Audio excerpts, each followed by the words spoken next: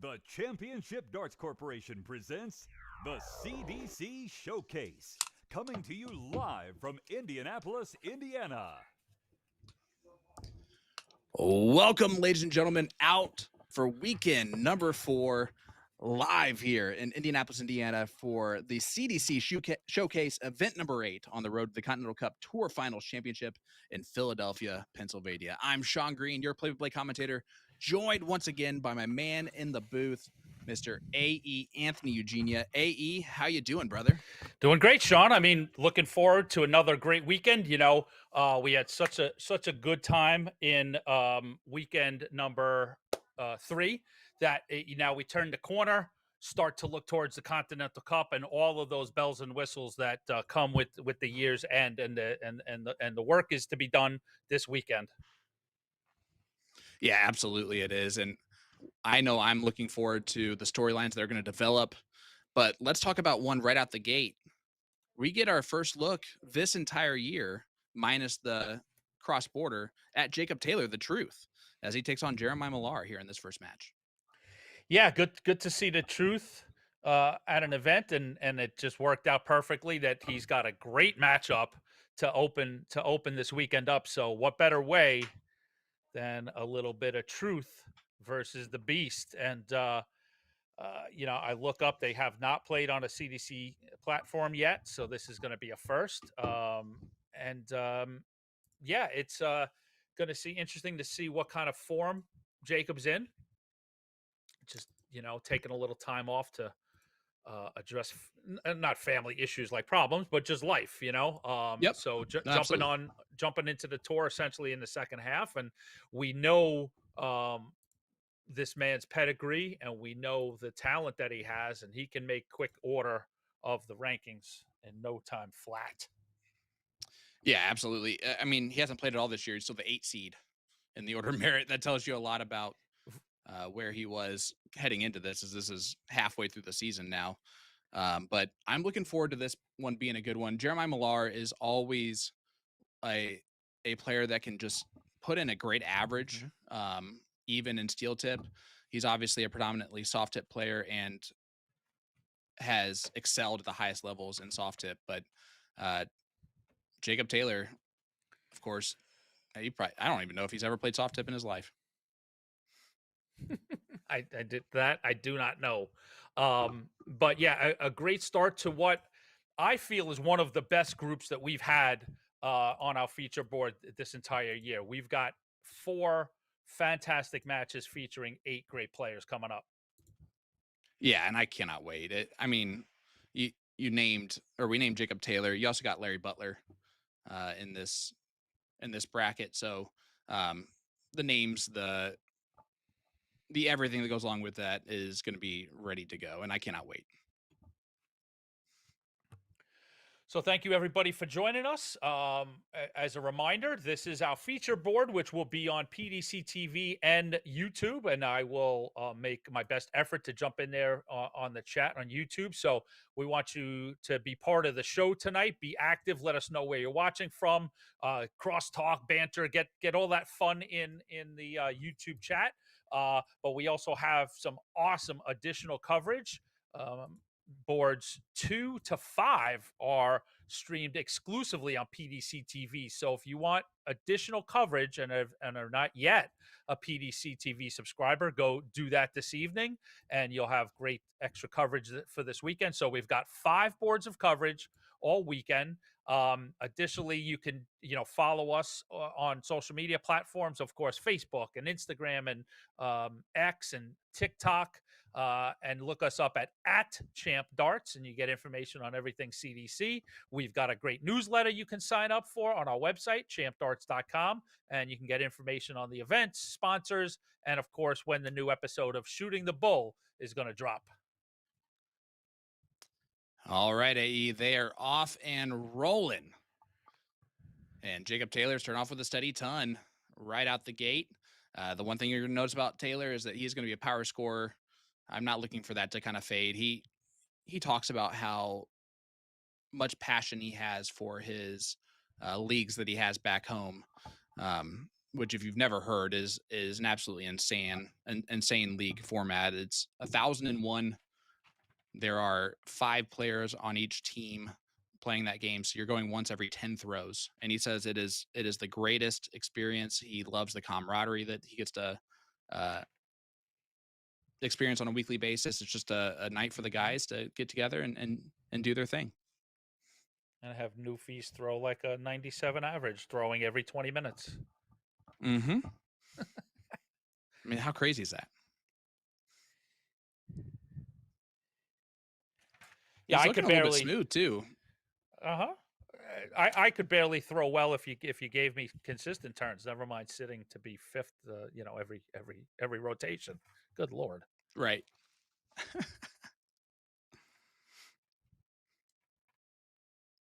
All right. We also have, of course, our 5 streaming boards live right now on PDC.tv.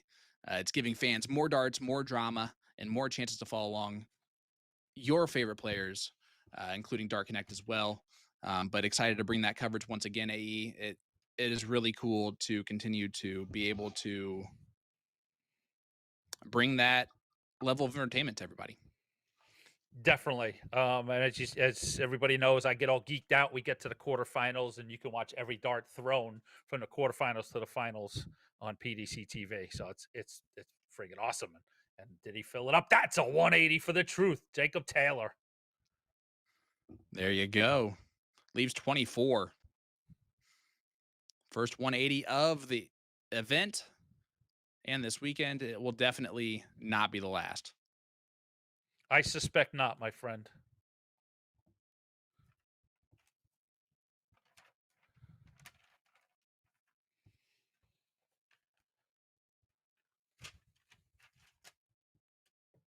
So Jacob Taylor picks up leg number 1 to open us up.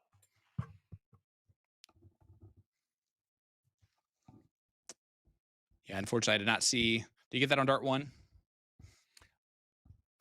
I was writing some notes and I looked up and he had it. So Yep. I have to fess up. I'm not sure.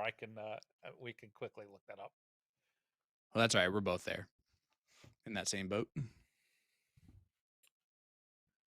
I am. You mentioned Jacob coming in as the 8th seed. To give you a quick rundown, the seeds are the same for all 3 events this weekend. So for 1 to 16 is Bunce, Gates, Zavada, Cameron, Spellman, Mawson, Bame, Taylor, Butler, Lennar, Brandon, Warnock, Part, Lindbergh, Caldwell, Edmonds. That is chock full of talent, my friend. Hey, there you go. Yeah, no, absolutely it is.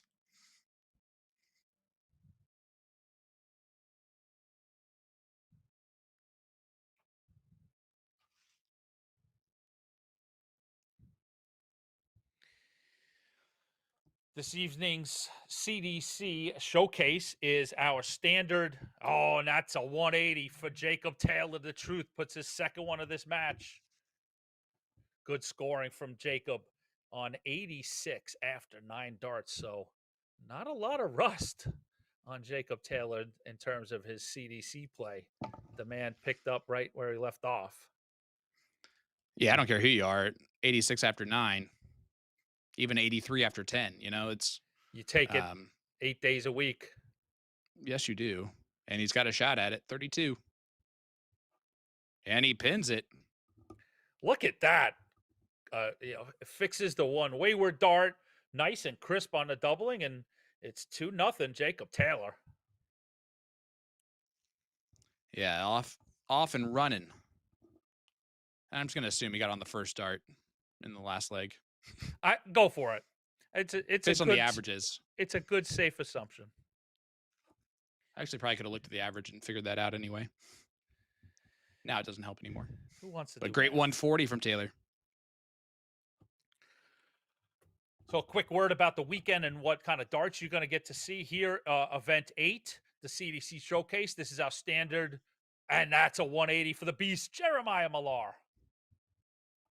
501 straight in, double out, best of 9 leading up to best of 13 in the final. That'll be the format today and tomorrow.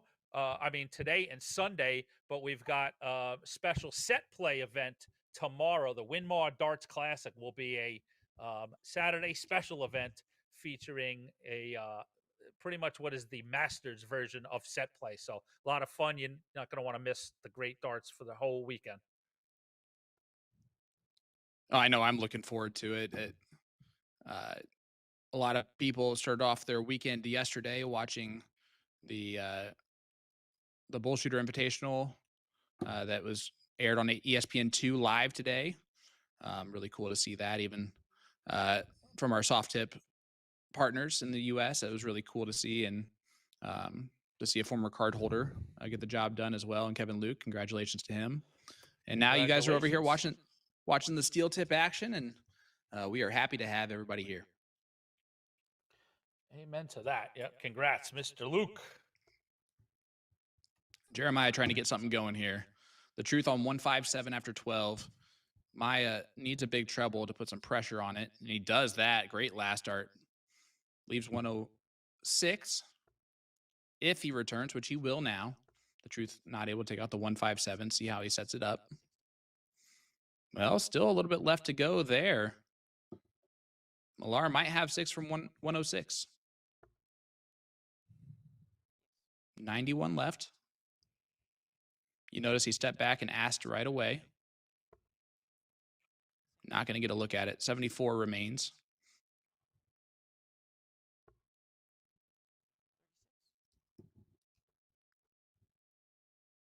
And let's see if the truth can stay solid. 78 left. Ooh, not going to do it. Does leave 36 if he returns, but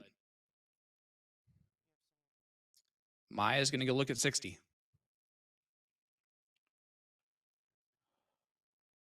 Well, yeah. Which he'll have. Score keeping clarification.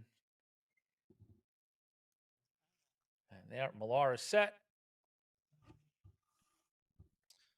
Well, AE, first time glasses. I know you can't see me, but at some point tonight, I think it'd be fun to go live on my Facebook and just show the behind the scenes look that we get to see here. Jeremiah Millar busts with 60 remaining. Yeah. I mean, it was too perfect of a first start, and unable to capitalize on that is Jacob Taylor.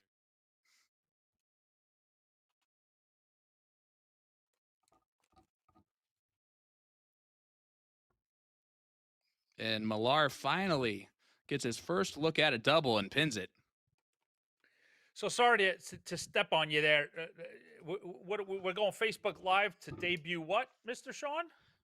I'm wearing my new Meta AI glasses. Oh, boy. Okay.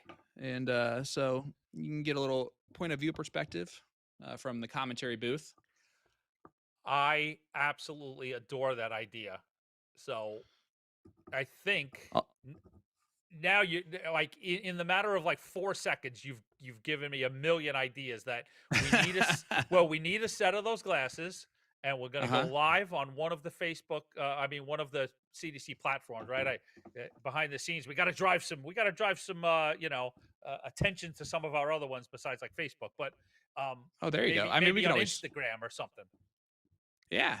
But I'd love to have those glasses to like you said, put them on yourself so people can sit in a match and watch what you see and the information that comes through to you and the screens that you look at, and then I'd love to give them to a scorekeeper. And I completely love to cover the entire tournament in the course of a day by exchanging those glasses around the room. Of course, we'll disinfect them, but look at Jeff McMahon and David Irete back there in production, the control desk, a whole bunch of cool stuff. But it will begin. The groundbreaker, icebreaker will be Mr. Sean Green. Yeah, and I'll let you guys know when we're going to do that. It obviously won't be early on. It'll be a little bit later when we're a little bit more settled into the evening, and that way we can share it off and do all those things too. Or a little bit more loopy.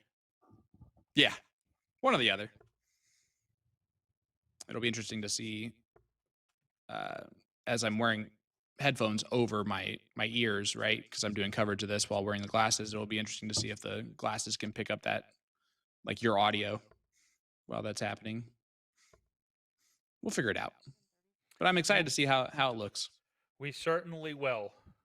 Nice 1-3-4 there from the Truth. Leaves 45 after 15. Maya on 147 with the throw after just breaking.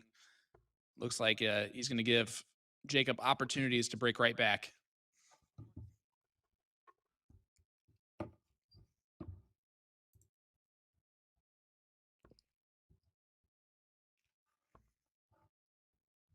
An opportunity not taken by the Truth. Jeremiah couldn't get up there quick enough. Gonna stay, ideally. He flew it, 85 left. Yeah, not super clean. He would have liked to left a little bit better than the 104 in the previous turn. But the Truth, double 8. Oh, and he busts it.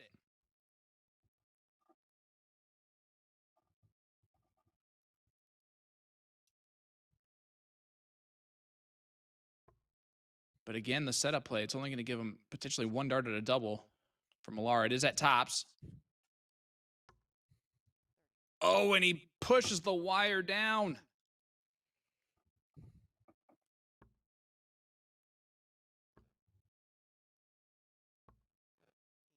Oh, my goodness, AE. Drama here in our opening match.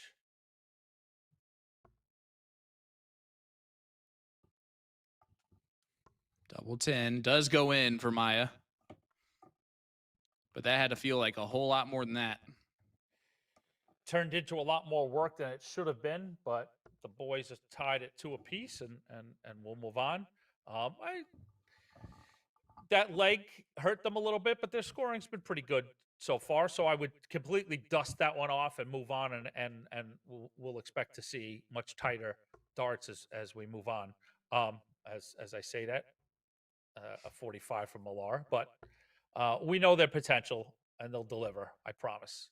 I need to deliver some news, just clarification for those looking on PDC TV. Currently, from a tech standpoint, we're presenting boards 1, 2, and 3, so you can find 1, 2, and 3 on this on PDC TV. 4 and 5, they're just in flux, but the production team is working on it, so we hope to get that up to you as soon as possible. So just if you're looking for specific matches that are currently on 4 to 5, they're not on PDC TV, but they will be as soon as we can get them up there. But we've got 3 boards of great action coming to you right now.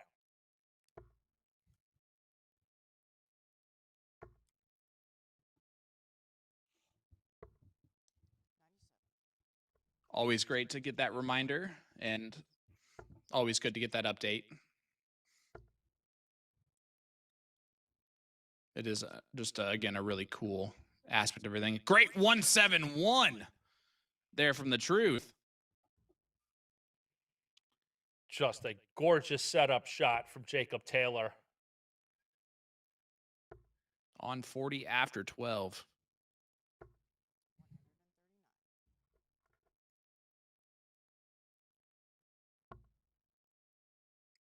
Double 10. Oh, one more dart in hand. And he chased it all the way around. The doubles are deserting Mr. Taylor.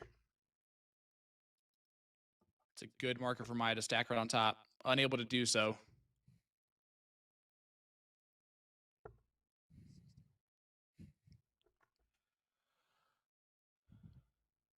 Just a steady 60. The Truth, cleanup duty. Misses another 2 darts at a double.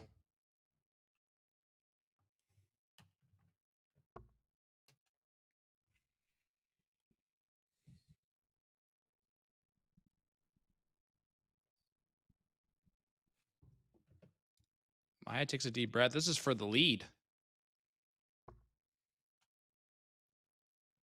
Oh, and he brutal.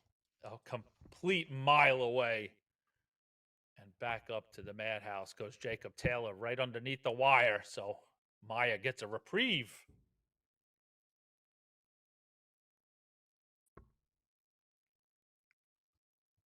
Good marker. 24 left. And the Madhouse does finally go for the truth.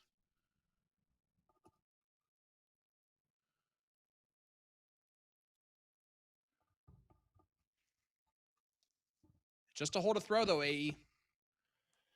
A pivotal hold to throw, but like you said, a hold. So from Maya's standpoint, it marches on. But, you know, this is first to 5.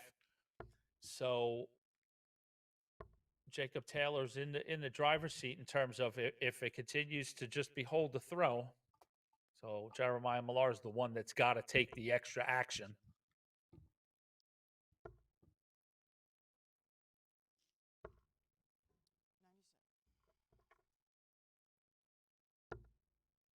Maya scores 97. You can see the look there from the side of the truth shooting. Gets himself 45.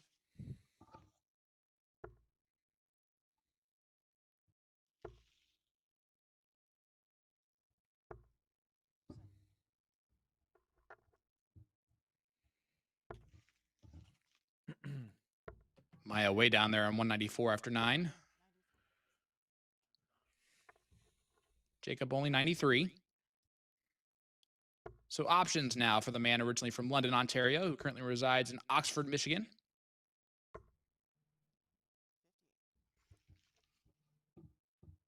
I'm going to guess the latitude of those two cities are pretty similar. I believe you are correct. And it might even be a good chance, right, that the Canadian city might be a little lower. It could be. Yeah.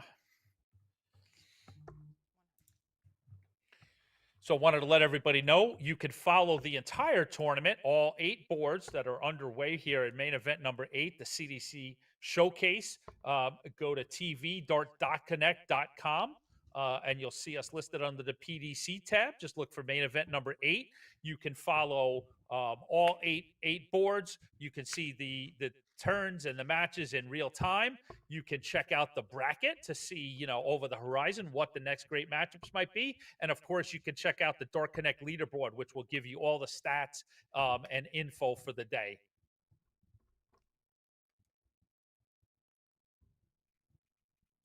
And there's your break you've been talking about, Sean. Yeah, it's a one for Jacob Taylor, and Maya was way out in front in that leg too. So a lot happens for Jake to take that 4-2 lead, and it happens at the exact right time. He's now throwing for the match.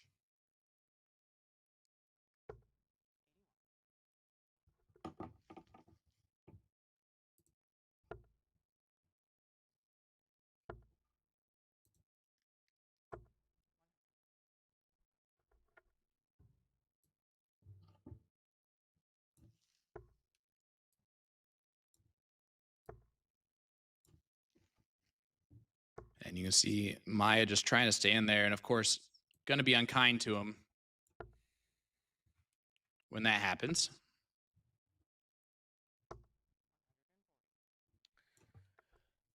Solid salvos from Jacob Taylor.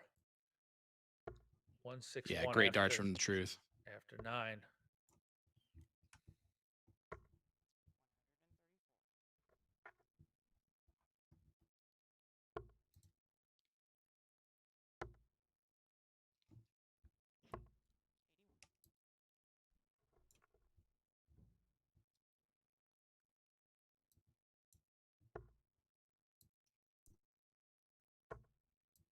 So I got some homework for you, Sean Green.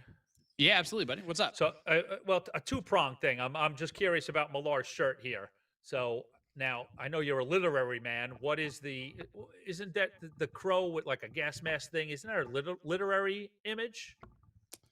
Oh, that's a great question, and one I do not know the answer to that for you. So then, yeah, track down Millar and at some point if you can, and let's get some info on that shirt. Looking pretty cool. I can definitely do that. I do know it's a next gen jersey, as Maya is a part of that company. Nice double 10 from Jacob Taylor, and it goes in the truth. takes out Maya 5-2 in this battle. And, well, the averages weren't the best. The overall quality of the darts had some legs where there were some doubles that were missed, but we had 3 180s throughout the match, a 171 thrown in there as well. And it's a good little taste of what is to come here in event number 8, the CDC Showcase in Brownsburg, Indiana. Yeah, indeed. Like you said, a couple of legs hurt them, but both of them, some sloppy finishing took those averages down. But yeah, I think it was leg 6 in there. We saw that really good opening from Jacob Taylor, as you said, a few 180s, 2 of them from the truth. So I'd say Jacob, as we talked about, hasn't played CDC in a bit. So I think all things considered, take that 5-2 win over the a real potentially tough opponent, even though Jeremiah didn't deliver what we know he's capable of. 5-2, some decent scoring and a spot in the last 32. So I think Jacob would take that. Would have taken that at the beginning of the day. So now we move on, and Jacob will await the winner of the next match here on the feature board: Elmer Kemp versus Danny Young. A good sort of opposition there. In a way, a veteran in Elmer of the CDC has been a card holder for quite a while, playing against a newer player, let's say, and also a younger player in Danny Young, who's made quite an impression. So interesting matchup coming up there. We will also, let's go, as I said, you can find out all the information on Dark Connect. So let's go take a look around while we wait for the next match to get all settled. Winners coming through already. Hossie Hicks, Levi Cransel. I gotta find the proper pronunciation for this man's name. Robbie Techman, I believe. Techman, yep. Techman. Okay. Jack Robinson. We saw Jacob Taylor and Justin Fawcett. So those are the players that have thrown darts and have completed their task and moved into the last 32. Match is currently underway. We've got some seeds playing. Doug Bame. And Mr. Bame is your 7th seed. He's currently up 4-3 over Curtis Jameson. Young man Stowe A. Bunts. He's ahead of Mark Mackey 4-2. Chris Waite ahead of Brandon Faust 4-3. Kylie Edmonds, your 16 seed, is just underway, edging out to a 1-0 lead over Nicholas Cripps. And Jason Brandon, your 11th seed, is taking on Trevor Babolts, who got here in time from South Carolina, taking part in that bull shooter event. So they're just getting underway, and that is so far the matches underway. You can take it for a minute, and I will pull up the bracket and see, absolutely, what interesting stuff we've got.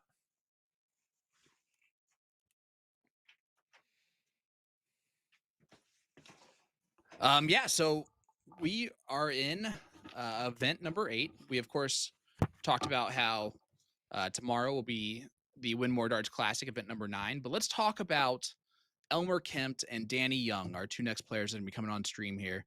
Elmer Kemp from Niagara Falls, Ontario. He's been playing for a long time, like you said, in the CDC. Not a whole lot of highlight reel eligible stuff, but then on top of that, you have Danny Young. You can see Danny right here. Danny has 3 semifinal appearances this season.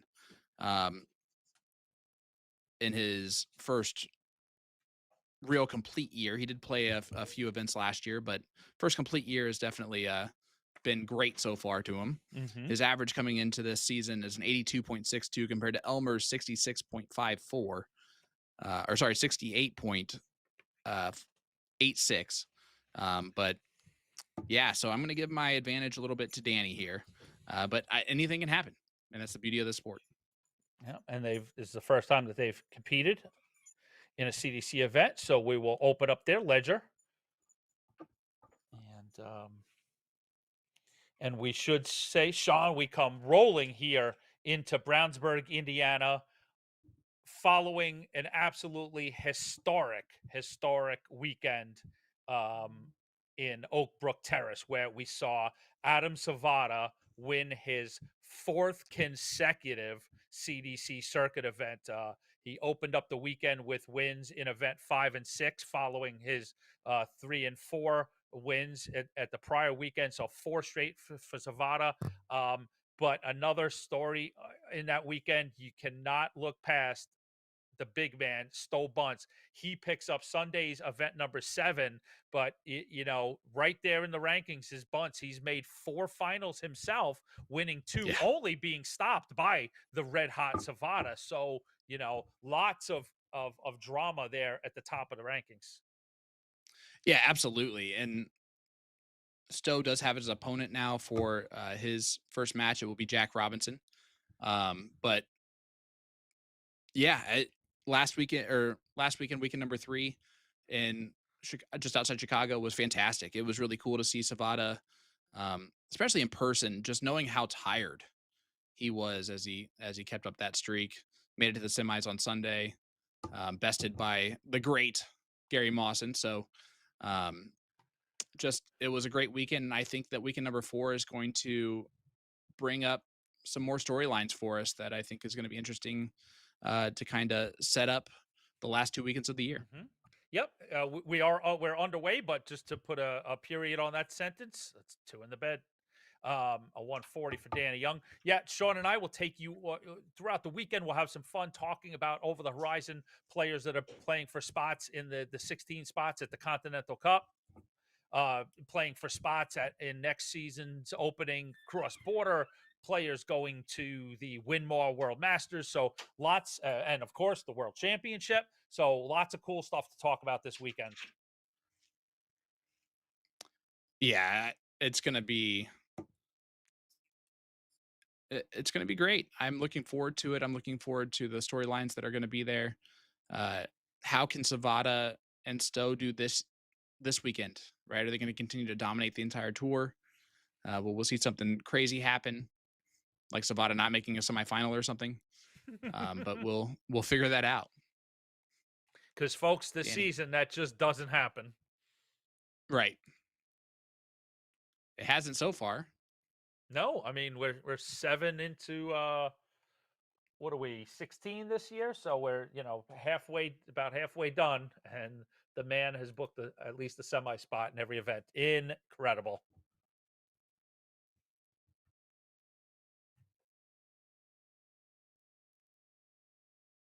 So we still have that streak alive that we can talk about through 7 events.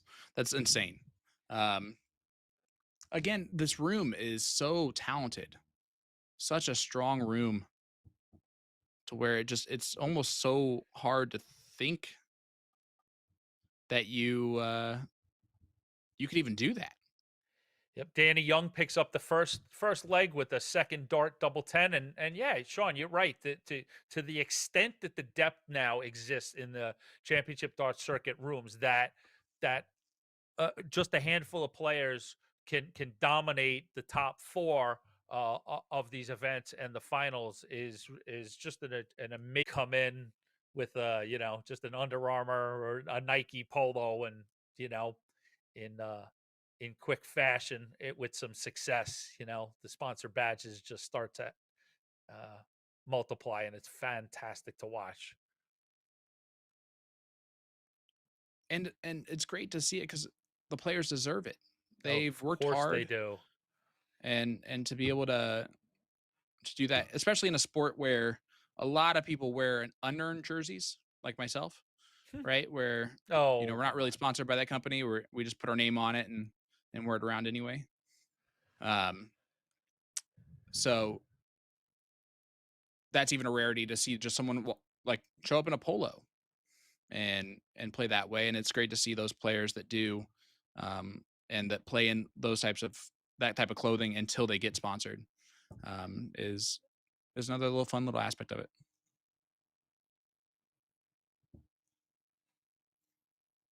Danny kind of slipping on the setup there. Does leave a finish, but it's a tough one. See if Elmer can take out the 64 first. Double 16. No. He'll come back with 24 left. We've got more seeds out on the tournament floor getting underway. Steve Warnock, Joey Lanaugh, John Part, and Chris Caldwell all getting their matches underway. So you can check that out at dartconnect.com.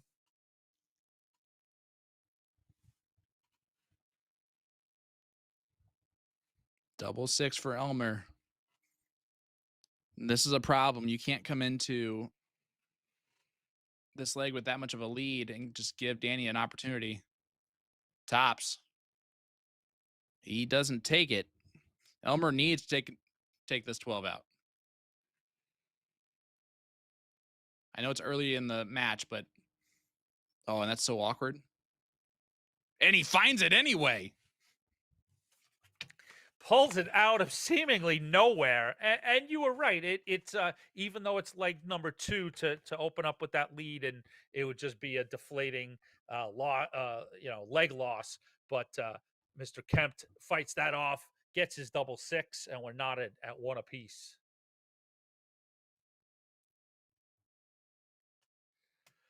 Again, we want to express and pass on a programming note. We're currently proud to bring you 3 boards of streaming action. So if you pull up Dart Connect, the boards that are assigned to 1, 2, and 3 can all be seen on the first 3 toggles on PDC TV. And Sean, I think you're probably better versed at this than I am. For the folks that are trying to find that those games on the PDC, it's isn't it a drop down? You look at the schedule part, and then you can see the multiple boards. Yeah, I know that there's some issues. So if you're on your like laptop device, normal device, they're going to be watching on. You're just going to go to the PDC.TV, and what's going to pop up right away is going to be CDC Showcase. You're going to see it there. But if you scroll down a little bit to the calendar, it's right below it, and that's where you click on to log in. And it says board 1, board 2, board 3 with it. If you click that link, not the one that pops up at the top, but the one that's down there in the calendar, Jermaine Wadamina is for some reason the image that they've used, but that will definitely get you to that spot.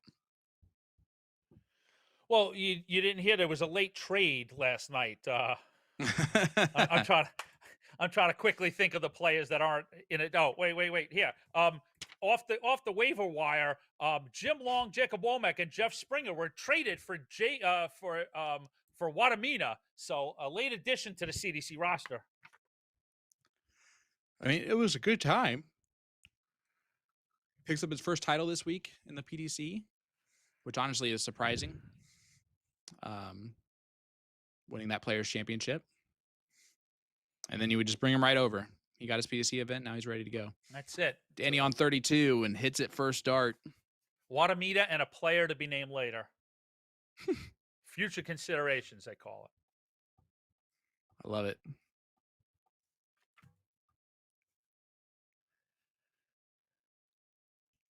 Good darts there from Elmer. Starting off with a steady ton. And out of the results that have come in, which have not been that many, there's only been 9 matches that have finished up. The highest average sitting there is the Jacob Taylor's 81. So maybe the player just taking a little extra second to get going today.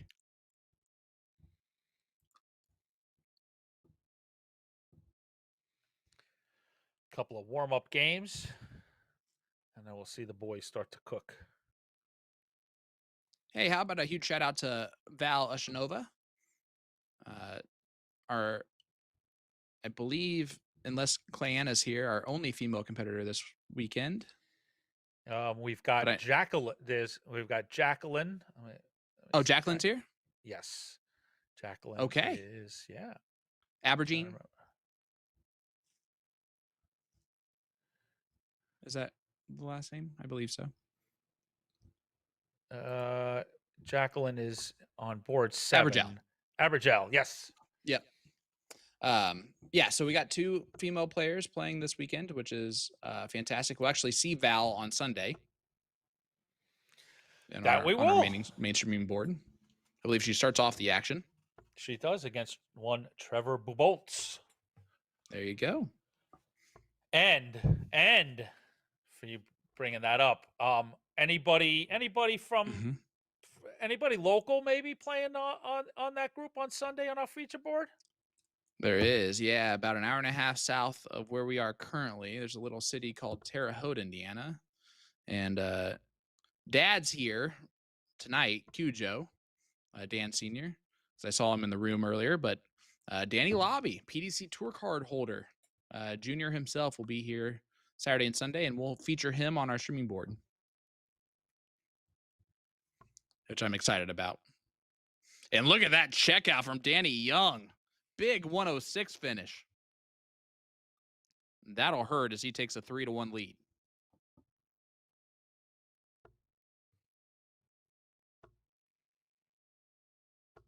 Yeah, Danny's put in some solid performances here, but there's been moments that Elmer has just opened the door and given opportunities to Danny that Danny has taken full advantage of. Full advantage of opportunities is happening out on the floor, too. Chris Maharg up 3-1 currently on the three-time world champion, John Part. Joey Nall up 3-0 on Brandon Goddard so far. Trevor Buboltz 3-2 currently up on Jason Brandon.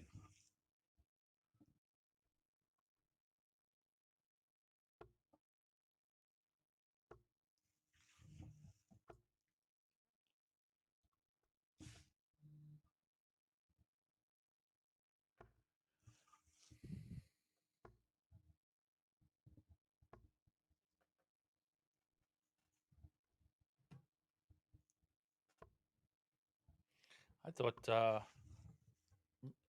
Lowry Senior was playing this weekend. That's what He might be playing all weekend. I know he was here. I know he's here tonight. Yeah, I don't see him, and I did the draw, so I should let me check the. Because I thought I saw him. Yeah, and if he's not, you might be interesting to get Cujo next to you behind the mic.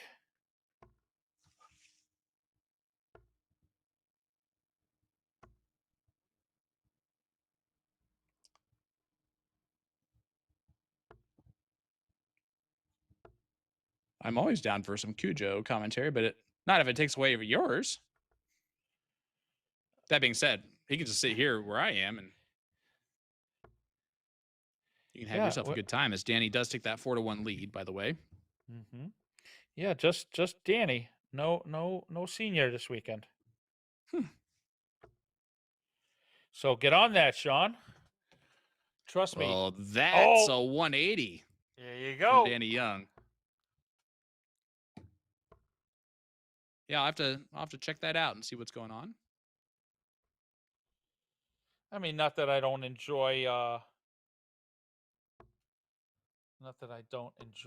sitting and doing commentary, and I always enjoy sitting with you, Sean, but you know, we're hogging it all up. It's been weekend after weekend, so I'd love to give the folks at home some different voices, different perspectives. It's just, you know, it's just interesting that way to get different perspectives on things, and quite honestly, you know, we do have others that help us out, and we're always actually looking to increase that roster. So be on the lookout for maybe some new voices joining Sean and myself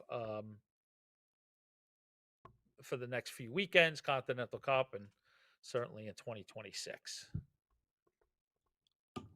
Well, Danny leaves himself 9 with Elmer not on a finish, but now Elmer's going to be on a finish. You have 120 if he returns. The 90 left from Danny. The 36 is where he went there, but double 4, now double 2. And, well, double trouble might bail out Elmer here. He needs a trouble. Not going to get it. So, Madhouse for the match.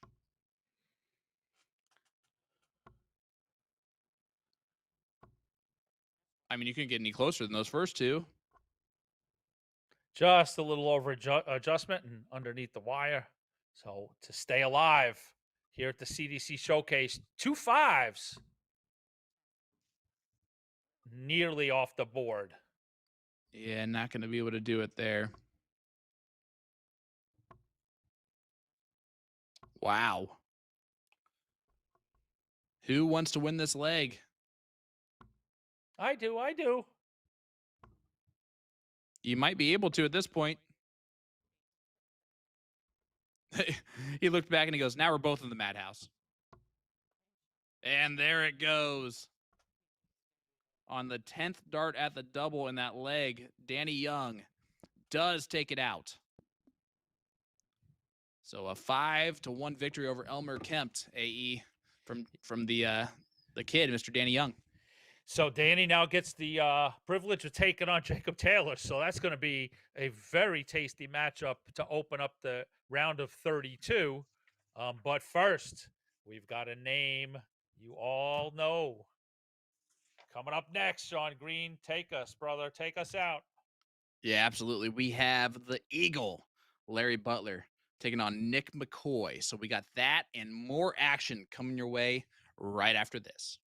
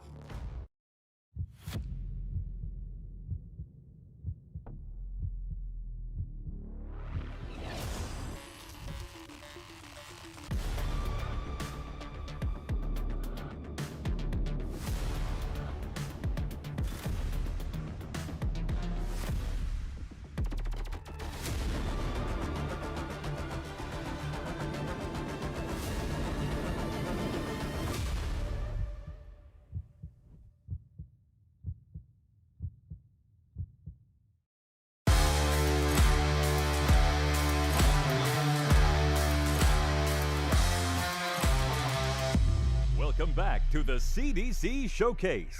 Coming to you live buddy. from Indianapolis, Anybody Indiana. on site that we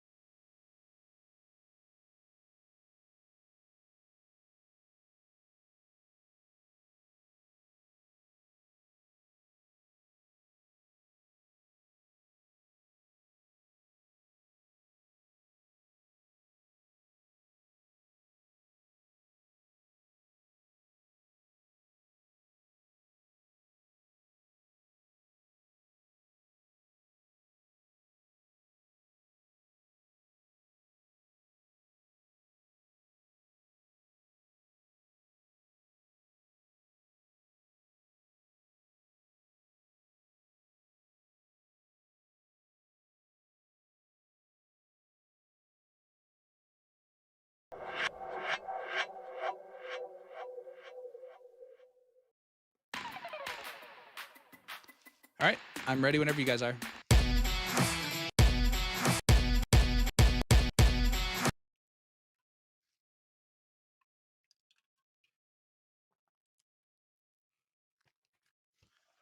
All right, welcome back, ladies and gentlemen. Live here to the CDC Showcase, event number 8 on the road to the Continental Cup Tour Finals Championship in Philadelphia, PA. I'm Sean Green, joined once again by my partner in comms, the great Anthony. We have ourselves a doozy. Larry Butler from Dayton, Ohio, taking on Nick McCoy from Wyarton, Ontario. absolutely a great way to continue the round of 64 here, and congratulations and kudos. The Eagle, he just continues to just rack up wins. The man doesn't stop. You're looking at your newly crowned CDC match play, and he is familiar with a match play win. The CDC match play of 2025 held at the Music City Classic just last weekend, last Friday, as a matter of fact. Larry Butler won that win by 2 events, 6-4 over one Kevin Luke. And we know Kevin Luke was in the Dart News today. So a big win there for Larry Butler. Yeah, and how cool is that, right? He does defeat Kevin Luke in the final of the match play 31 years after winning the inaugural PDC match play event in 1994, and to do so against now the ESPN athlete and champion in Kevin Luke. Just, the man's running out of space on his resume is Butler. He continues to just get jobs done. And the craziest part, and you'll agree with this, is that when it gets down to the Final 4, Final 8, and you see Larry Butler's name, you know he has a good chance of winning it. Like, he's going to be one of those favorites still at this age. Without a doubt. I think Larry's probably biggest hurdles right now are the earlier rounds. But so if he gets that head of steam and gets those wins underneath them, you betcha, you're exactly right. If he's in the mix at the top 8, there's no way you could discount a championship run for Butler. And I like these new spectacles he's got on. They look similar to my new glasses I'm wearing. And they look good. Sharp. He's taking on the big lefty and Nick McCoy. They have played each other twice in the past, once in 2019, in which Larry Butler won that 5-3, and then again in 2024 last year, which Butler won that one as well, 5-1 in their 2 previous matches against each other. I couldn't hear you. I was too busy on my laptop pulling up their head-to-head. I'll be back. I actually did all that information earlier today. Yeah, 2 times they played each other. Fancy pants researcher. Look at you. Well, I had a little bit of free time. That's why you're the man. I was watching the little one today, and since I couldn't be here to help with setup, I figure I can at least do that part. But leg number 1, we're seeing Butler down at 150 after 15. So he's a little bit off pace of where he wants to be. However, miles ahead on throw.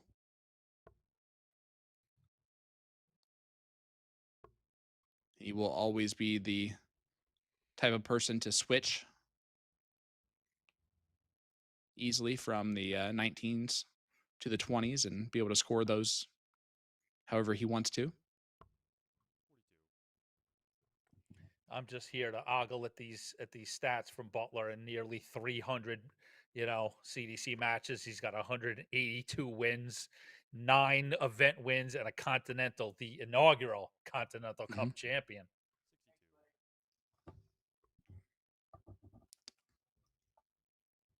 Well, there's one thing he can't do right now is take out 82.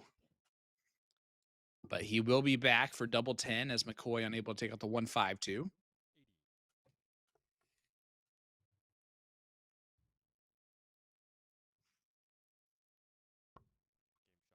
And double 10 does go in for the legend. And we are off and rolling. And speaking of legends, we have a new chalker here. Not new, but son James is chalking Dad's match. And James made a little history as well in New York City, becoming the first North American scorer on the PDC stage. That was pretty incredible. A big moment of pride, and of course, Mom Sharon was in the crowd, and she just she barely could contain herself with pride and joy. And it was a really cool thing to see, because if you've been around this game in the U.S. and North America, like everybody's watched James grow up, Jimmy, if you will, now grow up in this game from scoring on using a chair to score, chairs to retrieve darts. I think winning in a soft tip event out in Vegas, playing CDC youth dart, like all these facets, traveling with his dad, like all of this stuff. This kid was just he's got a great dart mind and a supreme dart acumen, and we're proud as heck that he's on our staff up there doing a great job. And then that gave him the opportunity to be up there on that stage at the theater at Madison Square Garden. Awesome moment. Congrats, James. Well, how about that pressure from Nick McCoy? Hits a 177 to leave tops, and now Butler unable to take it out. And so McCoy's going to get a look here at the 40. It's just for a hold to throw AE, but it was a big moment. And he pins it, dart 1. Yeah, I mean, what a barrage that McCoy had to, get through there from Butler. And you can see Larry already switching down to the 19s for scoring. Started to do that a little bit last leg.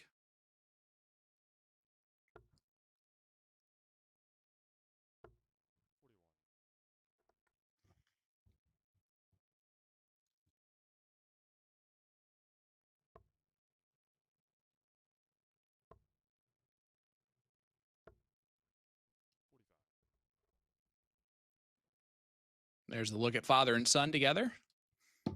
So cool.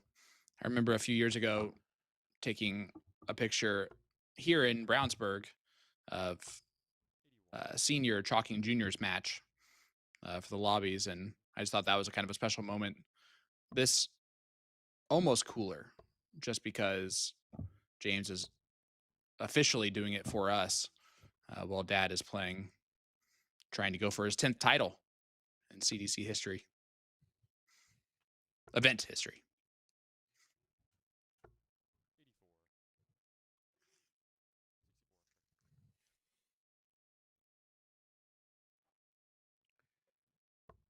Let's see what updates we've got out on the floor. Yep, quite a few last 64s completed.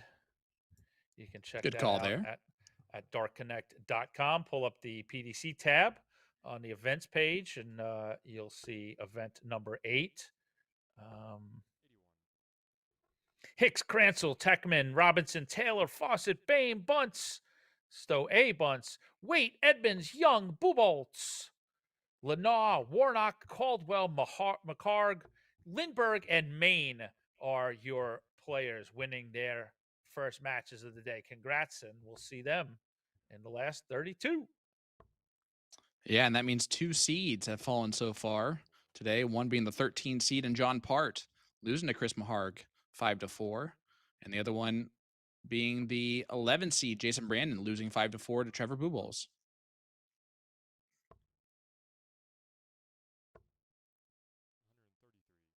Butler leaves 60 after the 1-3-3 scored. McCoy outside shot here at the 1-5-0, not going to go now.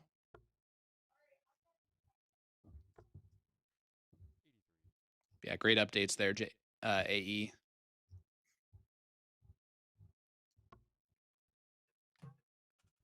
You see everything starting to take shape. As Larry pins tops after the first start was a perfect marker.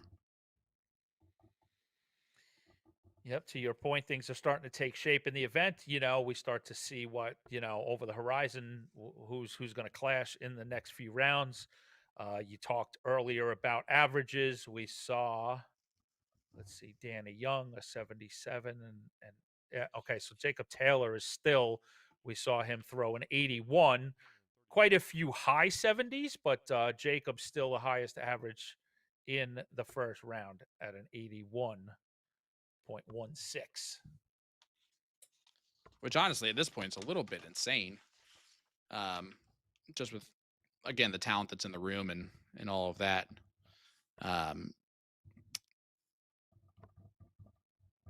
However, it also is the first event event here on this Friday in Brownsburg, and first match for everybody.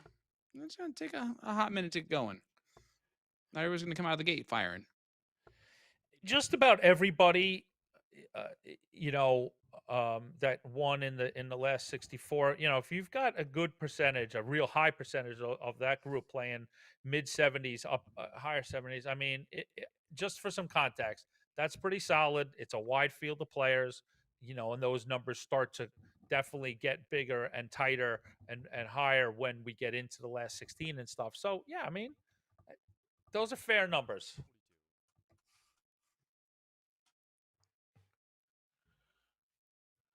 And at this point, we're used to seeing bigger ones. You know, it's just that's all it is for us, and they'll come. It's not like we're not going to have 100 average tonight or this weekend multiple times. Yeah, overall, feeling very good about the overall. Yeah, I was going to use the term consistency the player body. The body of players as a whole. I'll take those. I'll take the high 70s, 80s sort of as a group, and then yeah, you're going to have your players, and rightly so, because that's why we see them in quarters and semis regularly. Those are those players that are going to give you the 94s, 97s, and the 102s.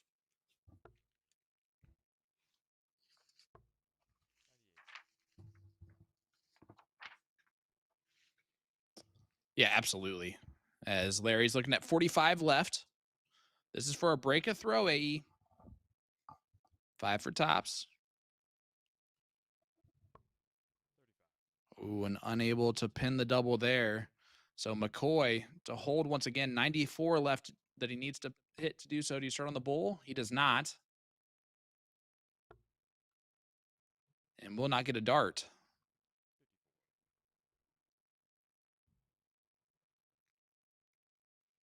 So 2 5s for Butler to break McCoy, and he does just that. And a 3-1 lead now for the Eagle. Just trying to fly through this first round and soar into the top 32. Where he will face the winner of our next match, Stephen Corcoran versus Patrick. I'm going to let you say Griglia.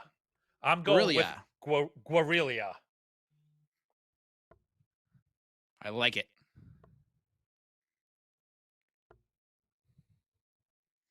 I love the side angle that you can see of Larry's shift from the bottom of the board to the top. Match number 4 is our Wheel of Fortune showcase match. And if you know, you know.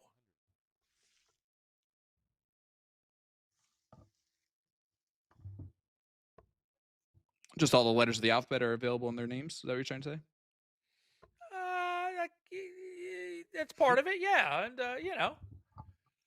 if you don't know by now why I would bring up Wheel of Fortune with this crew, then come on, man, you're not paying attention. Oh,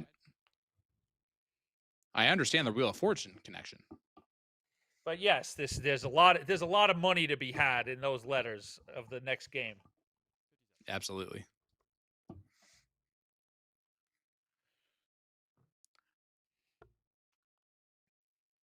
And their names are exactly why names are not able to be used in Scrabble. Big 1-2-1 from McCoy to leave 80 against the throw. And with Butler miles back. Yeah, great. It looks like back. McCoy's. Yeah, McCoy should reel one off here. Just work up the ladder on the 20s. Oh boy, wayward. So now is he with 65? But Butler's not on and out. He's going for it tops. And he leaves the Littler. Is that what we're calling it now? Not that it's not appropriate. I mean, he is the only player to go 9 darters by going the double 15 route. He's the only player that's ever hit it going that way, and he's now done it twice. But the reason why you don't do it is exactly that point right there, as 2 more darts missed from McCoy is going to give Butler this outside shot at the 1-2-7. What do you think, AE? I don't think we can argue that it's, I mean, it used to be, right? You'd left 30 and it'd be like, oh, that's a soft hit player. But at least now it's for a specific really good pro.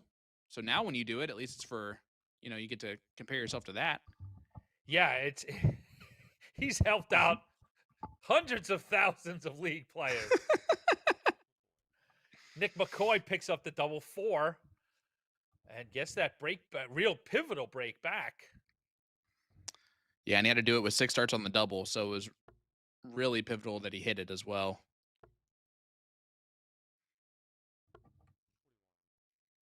But we should have known nobody misses double 4. That's what I hear.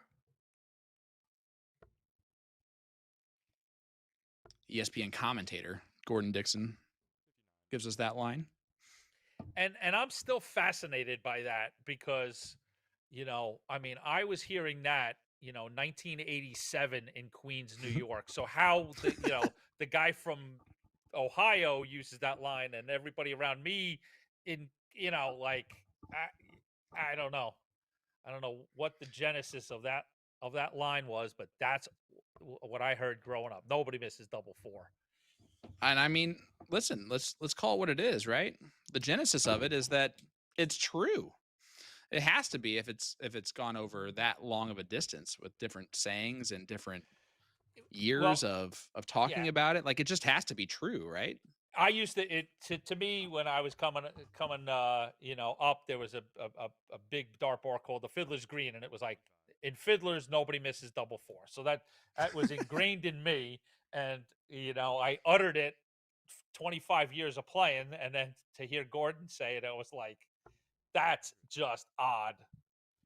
I mean, then why aren't we just calling double 4 playing the fiddle? Well, I mean, now I like that. I think now it works perfectly that way. We're just playing the fiddle on double 4. Fiddle. And that, ladies and gentlemen, is how you come up with a catchphrase.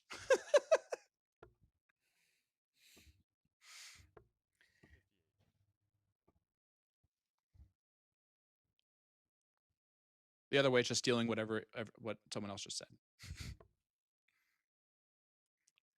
Larry, 168 left, trying to set it up. Has 114 scored. So 54 left. Yep. Beautiful setup play with McCoy on 160.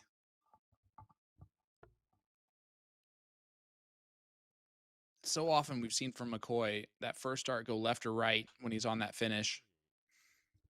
And it's almost a killer because it takes away all of the momentum, all of the heightened adrenaline on the shot.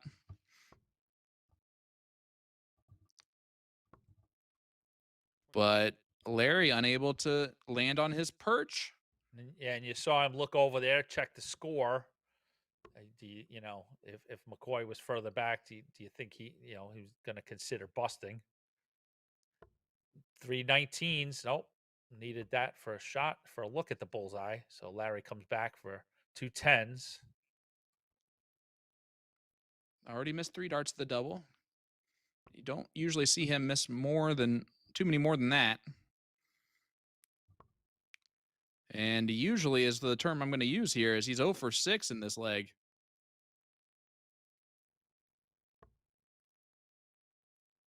McCoy should get 1 dart.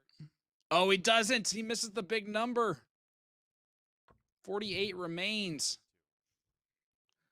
That is a huge mistake.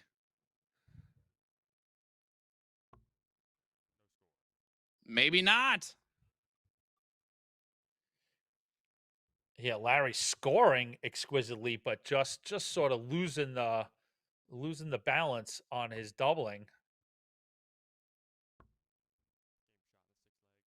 And Nick only needs 2 to get rid of that 40.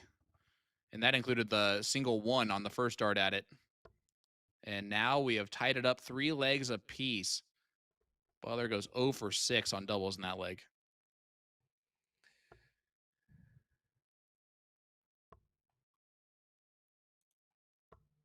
What do you think, AE? When that happens to you and when you're playing in a match and you get quite a few darts at a double, miss them all, and your opponent like steals the leg at the very end because you gave him all that time, is that more frustrating than if they steal a 160 on you and you're sitting there on a finish?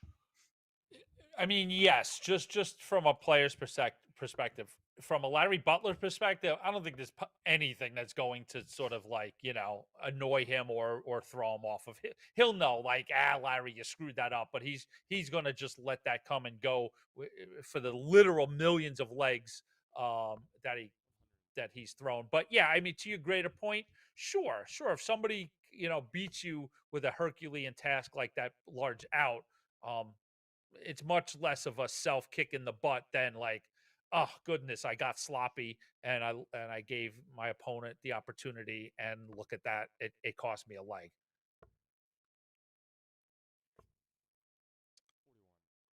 Yeah, I would tend to agree with you there, but I was just curious your point of view. It's almost when your opponent takes out like a big finish on you and you're sitting on a number that you haven't even shot at yet. It's like, oh, that's a great shot. Nothing I can do about that. Awesome. But when you've missed 6 darts at a double, 8 darts at a double, and your opponent cleans up on dart 1 or dart 2 at it, and you're just like, you made it even look easy. Like, that's even more annoying.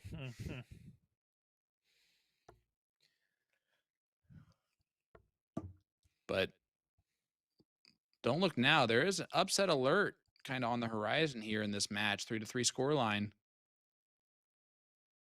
McCoy on 160 once again. Larry needs 4 16s to leave a shot at tops. Ooh, he misses it.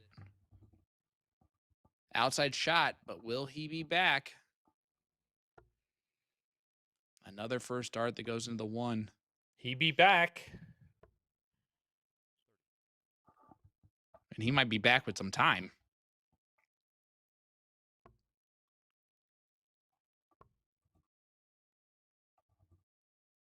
And oh, wow. He leaves 5. He is now 0 for his last 10 darts at a double. McCoy needs the treble. Not going to get it. 80 remains for McCoy. Cleanup duty on aisle 5.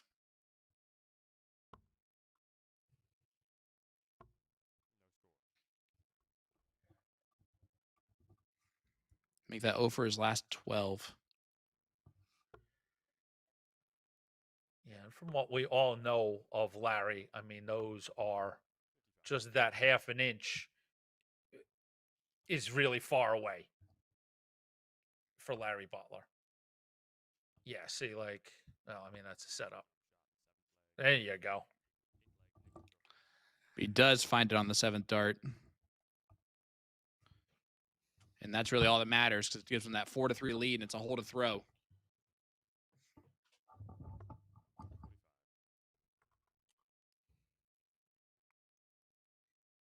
Yeah, 1 for his last 14 on doubles is a shocking statistic for Larry Butler.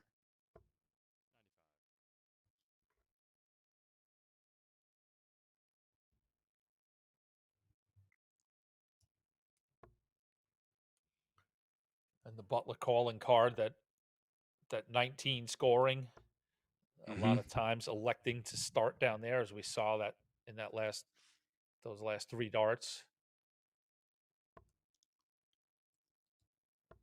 You actually heard that in order to prepare for being on stage at MSG, which nothing will completely prepare you for that, but having your dad being Larry Butler and being able to just sit there and chalk and score how he plays and when he plays at the pace that he plays and just continue to do that. He said he did that for about 3 weeks ahead of time to prepare for being on stage and doing it for the real time. Scoring for his dad. Yep, just sitting at the chalkboard or whiteboard and just writing down numbers as dad's playing practice games. Outstanding. And so now I wonder now you've got me intrigued, because now I'm thinking, like, I'd love to know if Larry, on purpose to sort of keep things spicy, is he, picking interesting routes, or throwing some, not unorthodox combinations that like wouldn't make sense, but enough to like, hey, let me throw you this little curveball, see if I can put together like this combo, which would be a something to keep you on your toes. I like that. I might ask that question. I think that's a good one to ask.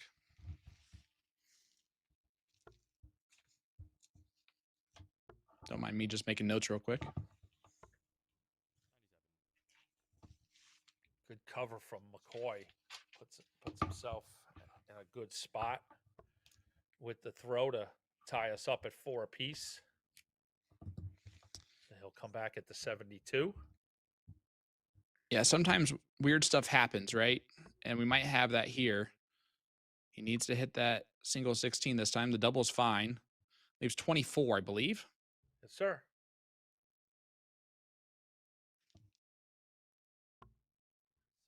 Oh, and he just drags it inside. Will he return? Here's that 92 we talked about the last weekend, but I may hit the triple. Oh, okay. Bull was an option, but look at that. Butler fixes it. And he pins it. Only needed 1 match dart. It doesn't matter how the doubles worked before that. That's just pure class.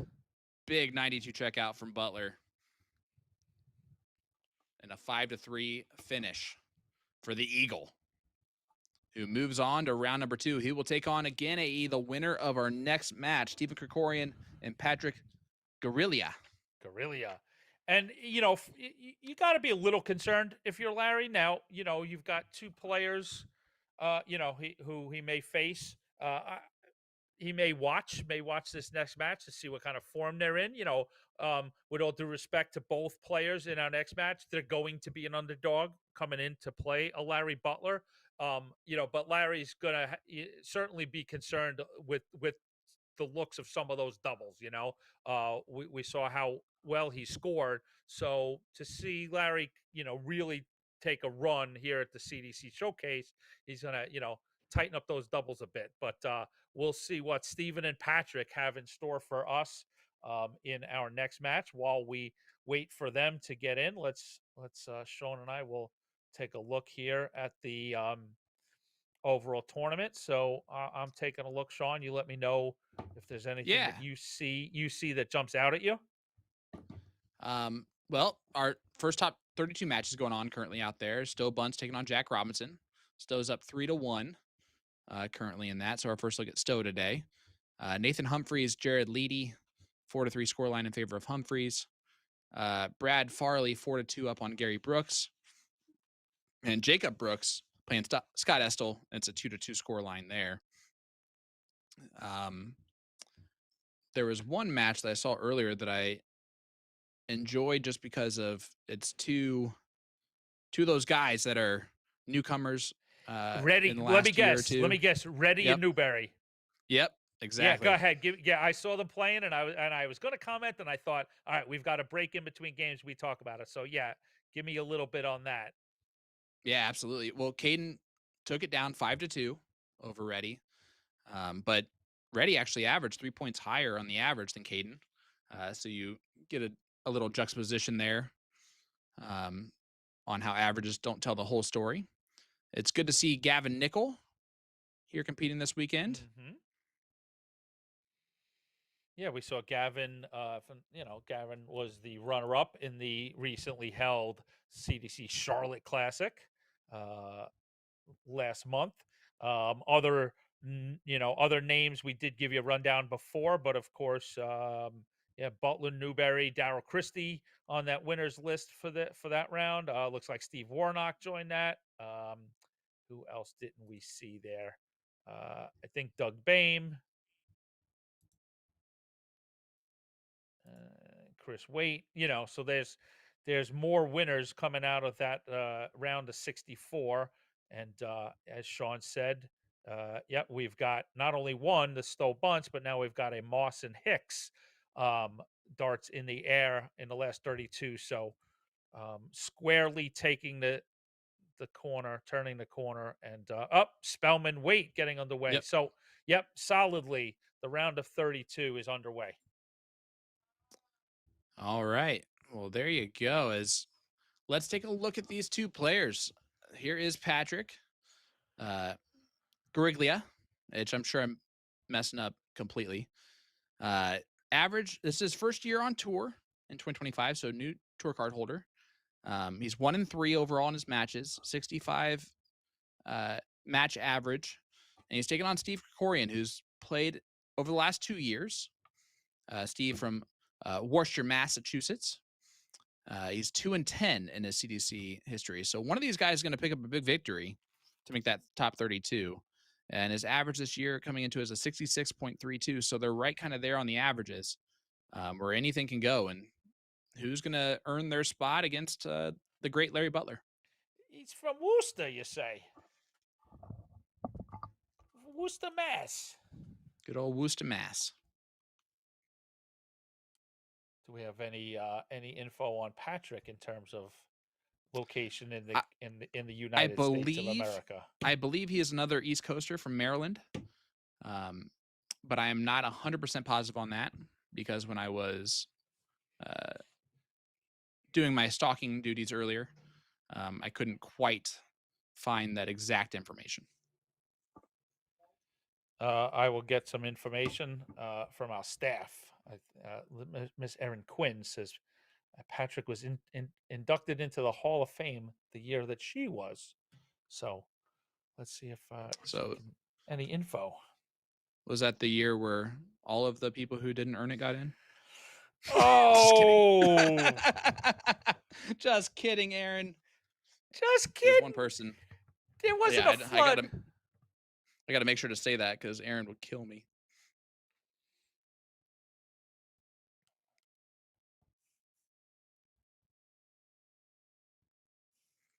But for those of you that are joining us just now, welcome.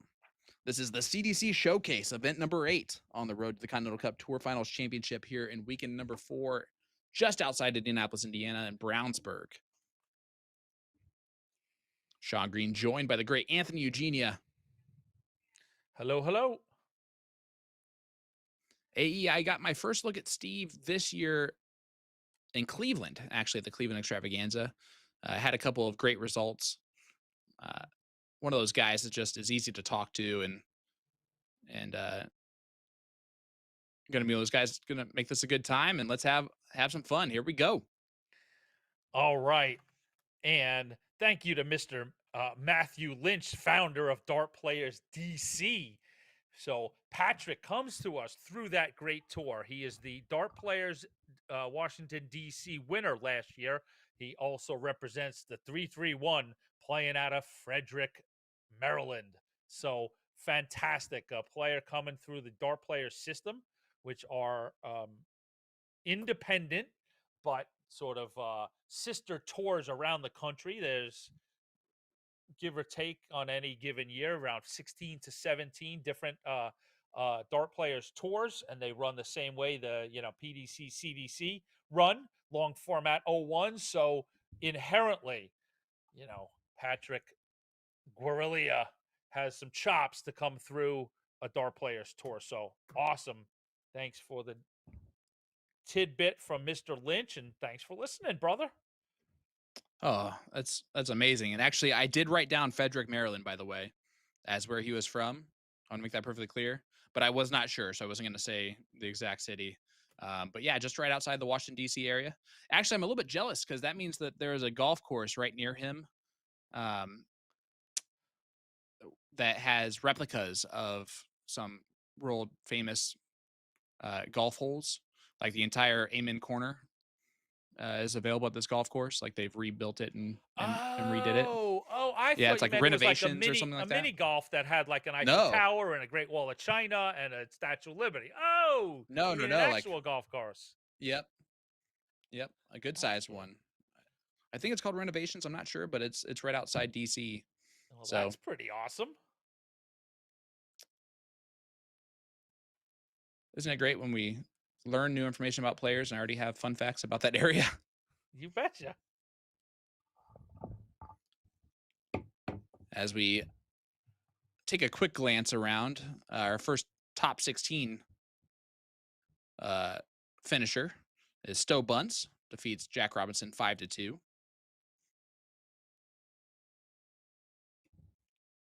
But a lot of those big name guys who got a little bit of a bye in the first round now starting to hit the board hard, like Alex Bellman up 2-0 right now on Chris Waite.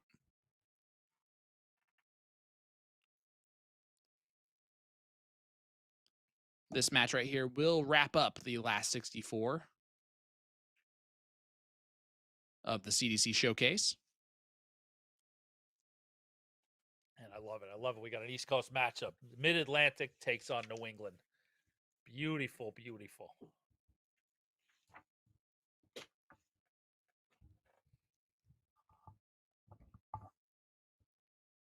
Corcoran, a great 100 scored there to leave the 66.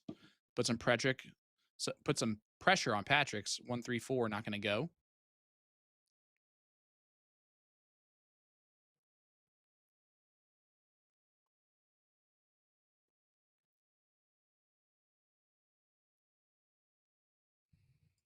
Only going to be one dart here for Steve.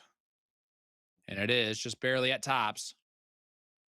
And not going to find it.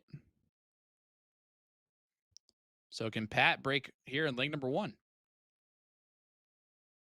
Good first start. Double 12. Double 6. Double 6 does go in. Leg 1 goes to Patrick Griglia. And a break a throw.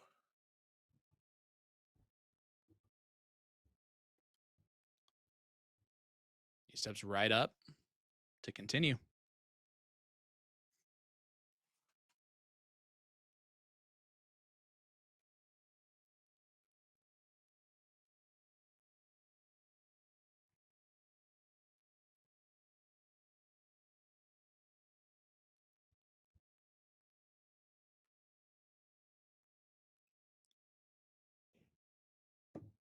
AE, this weekend, we're going to have, we have 3 events all weekend long. Of course, this one.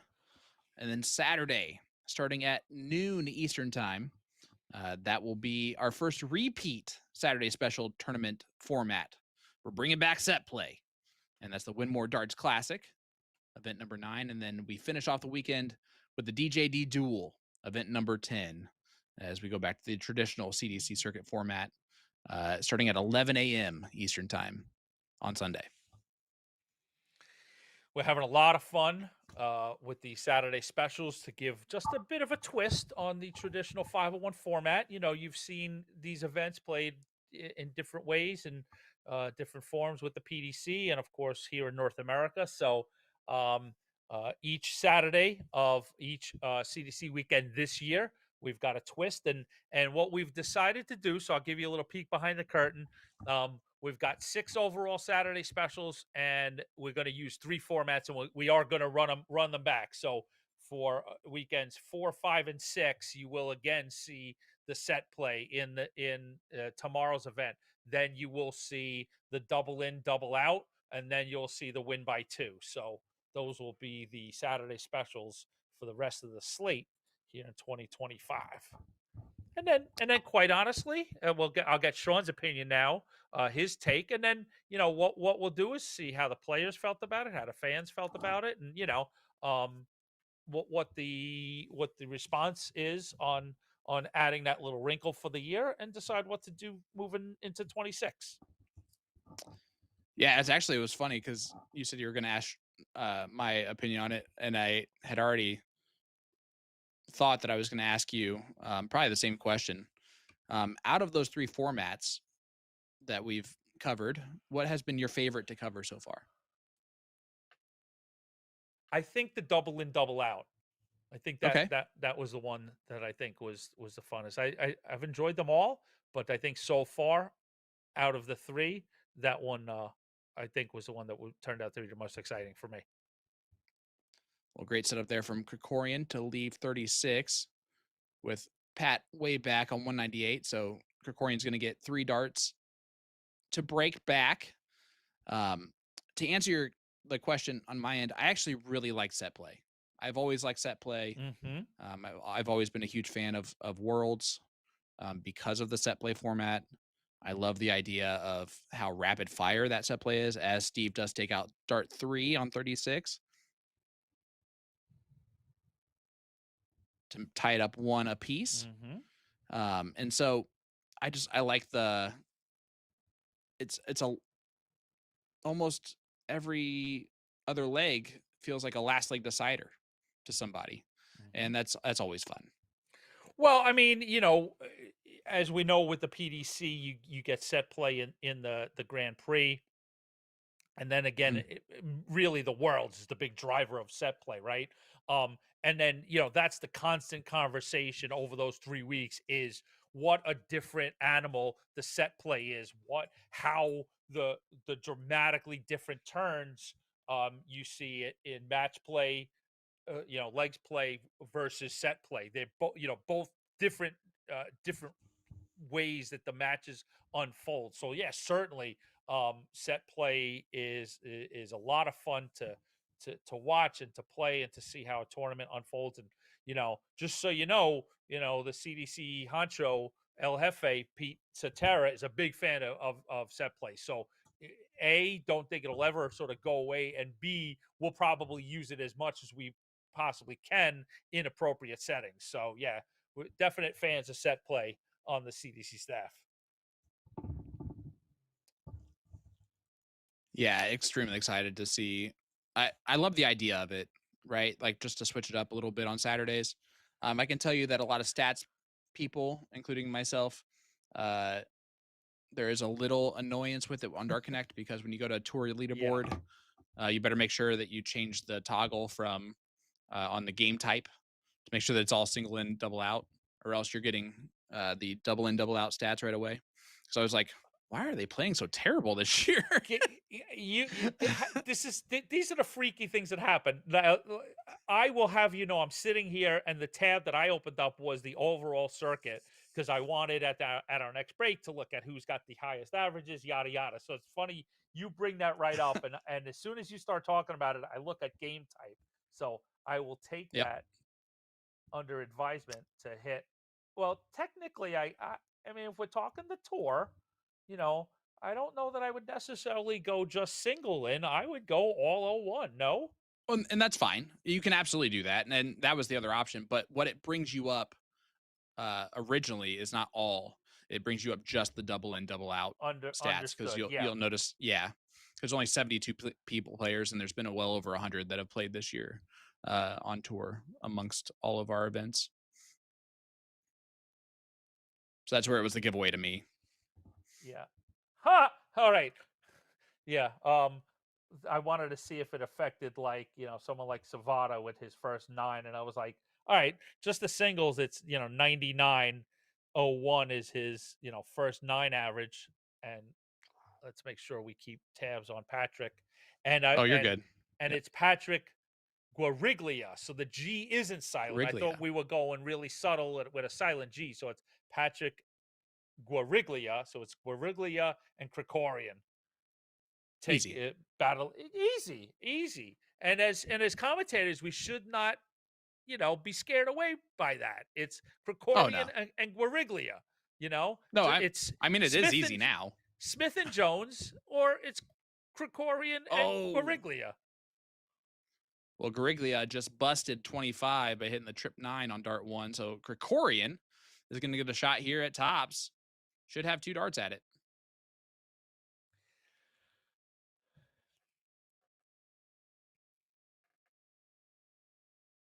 And he does pin it on the second dart at it. So Steve now takes a 2-1 lead. That a good hole to throw, but if you're Patrick, you got to be kicking yourself a little bit. Not even getting more than 1 dart at a double in that leg. Yeah. And that was only on the bowl.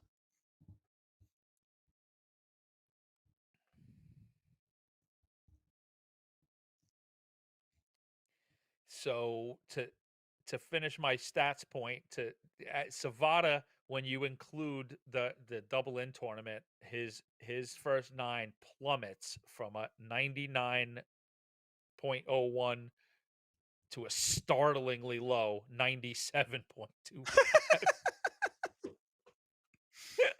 So what you're trying to tell me is that double in, double out does not matter to Adam Savata. No, He's just going to do the same thing. no. We watched That must him be nice. open up with a first dart, double 20 constantly.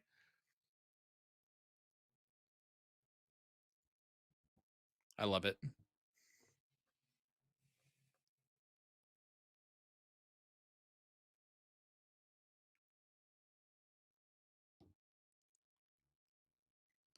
So Steve throws with an interesting flight shape, the skinnier, smaller kind of kites. That usually means that his dart travels with a little bit more speed in the air. Those are more speed flights. I know I can't throw with those.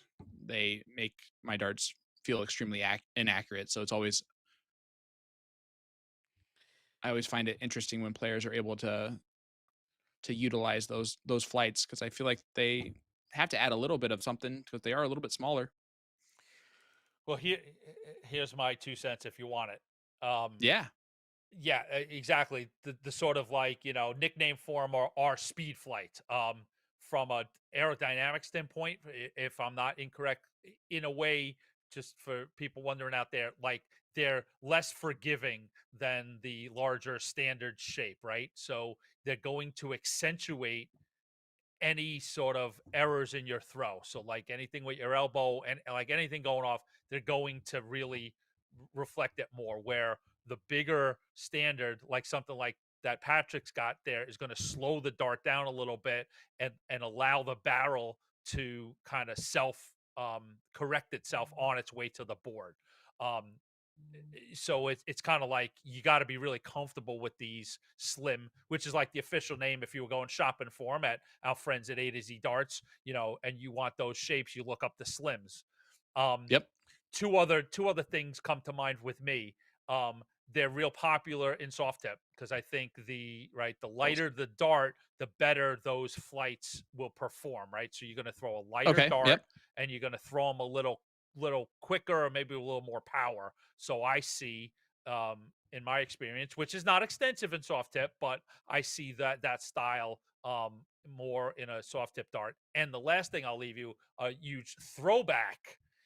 The old nickname used to be coal crackers because you'd see Oh. that flight most famously used by Jerry Umberger, and Jerry is still in the mix. So if Jerry hears this, hello, Mr. Umberger. And they were actually originally made in that shape by those players, him and himself included, cutting down bigger flights into the shape that they wanted before manufacturers then started making them in that design. Interesting. Yes, sir.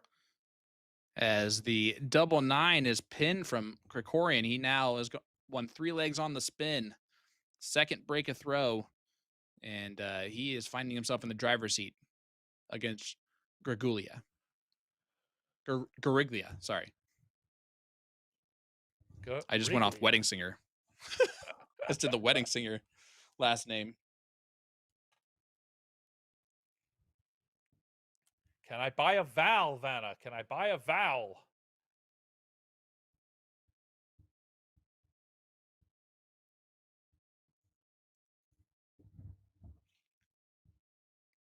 I always remember that because her name is going to be Julia Gulia. Well, good callback. But Griglia is way different, and he finds himself a nice steady ton. Leg number 5, 3-1 lead now for Corcoran. I would say Steve has been the steadier player of the two. I would say Patrick his setup play has let him down a couple of times, as he's only had 5 darts at a double so far in those 4 legs completed.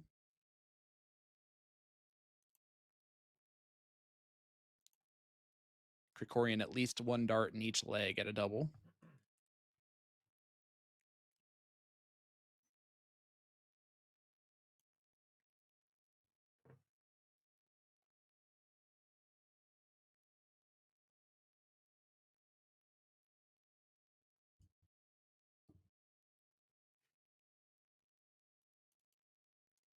And of course, those flights are condor flights that Corcoran is throwing.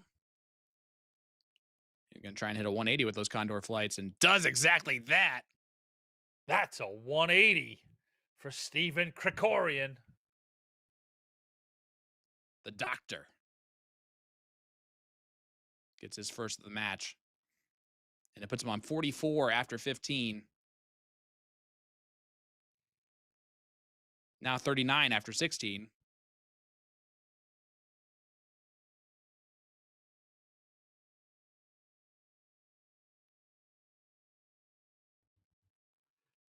Will he return?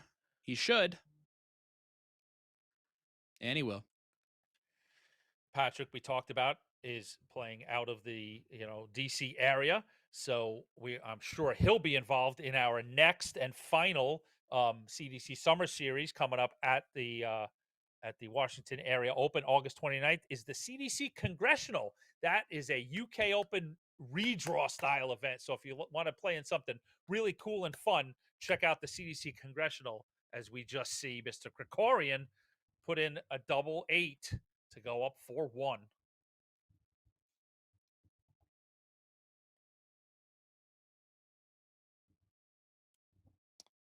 Yeah, great dart there. He's won 4 legs in a row after dropping the first. See back-to-back chalking duties from James. That's impressive. Yes, sir. Sorry, Sean. Yeah, give me a look. Yep, just look around. We've got most of the seeds are getting underway. Big seeds through to the last 16 right now. Spellman 5-1 over Chris Waite. David Cameron 5-0 over Levi Cransell. And Stowe Bunce 5-2 over Jack Robinson. Those 3 seeds are in the last 16 underway. Gary Mawson. Mawson is your 6th seed, but he's in a tough spot right now. Back against the wall against Hossie Hicks. Hicks up 4-2. Doug Boehm underway, tied at 2 with Techman. Leonard Gates playing the younger Stowe Bunce, tied at 2. Kylie Edmonds 2-1 ahead of Davey Main. Adam Savada 1-0 ahead of Justin Fawcett. Warnock, Newberry just getting underway. So those are your seeds in action and results here at the CDC Showcase. Interesting matchup, the Warnock-Newberry match, because Warnock, of course, the seeded player, but I'd argue that Newberry should be probably the favorite heading into that match. Savada getting started against someone who can be a giant killer in Justin Fawcett. And how about Stowe Bunts? 2 legs already on Leonard Gates. Doing some work for Dad. Yeah, that is exactly what that would open up. Steve leaves a steady 100 if he returns, but Griglia is going to get a shot at this 50.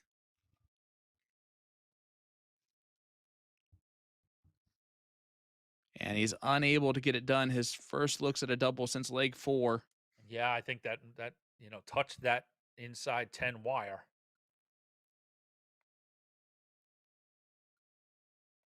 Oh, double 10 for the win. And it goes in. Stephen Corcoran checks out 100 in the 6th leg to win 5-1. Good sportsmanship there. So Stephen Corcoran will advance and take on one Larry Butler in our next set of games, Sean. Yeah, I'm looking forward to that battle. Danny Young, of course, newcomer to the tour, taking on, I mean, you want to talk about the old guard, who is now the current guard and continues to, like ambassador of the CDC from year 1, Larry Butler. So looking forward to that juxtaposition, where they're at in their careers and what they're going to bring to the table, because I think it's going to be a great match. So stay with us. We'll be right back with more from the CDC Showcase right after this.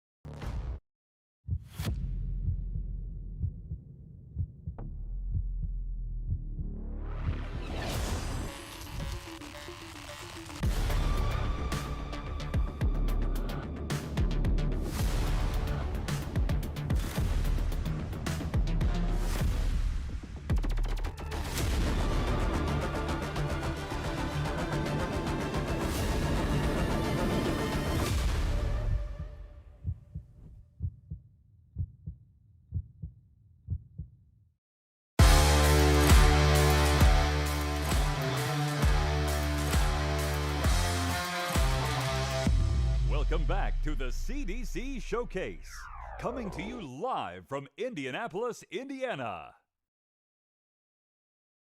Jim, and welcome back to event number 8 on the road to the Continental Cup Tour Finals Championship, live in Philadelphia, PA. I'm Sean Green, joined once again by my partner in comms, the great Anthony Eugenia, AE. We saw these two guys play earlier. Jacob Taylor taking on Danny Young.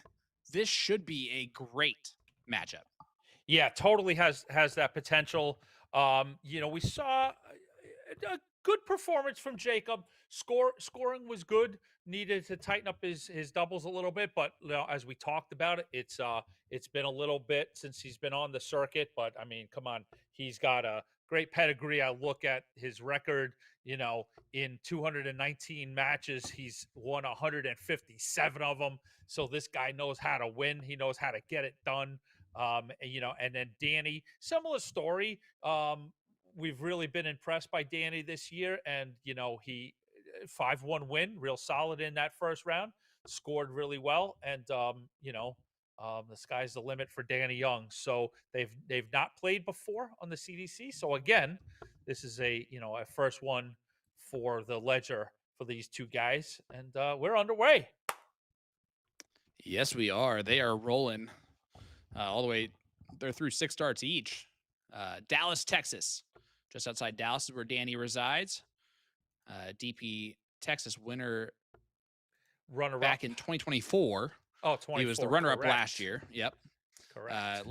This year in 2025, runner-up to Ram Guevara Jr., who we are starting to get to know in the steel tip side of things. But if you are a soft tip connoisseur of darts, you definitely know that name at this point.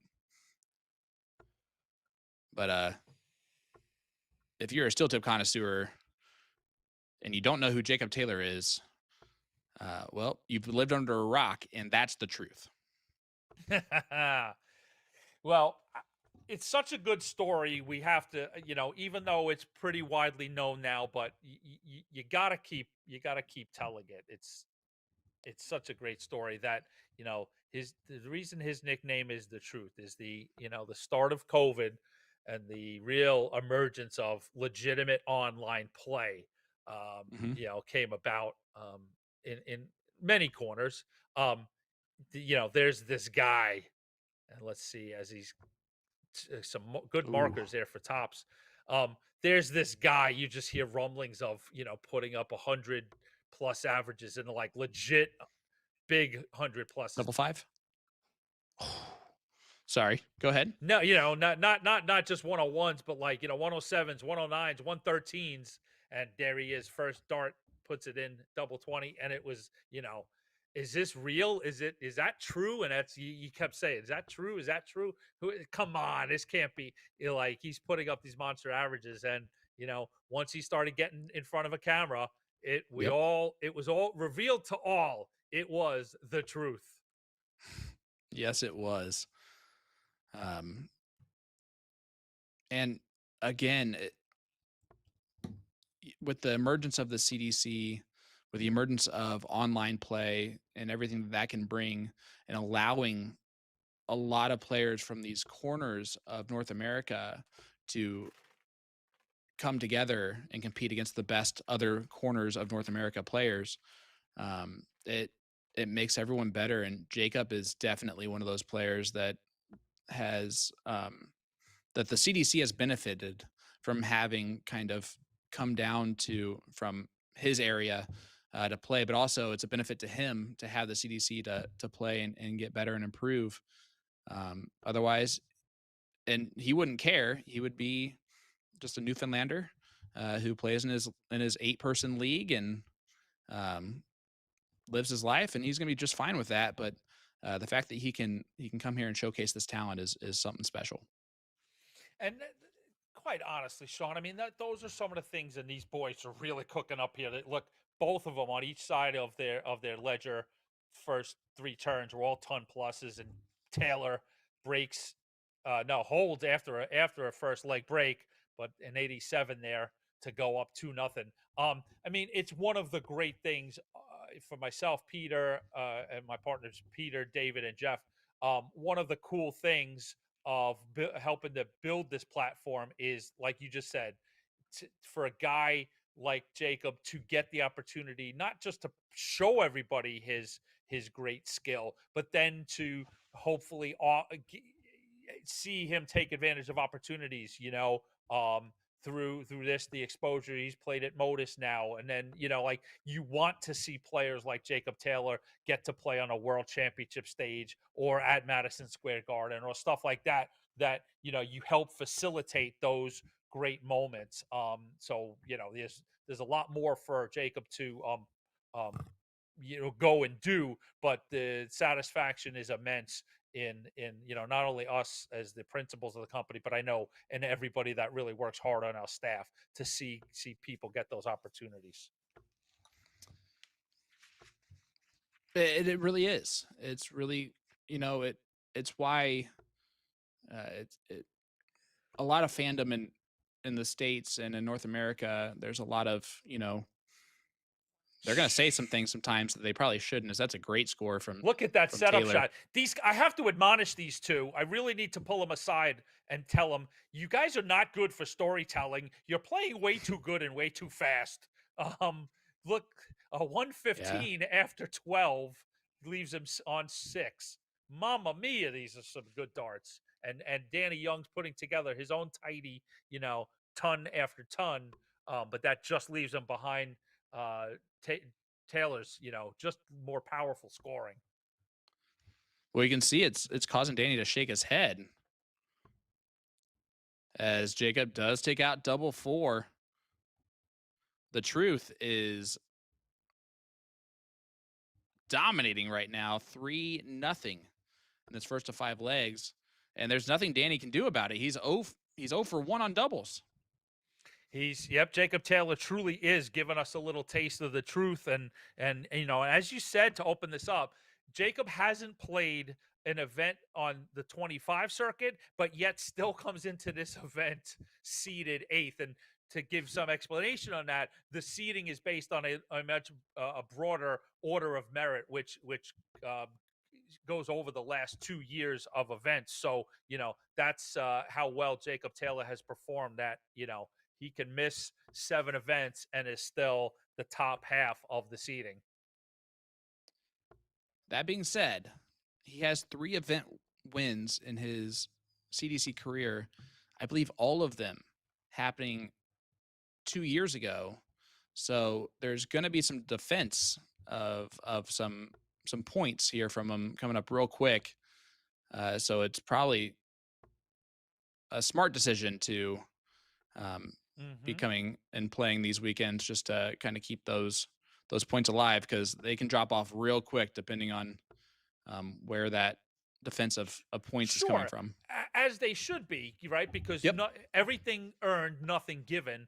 And that's why, I'm also a staunch, those seeds have things to defend. They've got a lot of work to do, but they also earn themselves into those positions. That's why I always defend, the seeding process. And, these guys, there are no gifts given. These guys have went out and scraped and earned these seated positions and the benefits and opportunities that come with it.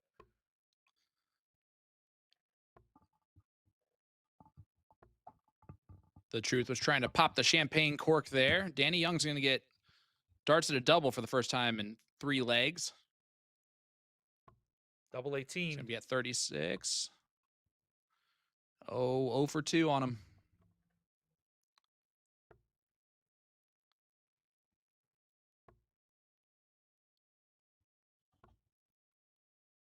That would have really hurt if that would have fallen for Jake. And you saw Danny almost resigned to the fact he thought Taylor was going to take that, as did a lot of us watching. So he gets a reprieve. 2 4s, Mr. Sean Green. And most people don't miss those, but he did not want to play the fiddle. I love it. I love it. We got something brewing. Second dart. Taylor 1 for 3. And now takes a 4-0 lead over Danny Young. Yeah, a little slow down for Taylor. Drops his average to an 85. But, I think, Danny's played. I know he's played some talent. Not saying that he hasn't so far in the CDC, but this is definitely a little bit of like, here's some of the best that the CDC has to offer. This is a real taste of, what this level is like when you're playing somebody who's throwing in massive numbers like we've seen Jacob do in the first half of this match.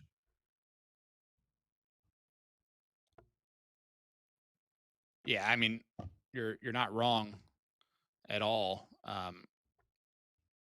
by that, because there's been a lot of times where he has played some of those bigger names, right? And that's when he's kind of fallen short a little bit. The names that he's lost to: David Cameron, Jeff Smith, Stowe Bunce, Jason Brandon, Ross Snook, Gary Mawson, David Cameron. So those are his 7 losses in the CDC are to that quality of player. Yeah, that exactly, and that speaks volumes to me that he's getting to those places, as we saw already. We've already acknowledged. He's getting to those places in his board, to those last 16 matches or a quarterfinal. To play those big name seeded players, and you can see it's real evident that if Danny Young stays with this, he will be one of those big name, quote unquote, big name players, and it will be a seed. I agree with that. I think that is his trajectory within the CDC. Again, I put him in the same kind of category as like Caden Newberry, as a Ram Guevara, a Tyler Reddy, who are kind of that next wave of guys that are going to come in with a lot of talent and end up with some seeded positions, probably sooner than later. And that's the fun that we get to watch, is the players in those positions now who've earned it, but yet are still have to fend off the young lions as they come for their slice of the pie.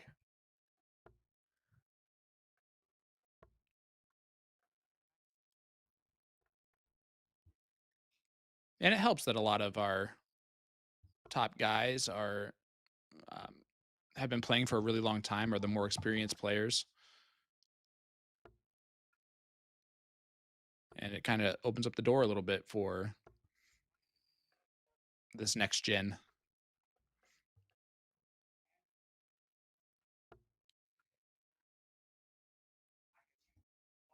Make sure I thought you were going to go Millar down the road of like, our top players really love pie, and it's going to be really tough to take it away from them. I mean, listen, you're not wrong.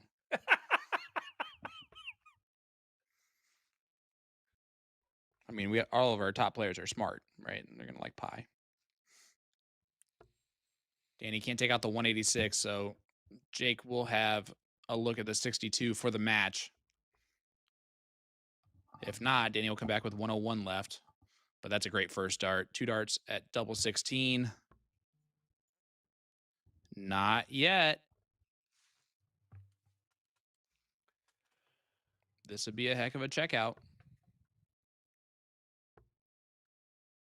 Tops. Oh. He got his dart.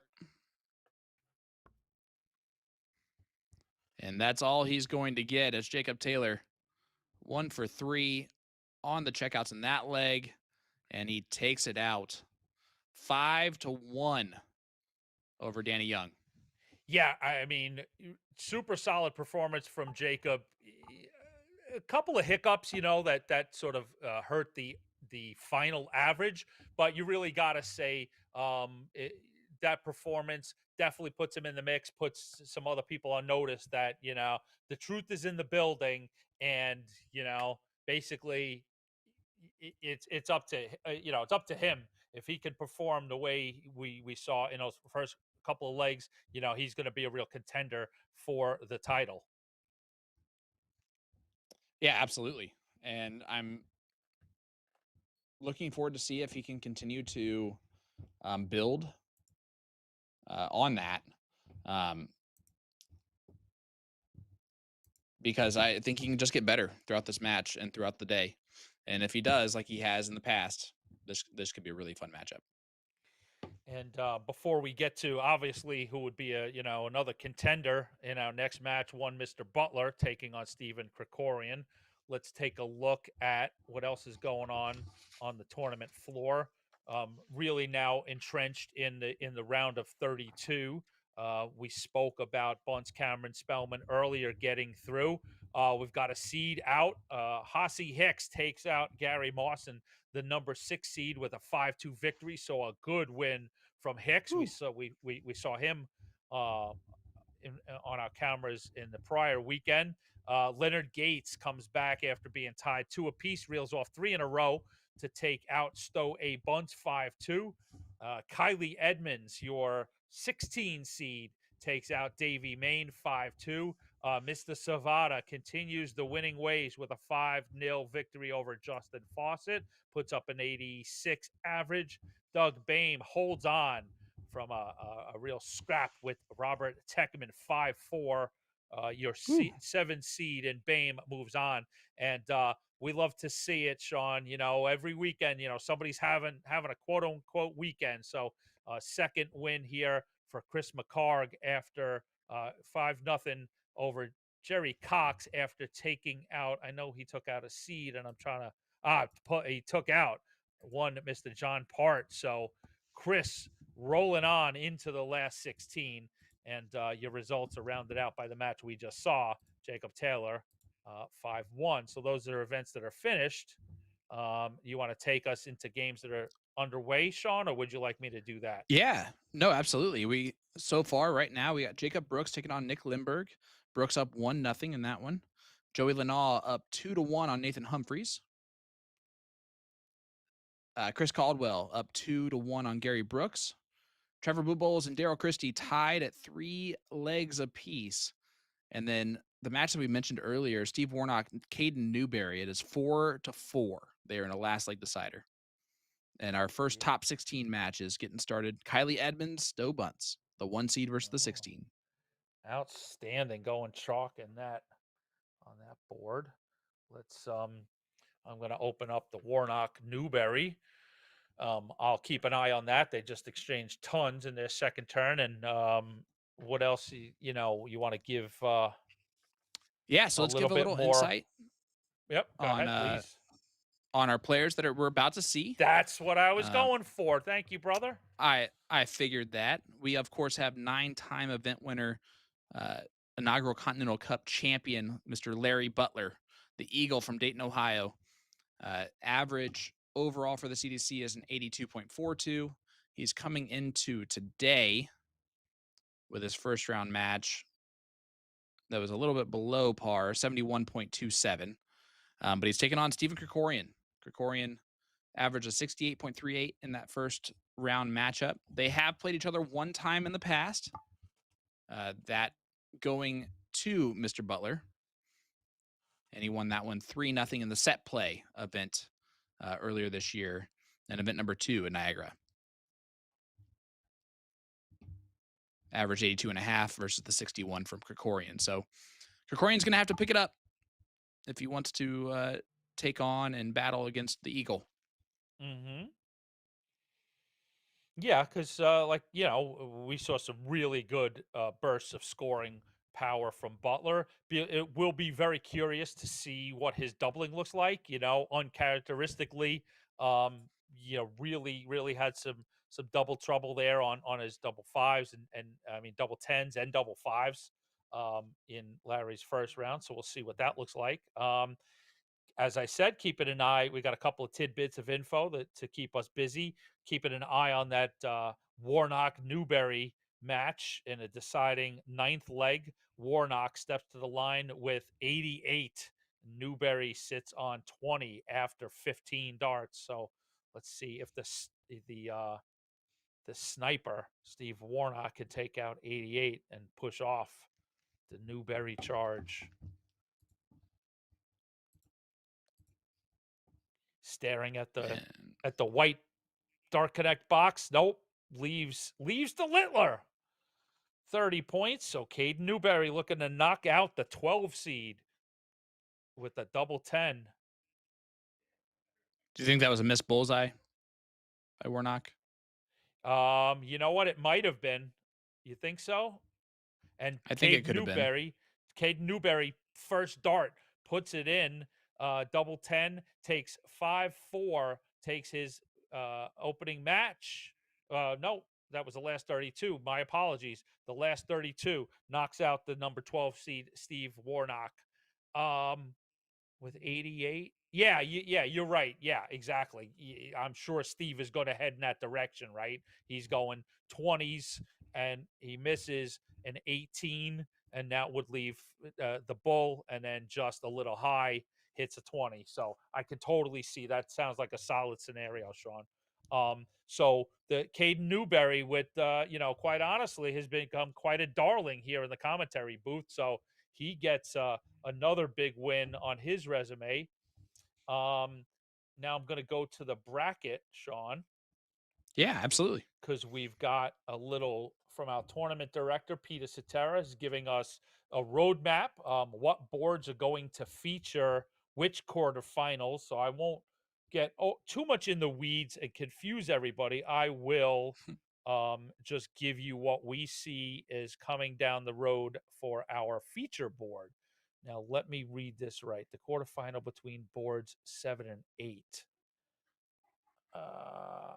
Okay. Okay. Sorry. Go ahead. Do you know which ones, like what two we're looking at for the next round for that quarterfinal? Oh, yeah. Like I said, Go for it. So you've got, it's going to be, I'll give you the big seeds. There's a lot of games to be played, Yeah. so I'm not going to read a ton of names, but potentially like the big seed on board 7 is David Cameron. Your 4 seed, Alex Spellman, is board 8, the 5 seed, so they're still alive. So you've got, I'll give you some names. Actually, let me. Yeah, it's Cameron Maharg. I realize and it's Spellman versus Newberry. I need to refresh. That's what because I That's wasn't okay. up to speed. Because I'm like, I see John Part hasn't been knocked out yet. I'm like, that's not correct. Okay. Yeah. So much less names to read. I thought I had a potentially like 12 names to give you. Oh, yes. So Newberry just advancing locks those that top 16 in, right? So you've got, as Sean just said, Cameron McCarg, Spellman, Newberry. So the winners of those games we will see as our quarterfinal. Sweet. All right, as we are getting set to get going, you can see Jimmy chalking for Dad once again. I believe he got a bull. So I think that the Eagle will go first. The winner gets a date in the last 16 with Jacob Taylor.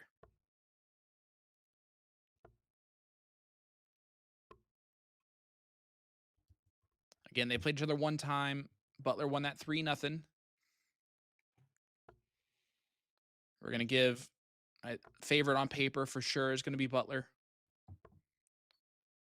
And Steve at times, though, has thrown good enough darts for the Worcester, Massachusetts native to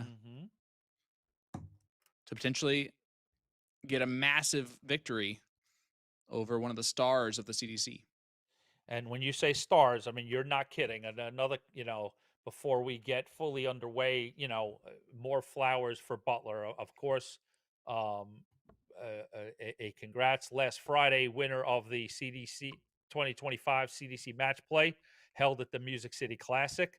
It's a win by 2 event, like the match plays are. So Larry won that, beating Kevin Luke, and we know, Kevin in form right now. So a 6-4 win for Butler. So that was pretty cool to see him win last Friday. A new CDC tournament on his resume to win. He's been a runner-up. I remember in a great overtime match to Jules Van Dongen. So Butler now puts CDC Match Play champion on his CDC resume, which is, just an iconic resume. And here's another little tidbit. we rightly so give, Mawson lots of credit for making every Continental Cup. Larry Yep. missed one cup, right, based on health concerns. There's Mr. Butler sitting in the 16 spot as we come out of the third weekend after 7 events. So, Mr. Mr. Larry Butler, who, very respectfully, I say this, I'm sure is making considerations on, at what point do I, give up this cockamamie dart thing? And, with all its travel, not that I am sure he doesn't still love throwing a dart. And we sure as heck, with the win last Friday, know, he still has the chops and is capable. But at some point, you got to respect that, maybe it's time to start slowing down a little bit. But with that said, there he is with the 2025 Continental Cup fully in his sights. Yeah, absolutely. And you could not have said it better. It is always an honor. I forget from time to time how much of an honor it is to call some of the matches with some of the players that we get to see ever so often. And I know at some point it's going to be something where we look back on the fondness of being able to do that for as long as we have. And that being said, it's not today. Oh, heck no. Today the Eagle is is not trying that to win another day. event. Yep. And if he's a 16 seed, that means he's trying even harder right now to ensure his spot right now in the Continental Cup Tour Finals Championship, because right now Gary Mawson is definitely cemented himself pretty much in that spot already. So Larry would like to keep up with that. I mean, these iconic guys just, they just have a way about them that, they built their reputation by being the. Look at this. I know that this is going to come. Look at that. No! 158 checkout from Larry Butler. What was that? A 158. What was that we were just saying about him still having it? Yeah, turning back the time. Listen, after the first one went in, I expected it. I almost did a shh to you in the middle of your sentence because I was like, oh, it's on. But I didn't, because I know better. And that would be ridiculous to do ever. No, please. Wow. I will fully admit, I'm trying to, I realized I had my back turned. I'm trying to set up yet.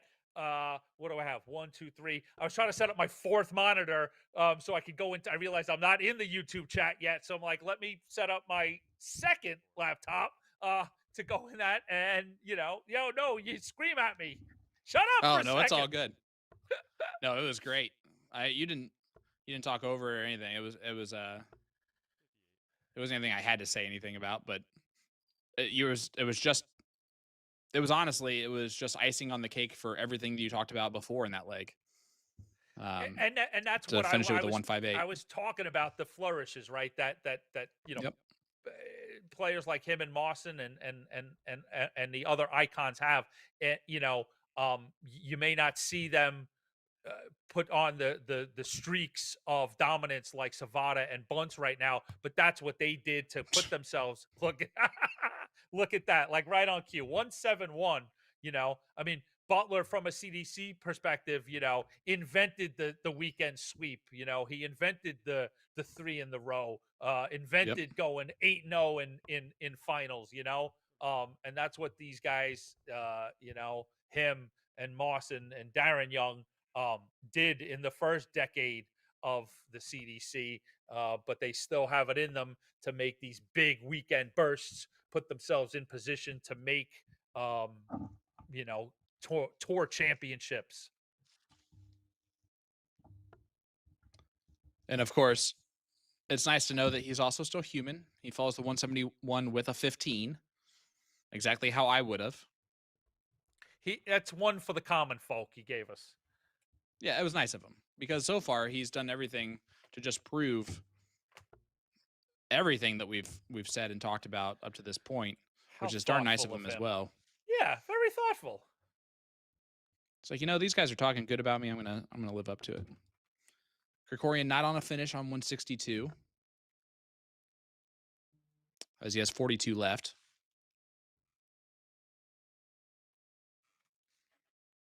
(10-6) wire. Yep, leaves 32. If he returns, Butler's already taken out the 158. Knock 50 off that, and you got 118. Or Yeah, 40 right. off that, you got 118. You've got to say now, just about if to anything, if he comes back, like you can't take anything off the table. And if you're Steve, you can't miss these opportunities right here. And that first one was pretty far off. But he finds it on dart 2.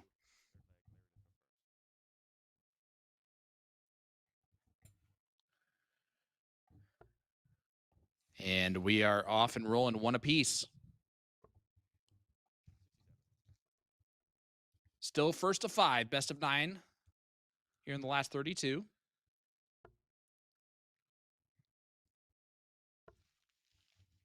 We want to welcome everybody that's joining us here on our feature board, which is simulcast on PDC TV and YouTube. As I've mentioned, I'll try and get myself in there in the YouTube chat.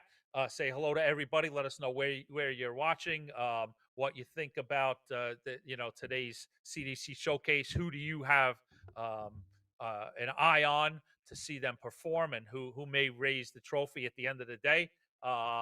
We have bonus coverage. Boards 2 and 3 are available on PDC TV. So this weekend, it looks like we'll have those 3 boards for you. So PDC TV will get you that exclusive bonus coverage of boards 2 and 3. You can follow everything related to the CDC on social media. Find us on Facebook, X, Instagram, TikTok. At Champ Darts is what you search. You can find us our podcast, Shooting the Bull, on most podcast platforms, plus our YouTube channel at Champ Darts, and of course our website, www.champdarts.com. You get information, and you can sign up for our great newsletter.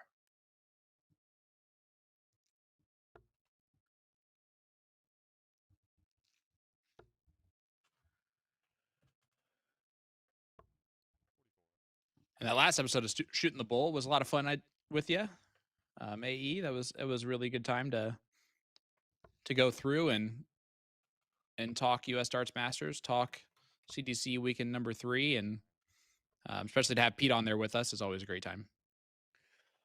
Thank you for joining me and Pete. And it's sort of become a family affair. We've all been on there a whole bunch of times, and it's always a good time just to really, exactly as you said, just have a good time, talk about this sport that we really love, and give people a take on what we saw either behind the scenes or some of the great stories. So sitting here, as we open up August 1st, I would.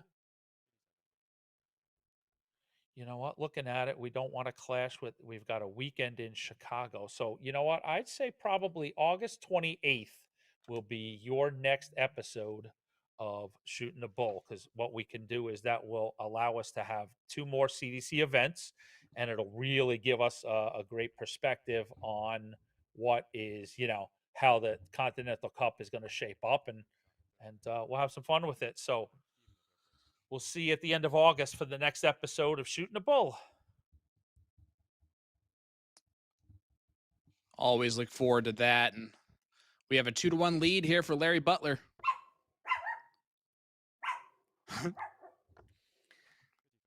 And it sounds like the dog's happy about that.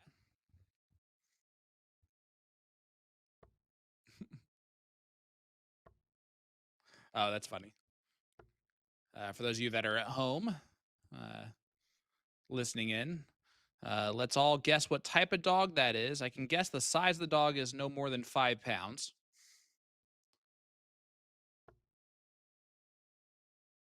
And then we'll go from there.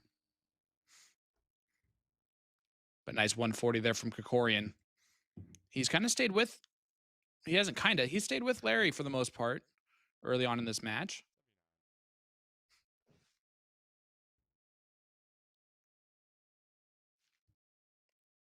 Yep, you're here.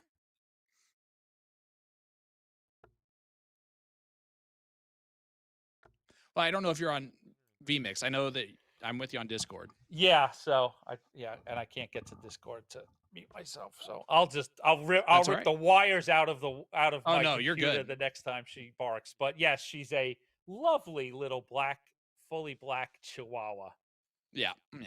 That'll do it. who's visiting who's visiting this week. So she's I can't just say my daughter's dog, but we all love Miss Katie May. So okay. There you She go. should be quiet now. She got the memo.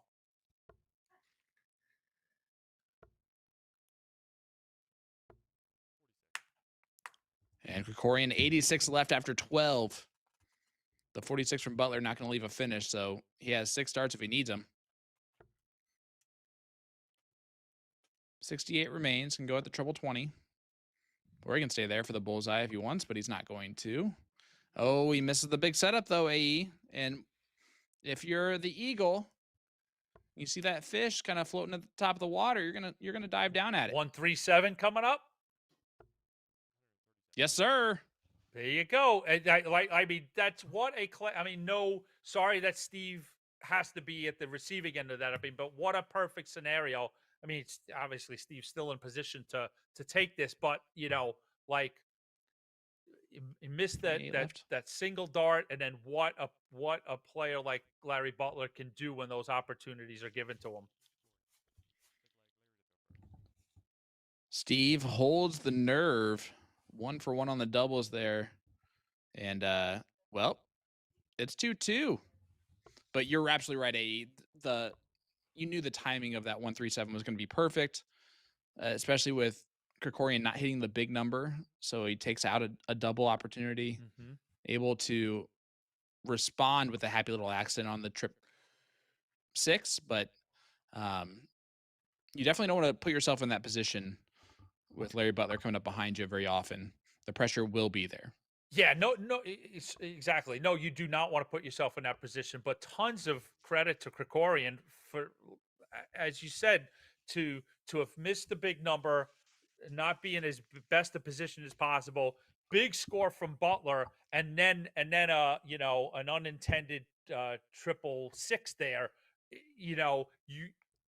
You wouldn't have blamed it or that if he was disheveled by that and thrown by a little bit, but he composes himself, gets the score correct, and puts in that first dart into the double 14. So good composure and a good spot from Corcoran, and Butler fills up those 19, Sean. His second 171 of the match, AE. And it's not even turning back the time. He's never stopped doing it. It's not like he's dropped off, right? Like, this is his actual average for the CDC in the history of the 11 years it's been here is an 82 something. So the fact that he's right there on that number still 11 years later as an average, it's insanity. It's great to see. And I hope it continues for another 15 years, 20 years, because we're never going to get tired of it. The players might, but we're not. Yeah, Mr. Consistency is absolutely an unofficial nickname for Mr. Butler. Look at the froggy stuff he's doing here. Were we going double? Ribbit. He's getting a little froggy with it, trying to go double, and then punts it away completely, getting 8 points scored. But no harm done whatsoever, which is why he even took that opportunity in the first place. Correct. There was space to be, there was space to play there, if you will. Not to use a disrespectful phrase, but like there was an allowance to take the risk reward factor there was there to attempt that shot. Well, he finally took his first look at a double and missed it, but he will return with double 4 left. And this is part of the reason why Butler's been able to kind of play around at the end of this leg. But double 4 for the Eagle to take a 3-2 lead.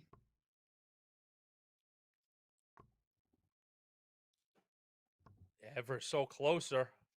Whew. Don't call that dart, baby, because it got put in the corner. Bottom of the bed for Mr. Butler. So, Sean, wish me Yes, well. sir. Okay, wish me luck. Yep. Okay. I wish you luck. If I don't, I'm going in. I feel like I've got scuba gear on. I'm going into the chat room. All right, I'm jumping into the Okay. YouTube chat. So Good luck. if I don't return, call the authorities. I always will wish you well in that endeavor. If I hear you start to cry, I know that someone said something a little bit too close to home. Yeah, uncontrolled weeping is the first sign.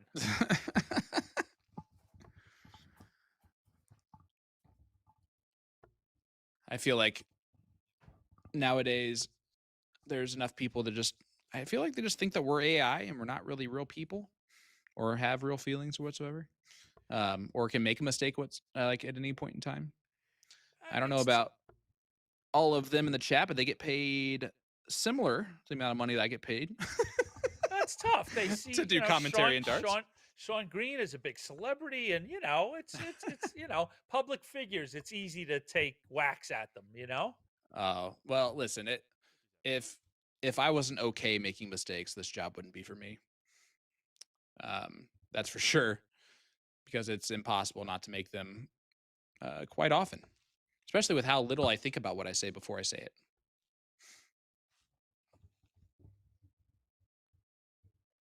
How about this? Big upset. Top 16. We will not have a fifth semifinal, at least, appearance for Stowe Bunce as he falls to Kylie Edmonds 6-4 in the top 16. So the 16 seed moves on to the top 8.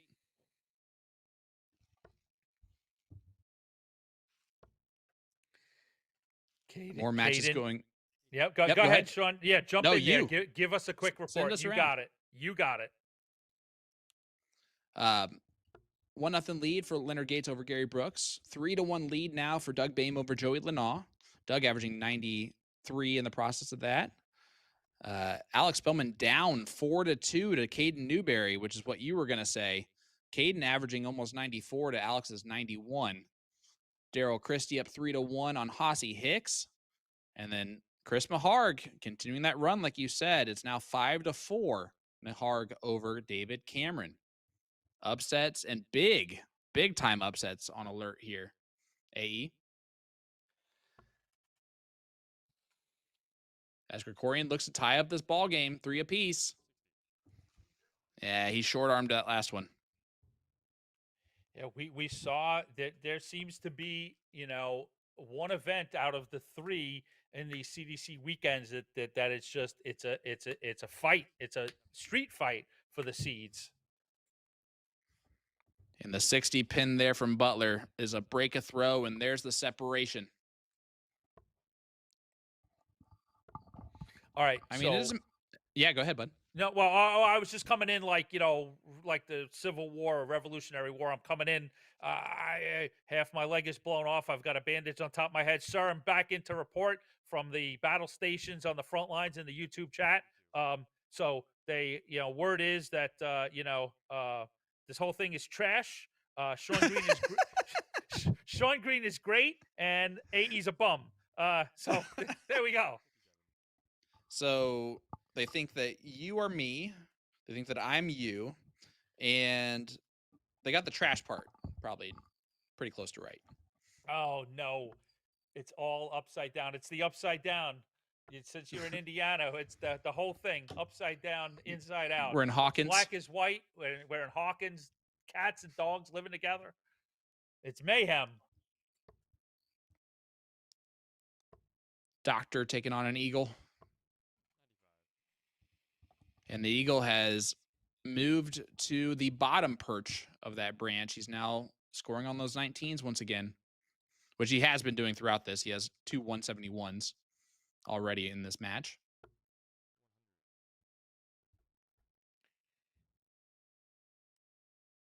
So here's something that I know you may be on top of, Sean. Yes, more sir. than I. I mean, I know some of the numbers and names, but a good question. What is the all-time highest average in a CDC event?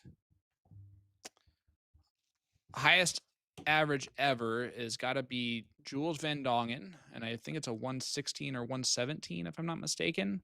And I know that he did that against Jeremiah Millar where he has, I think, the top 2 highest averages in the CDC, and both of those were against Jeremiah Millar, if I'm not mistaken. Yeah, those were very notorious for Jeremiah. And yeah, I know, Doug Bame has, right, was it Doug was like The a 106, yep. 107, 106. Yep. There you go. Yeah. So those are just a few, just to answer the chat. I'm wondering if is the historical data on Dark Connect or not. So yep, those are the fun stuff that we'll play around. We'll get some of those numbers. So always appreciate good, cool stat questions. So let's watch this 61 effort from Larry to advance into a showdown with Jacob Taylor, or will Steven? Yep, Steven's going to get the opportunity to stay alive with a very doable 96.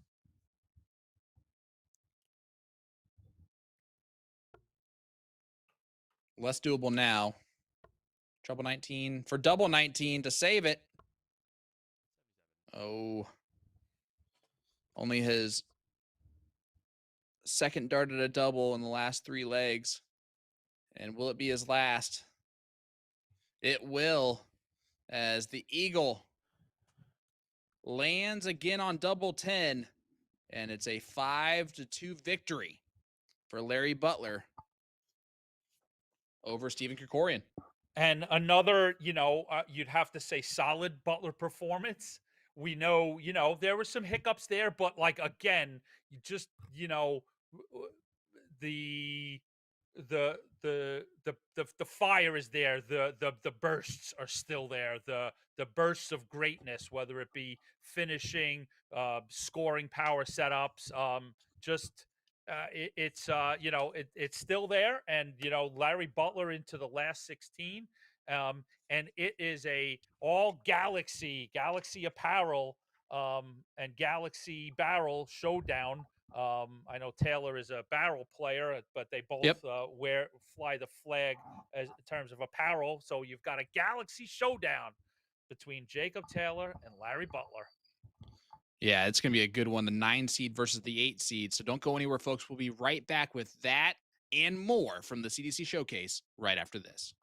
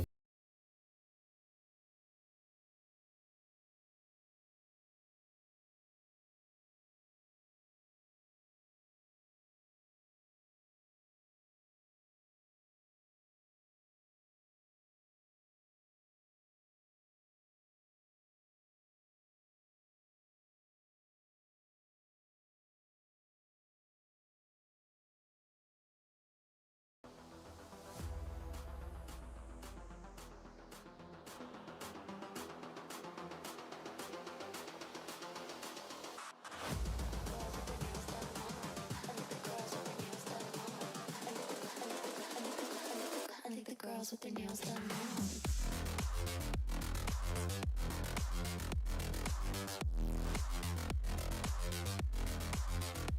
Girls with their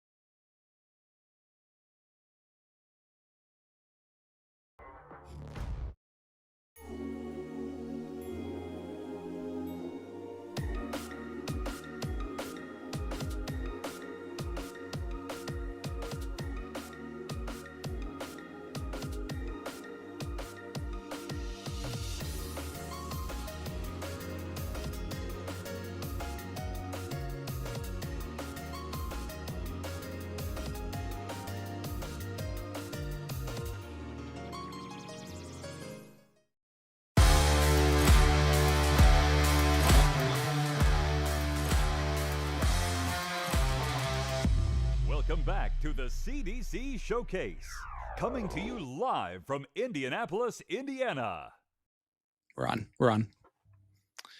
Welcome back, ladies and gentlemen, to the CDC Showcase, event number 8 on the road to the Continental Cup Tour Finals Championship in Philadelphia, PA. I am Sean Green, joined by my partner in comms, the great Anthony Eugenia, AE. It is a pleasure to have you as we got the truth, Jacob Taylor, taking on the Eagle, Larry Butler. Absolutely, this one was going to be so excited. I needed to freshen up, get some protein in, have some yummy pistachios and some cashews, and we're all full of energy now for a great Taylor Butler match. We watched both of them, score really well. Taylor had some serious outbursts there in his last match against Danny Young, right? We saw a couple of those legs where there were just some big, 1-3-5s and 1-3-4s, big scoring power. Butler the same. We saw him, we always admire his use of, going down with that secondary scoring number on the 19s, and he was real effective with that. And I think the story probably in this is going to be Larry's just slight trouble with his doubles. I think if Jacob is in form and Larry gives him enough of those opportunities, it could really hurt Larry's efforts to make the quarterfinals. But we've got this is, you talked about Edmonds playing bunch, the 16-1 going on chalk. We always get excited when you play 8-9 matches in the 16. You expect them to be really tight, to have an 8 seed play a 9 seed, and that's what we have here with Taylor being the 8 and Butler being the 9. So one would anticipate a deep long match. We extend a little bit. This goes up to best of 11, so first to 6 to win. So you can really see this match going 9-10, if not the distance. Yeah, absolutely. And it's one of those situations where it's a classic 8 versus 9 seed in this matchup. And it's two teammates, both of them Galaxy Apparel design players. They know each other extremely well. If there's two players in that camp that are probably the most popular, it's probably Jacob Taylor and Larry Butler. And I know that for those sponsors, it's great to see them playing at this stage in the top 16, but it's also a little bit nerve-wracking to have them going up against each other at this point as well. But heading into this, Jacob Taylor averaging 81.5 in this tournament. And if you look over at Larry Butler, he's going to be a little bit below that, but that's that's typical. It's a 71.27. And what I mean by it's typical is because what we're going to see out of Butler is we're going to see those checkouts, right? We're going to see that Mhm. 158 from time to time. We're going to see um, those big performances. He's not going to score as well necessarily, but he is going to be able to finish a little bit better than Jacob Taylor, who is going to have that higher finishing or that higher scoring power for sure out of the two of them. And we look up history. I'm quite surprised at this. This is only the second CDC meeting between the two. I have to admit, I'm pretty shocked at that. Jacob Taylor gets that, and that was last year at the cross border. So it hasn't even been at a circuit event, which again Yeah, I was about to say. is quite shocking to me. That they hadn't crossed paths in the last couple of years in a circuit event. So Jacob getting that 5-2 a year and a half ago. Yeah, and for me, it's the idea that they've played. Larry's played 292 matches. Jacob's played 219 matches. Jacob has 4 event wins. Larry has 9, and they've never played each other in one of those events against each. Like that's insane, honestly. Yeah. So to have that 0-0 head to head is something else. But I'm interested to see how the 180s favor Jacob versus the 171s for Larry. I'm interested to see who's going to hit that bigger checkout, right? Yeah. And I think that's going to be extremely important. Yeah, you're right there because we know that they both have those in their locker. And to your point earlier in this setup that we've seen, Larry sort of pull those out of his bag of tricks more than we have Jacob, but they both have the ability to do that. So yeah, it's I concur. It's going to be a moment of a big timing in one of those, leg 5, 7, 9 sort of scenarios, and one player will be on a 1 dart out, and the other player is going to take that, large 3-figure combination out, and that could be a real big turning point. And I absolutely think that either player can do that. As you see, Jacob not wasting any time on the bull up, as well as Larry, as they're both there and they're going to be ready to go. Last 16, 9:00 Eastern time, and we're getting down to the nitty gritty here. AE. Yep. And speaking of getting down to the nitty gritty, where we are, entrenched here in the last 16, so much so that we, probably have some quarterfinal matchups, and I'll give them to you in late in this leg. But big alarm bells going off. Last 16 matchup, big upset in the making. Nick Lindberg is ahead of Adam Savada, 4-1. Nick looks in fine form, a 93 average in his effort to topple the red hot Savada. Wow. And that would be an epic victory. The other quarterfinalists that we have, Daryl Christie, Leonard Gates, Doug Boehm, Caden Newberry, Chris Maharg, who got the victory over David Cameron, and Kylie Edmonds. So big names that fell in that top 16. Stowe Bunce, David Cameron, Alex Spellman, Joey Lanaw, as we are off and rolling here in leg number 1 between Jacob Taylor and Larry Butler. Yeah, the players, yep, making it through there. Edmonds, McCarg, Newberry, Boehm, Gates, Christie, on the Dark Connect scoreboards here. So this is just, I said earlier, you see players having a weekend, and that's Chris McCarg. Takes out David Cameron 6-4. Now, would you blame us that if you gave us the scenario, the last round, that you're going to have a quarterfinal, because this is going to be our feature board, that was, McCarg, Cameron, Newberry, Spellman, 9 times out of 10, you're going to say, hey, we're going to see an Alex Spellman, David Cameron matchup, right? Well, nope. Today you'd be wrong. will bring you next Chris McCarg Yeah. versus Caden Newberry in the quarterfinals of the CDC showcase.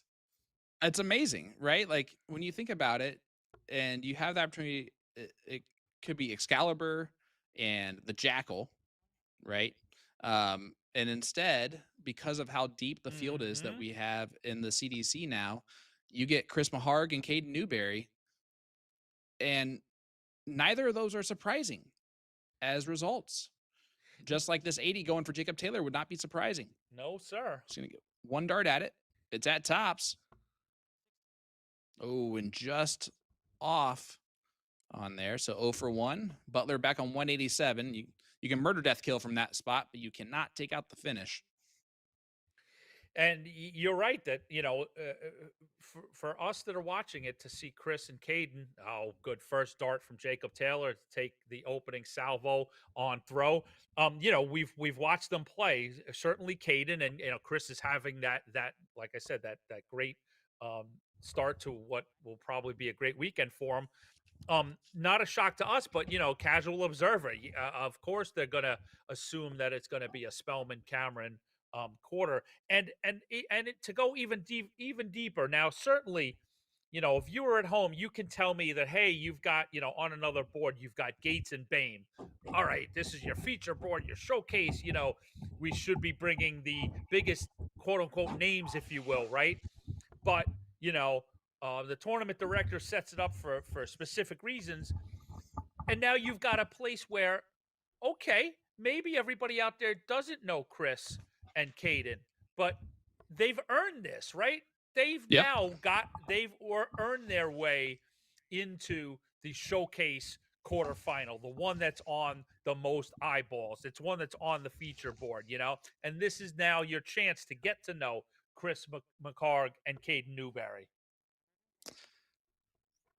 Yeah, and honestly, this is kind of a cool little part of this is that we're going to get to see those guys on our feature board, but because of how many boards we have streaming at one time now, like throughout all of our platforms and venues, a lot of players are so used to streaming board, even if it's not being talked to like about us, right? They're being featured on a streaming board at some point. It's almost impossible to be playing this year on tour and not be on one streaming board at some point. So Caden's been on our main streaming board a few times. It will be our first look at Chris Maharg, which I'm excited to see because he is someone who has continued to make waves in the CDC in the last year and a half, and we have not really gotten the ability to see him perform in front of us. So excited for that. 888 would have left tops. Not going to happen. Yep. So Taylor, 32 left for a break a throw and a 2-0 lead.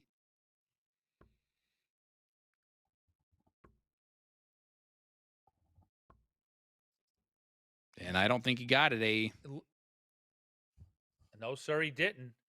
Inside the double wire. So Larry Butler with the Littler. Can he put it between the head uprights? Nope. In the single bed, so Jacob Taylor gets a chance at an early break. Up to double 4. Back down to double 2. Oh, Double two it is. what a find on that double 2 to take it out. And a huge momentum swing, right? Because now you have a score line that is 2-0 in favor of Jacob Taylor. It is last 16, so it does bump up a little bit in the format. Now best of 11, so it's a race to 6. But just in the first 2 legs, so you can take that for how you want. Is like you said, there's a lot more legs to play, but Taylor dropped his average a little bit there, but the much more powerful scoring being done by the Truth so far early in this last 16 match. Yeah, and Larry's had 3 darts at a double, 0 for 3, all of them happening in that second leg. And that's it hurts, especially when it's on throw, right? Because we got a 2-0 lead now for Taylor. It's much harder, especially because it ends up counting as a second break because Taylor got the start. So essentially, Larry through 2 legs is down 2 breaks a throw. And I wanted to come back to something that you talked about, that with the expanded streaming boards, um, that the players even you go deeper in the field and wider in the field with players getting used to playing on camera or having the exposure, and that's where I want to go with it. That's one of the exciting parts is the exposure. So now you can the players are more confident in the ability to maybe go sell sponsor spots on shirts, and hey, I'm going to be on camera a lot more, I'm going to be quite honestly, an international audience with the exposure on PDC TV. So that helps the whole venture, that there's more eyeballs and more opportunities for the players to cash in on the exposure on a CDC stream. And then with us, we want to be able to, and we hope it starts cashing in. There's more streams to sell advertising space, stuff in the background there. We've got beautiful backdrops. Bullseye. Oh, There you go. Thank you. No problem. Keep going. Good call. Good call. No, it's just the potential to expand the horizons is there, and that's part of the exciting stuff. And we now the job is to bring it on home. Yeah, exactly. It's been set up, and now it's just knocking it out of the park. And a lot of that's being done by the players. Oh, just inside. Twice inside for the Eagle. 0 for 6 so far on doubles, and the Truth is going to get another look at double 7. And he pins the double 7 for a hole to throw. And Jacob Taylor now up 3-0 on Larry Butler. Savada fighting back a bit, down 5-3, claws back a little bit, but Lindbergh still ahead 5-3. Yeah, a little bit of a fight back there, but still down 5-3. As I go and end that live broadcast that I was doing for the first couple legs. So my thoughts on this, it's early, right? It's 3-0 lead. But it's the fact that Larry's not performing very well when it comes to scoring at all. It's making it hard once he gets down to the triples or to the doubles. He's not hitting them. 0 for 6 so far.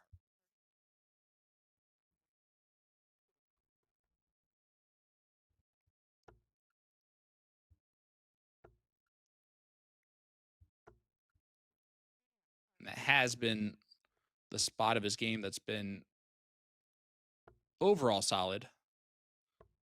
But so far, not so good here. I do like the switch back down to the 19s just to find some extra looks.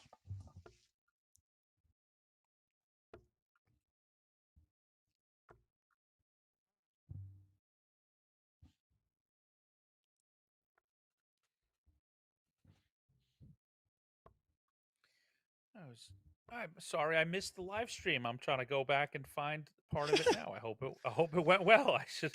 It'll reload. Don't worry. It'll be all right. I'm sure it was a little bit of an interesting experience. I'm going to doubt that anyone was able to hear what you were saying on top of it, so I'm going to have to figure out how to make that work, because I feel like that the conversation is going to be part of it. Maybe having two commentators in the room. That's true. That's true. So we can try that in the later on this weekend. And tops for Taylor. Boy, oh boy. 4-0 lead. Yeah, this, like I said,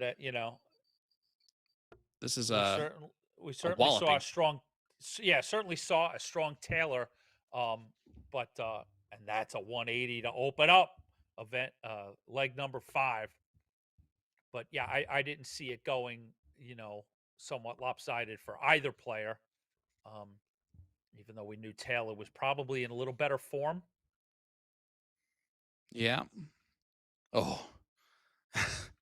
Yeah, I know. Where I had held to my look breath good there as well. Yeah, and I know they felt good to him, because he is a gentleman of very few reactions, and even he gave a little head tilt of like, there after dart 2.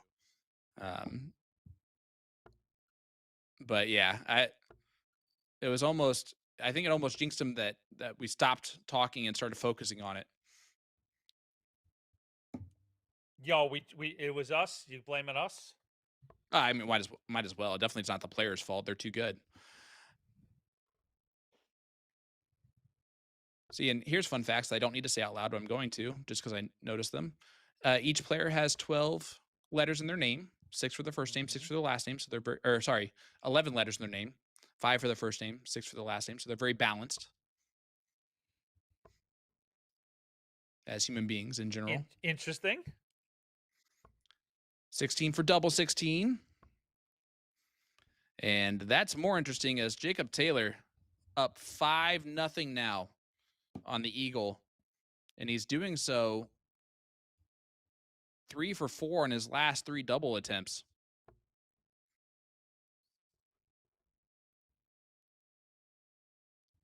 And he's 5 for 12 currently.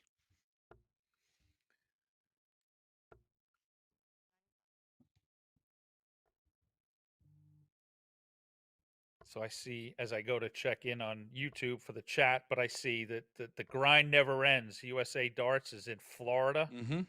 after South Carolina. Good gravy.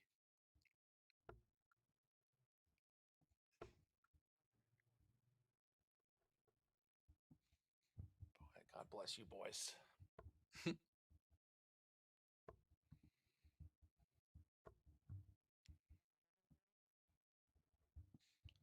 Yep, they went from the Bullshooter Invitational to starting off the new tour tonight with the Bullshooter XL opening night event. So they're going to be going all weekend long still. Living the dream. That's all they can do one day at a time. It's all we all can do one day at a time, really. And Adam Savata has come back and tied things up at Wow. 5 apiece. They go into a decider. I mean, of course he has, but like it's still shocking, right? Like, well, yeah, and you know, and it's not as if Lindbergh's coming in as the 14 seed, so you've got the correct last 16 matchup there, but it's just it's what Savata's doing right now that made that big lead by Nick, to real eyebrow raising. But again, yeah, I mean, just showing you how tough it is to put away a guy like Savata. Lindbergh's throwing a 91 average and was up what 5-1, 5-2, and here he is locked in a death battle at 5-5. that does go. So 32 for the match. Not going to happen. So Larry, more darts at a double here. Oh, no, and he busts it. He only got 1 extra dart of the double. And Jacob Taylor hits the double 8 for a 6-0 victory over the Eagle, Larry Butler. And man, whitewashes to Larry don't happen very often. So when you pull that off, you better hang on to that receipt. Oh, absolutely. Yeah. A surprising 6-0 there, but Galaxy is the winner overall. A big showcase there for the board final. Taylor in better form a bit, but not 6-0 form. I didn't believe. So as I thought earlier, Jacob Taylor is still going to continue to roll on. From a Butler perspective, certainly going to be disappointing in the result. I think had some real good moments in the day. So I think the Eagle wakes up tomorrow probably still pretty positive in that there's still a lot of work to be done. And of course, there's always Sunday. And in the CDC has always the potential for a big Butler run. His last win was right there in that room in Brownsburg, Indiana. So I shan't think that it'll be the last time we'll talk about Larry Butler this weekend. Oh, I don't think it will either. That's for sure. But coming up next, we have ourselves a doozy. It is a quarterfinal battle, and it will be Chris Maharg taking on Caden Newberry. So don't go anywhere, folks. We'll be right back with that match and more from the CDC Showcase right after this.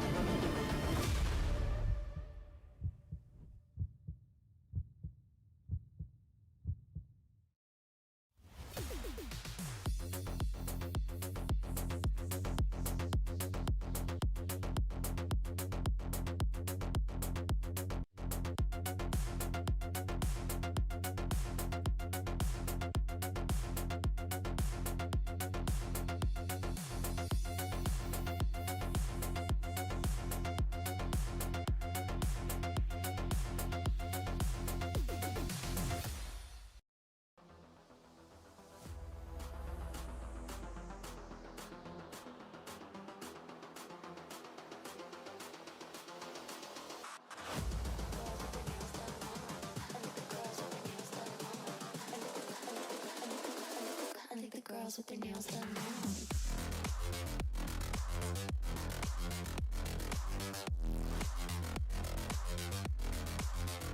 Girls with their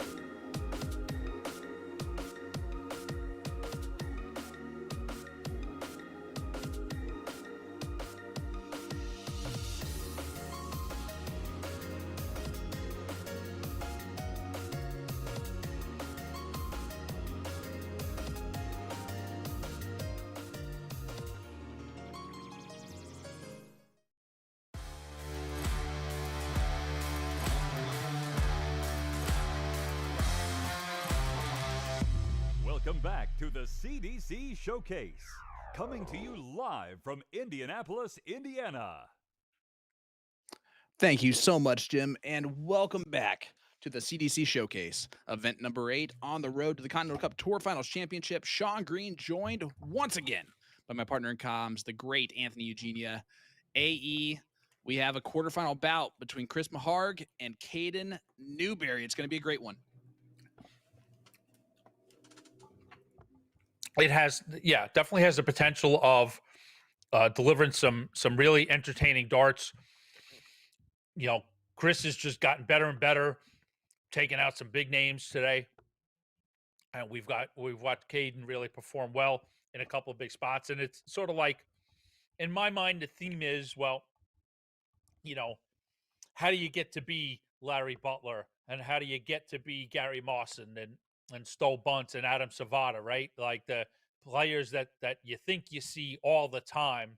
Well, it starts with getting the opportunity, being in these spots in big quarterfinals for the first time, or early on in your career, if you will. So, you know, these are the spots that make careers. So, you know, McCarg and Newberry, and one of them is going to be in the semifinals of the CDC Showcase. And you mentioned it, right? How do you become those top guys? And I'm telling you right now, Caden Newberry is showing everyone exactly how to do it, right? It's you go to Cambridge, Ontario, and you lose in the quarterfinal to Leonard Gates 8-7, and then you fight back in event number 4 to then take out Leonard Gates in the last 16, 6-5, and then go on to make a semifinal where you lose to only Adam Savada, right? And then he just continues to make good runs in the last 32s, in quarterfinals. This is his third quarterfinal appearance this season. I don't care who you are in this tough of a field, every single event, to be in your third quarterfinal already, trying to make a second semifinal appearance. It says a lot about you as a dart player. Yeah, it makes a statement, and that after you string together some of those performances, you know, you're going to have guys look for you in the bracket, or, you know, they're going to raise their eyebrow when the draw comes out and you're in their group, you know, and they're, you know, either the big, you know, the first seed or the second seed in that group. You know, you're earning yourself a reputation to be looked for, if that makes any sense, you know? Oh, absolutely. And on the reverse side of that, you got Chris Maharg, who has been like quietly kind of doing the same thing, right? Newberry has a winning average now in the CDC. McHarg had a real interesting start to his year, right? And it's going to be interesting to see how he's able to really capitalize on that, because he is right now in a good position for in the standings to potentially be a Continental Cup participant this year. Absolutely, and that's those are those stepping stones, right? To, you know, you literally can draw lines directly from a moment like this to a moment in the Continental Cup, and then from taking that opportunity in the Continental Cup, you know, having a good run there, and it just continues to build itself.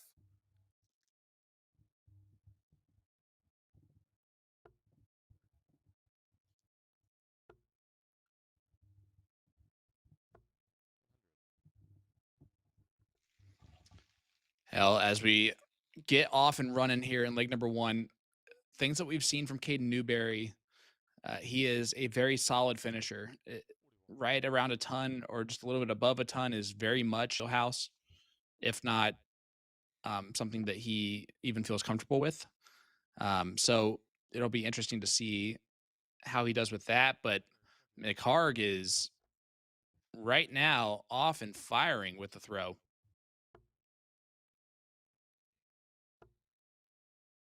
sitting there in that 20th spot in the overall rankings.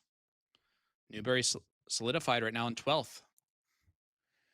Yeah, that's I've been looking at those all afternoon as well to kind of find those stories in there, and I definitely look forward to doing that more with you later on the event and over the weekend. But yeah, both of these players, you know, you would not be shocked, to see them in Philadelphia in October. Isn't it crazy? We finished 7 events and we only have 3 different winners. Adam Well, that is Sabata, the kook. Yeah, Stowe Bunce, and Leonard Gates. As that, like you said, McHarg does take out is that first one. you said earlier. I mean, that is the cuckoo part with the strength of depth. To like you said, to have just 3 winners in 7 events. So it's because it's certainly a twofold story. It's the story of those players, those dominant players up there, but then there's this whole next level of stories of these players that we're looking at, and um, and the Bames and Mawsons and Camerons in that other group that are fighting for a potential world championship spot and Continental Cup spots, and then spots for MSG, that go with it. So there's a lot to watch and follow on the circuit. Man, I am loving the way Chris's first start hits that board.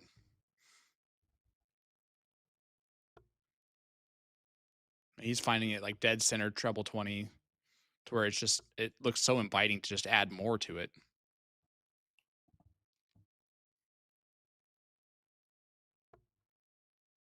Well, not that one. Thanks a lot, Chris. I'm just kidding. Occasionally it doesn't go to plan. And that is going to be a slack visit from him, right? So point still proven, I think, like overall. The man from Lexington, Kentucky, and Chris McHarg, averaging today right around his CDC average of 79.09. Caden averaging just above that this evening at an 80, but right now that has not mattered as McHarg finds another 2 treble visit and leaves himself 102 with Newberry back on 170. Can he go fishing? Oh, needed another one of those to look at the bull. 90 left, going to switch on over. And now McHarg, a huge opportunity to break. 14s. No.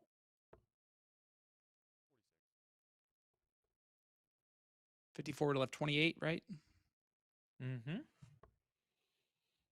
Another single 16 will leave tops for Caden, and this is the type of dart that he'll take out. Oh, he let that go and short-armed it. You could see it.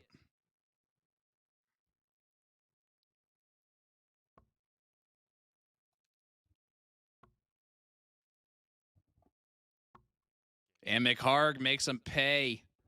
Deadly And on the he's doubles. just feeling it. Look at that reaction. I was going to pose the question, and I was waiting for the end of the leg to say just,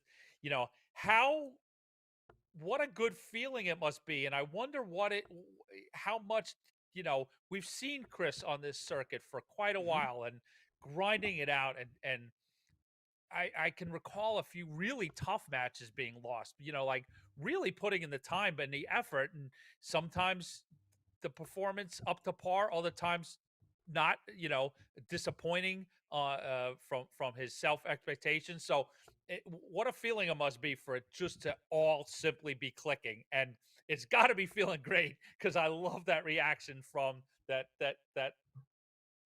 top shot after leg 2.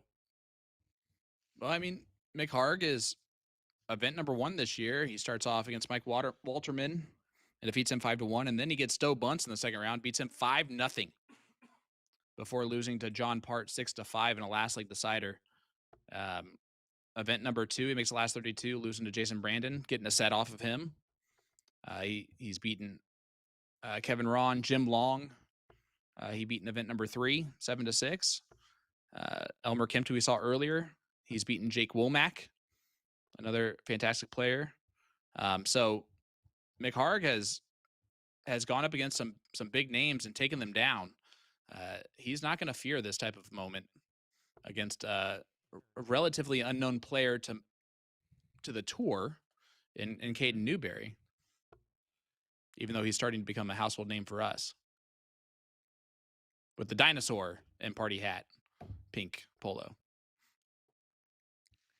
Now, wouldn't you say, I know, like, we were talking earlier, you like to see players progress from their own gear to, sponsored apparel and more sponsored badges. And that's what we want, success. But now, wouldn't you imagine at this point that even if he gets a newly designed shirt, that we've got to have the old dinosaur to party hat somewhere, at least at a minimum on a sleeve, right? I like that idea. Maybe just like make one sleeve look like the exact sleeve of that shirt, like maybe his throwing sleeve, and then everything else look completely different, and just like that's the homage to before Sir, he was signed. Sir, you've taken a good idea and made it a great idea. That's even better. I just meant that you used the word an homage to what came before, just a slight homage, but a la Gary Anderson. Yeah, make exactly. it a whole sleeve. I like it. I mean, if he likes throwing with that, I mean, that could be distracting for some people. It is not for me, because nothing distracts me on a dartboard besides the fact that I keep missing. As McCarg again does not continue to miss. It's a 3-0 lead now for Chris. And he is fired up. Did you see that from the camera? Look, great job, Let's production go, team. he says. And you notice he did that sneakily behind Caden's back. Mm-hmm. But the camera sees all. Welcome to the spotlight, Chris. You gotta play these things like you gotta expect there is a camera on you at all times. Oh, and that part's fine. He doesn't need to worry about that camera back there. It's not like Caden's gonna see that. No. I'm not saying he did Yeah. it. I'm just saying the greater good. Like, no, in reality, like, I mean that, when you get into a certain situation, you do have to expect that there's a camera on you at all times. So, whether it's the slight comment to somebody next to you, or scratching your butt, being silly, but it's true that you get to a certain position, I expect that everything you do is going to be seen. Well, my friend, we get the semifinal between the winners of Nick Lindbergh, Daryl Christie, and Doug Boehm, Leonard Gates. The Doug Boehm, Leonard Gates match, holy goodness, 2-2 scoreline. Boehm and Gates. Boehm's averaging 102 versus Gates 98. They are in fuego currently in that matchup. 2-1 lead for Jacob Taylor and 1-0 lead for Daryl Christie. And I'm glad you got to him last, because I wanted to exit that with bringing up Christie. We've watched Daryl Christie, have a great weekend 3. Another player that's is starting to really sort of have a CDC, not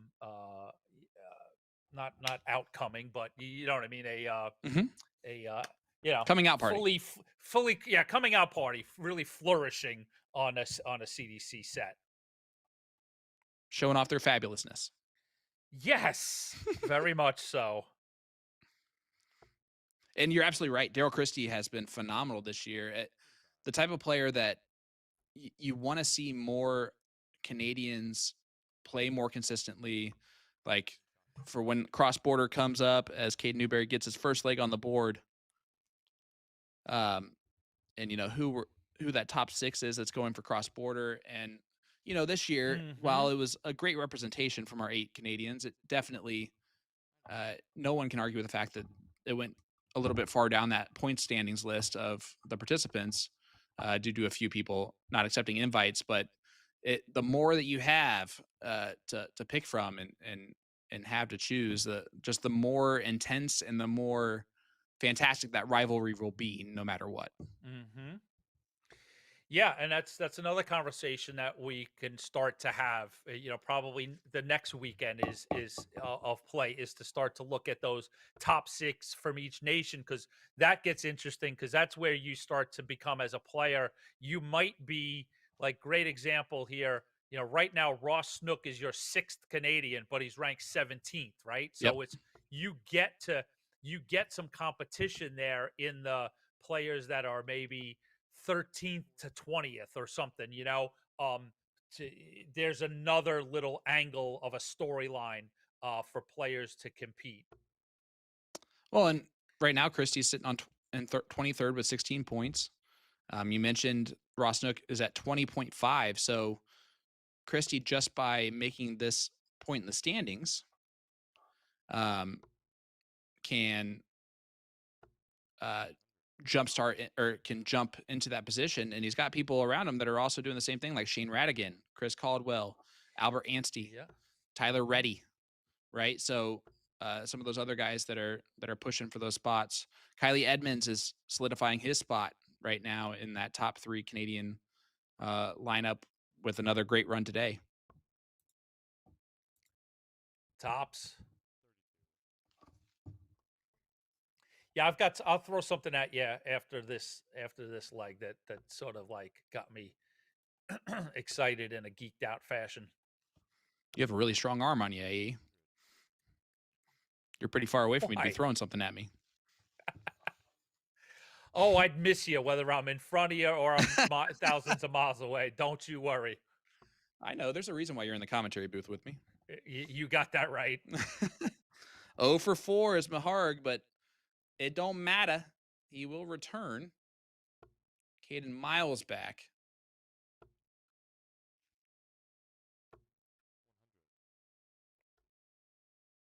And the unfortunate thing for Caden is that he's only had 4 darts at a double so far in this match. And there's been, it's about to be 3 legs where he hasn't even had a dart at it. As Maharg does take that out on the 6th dart.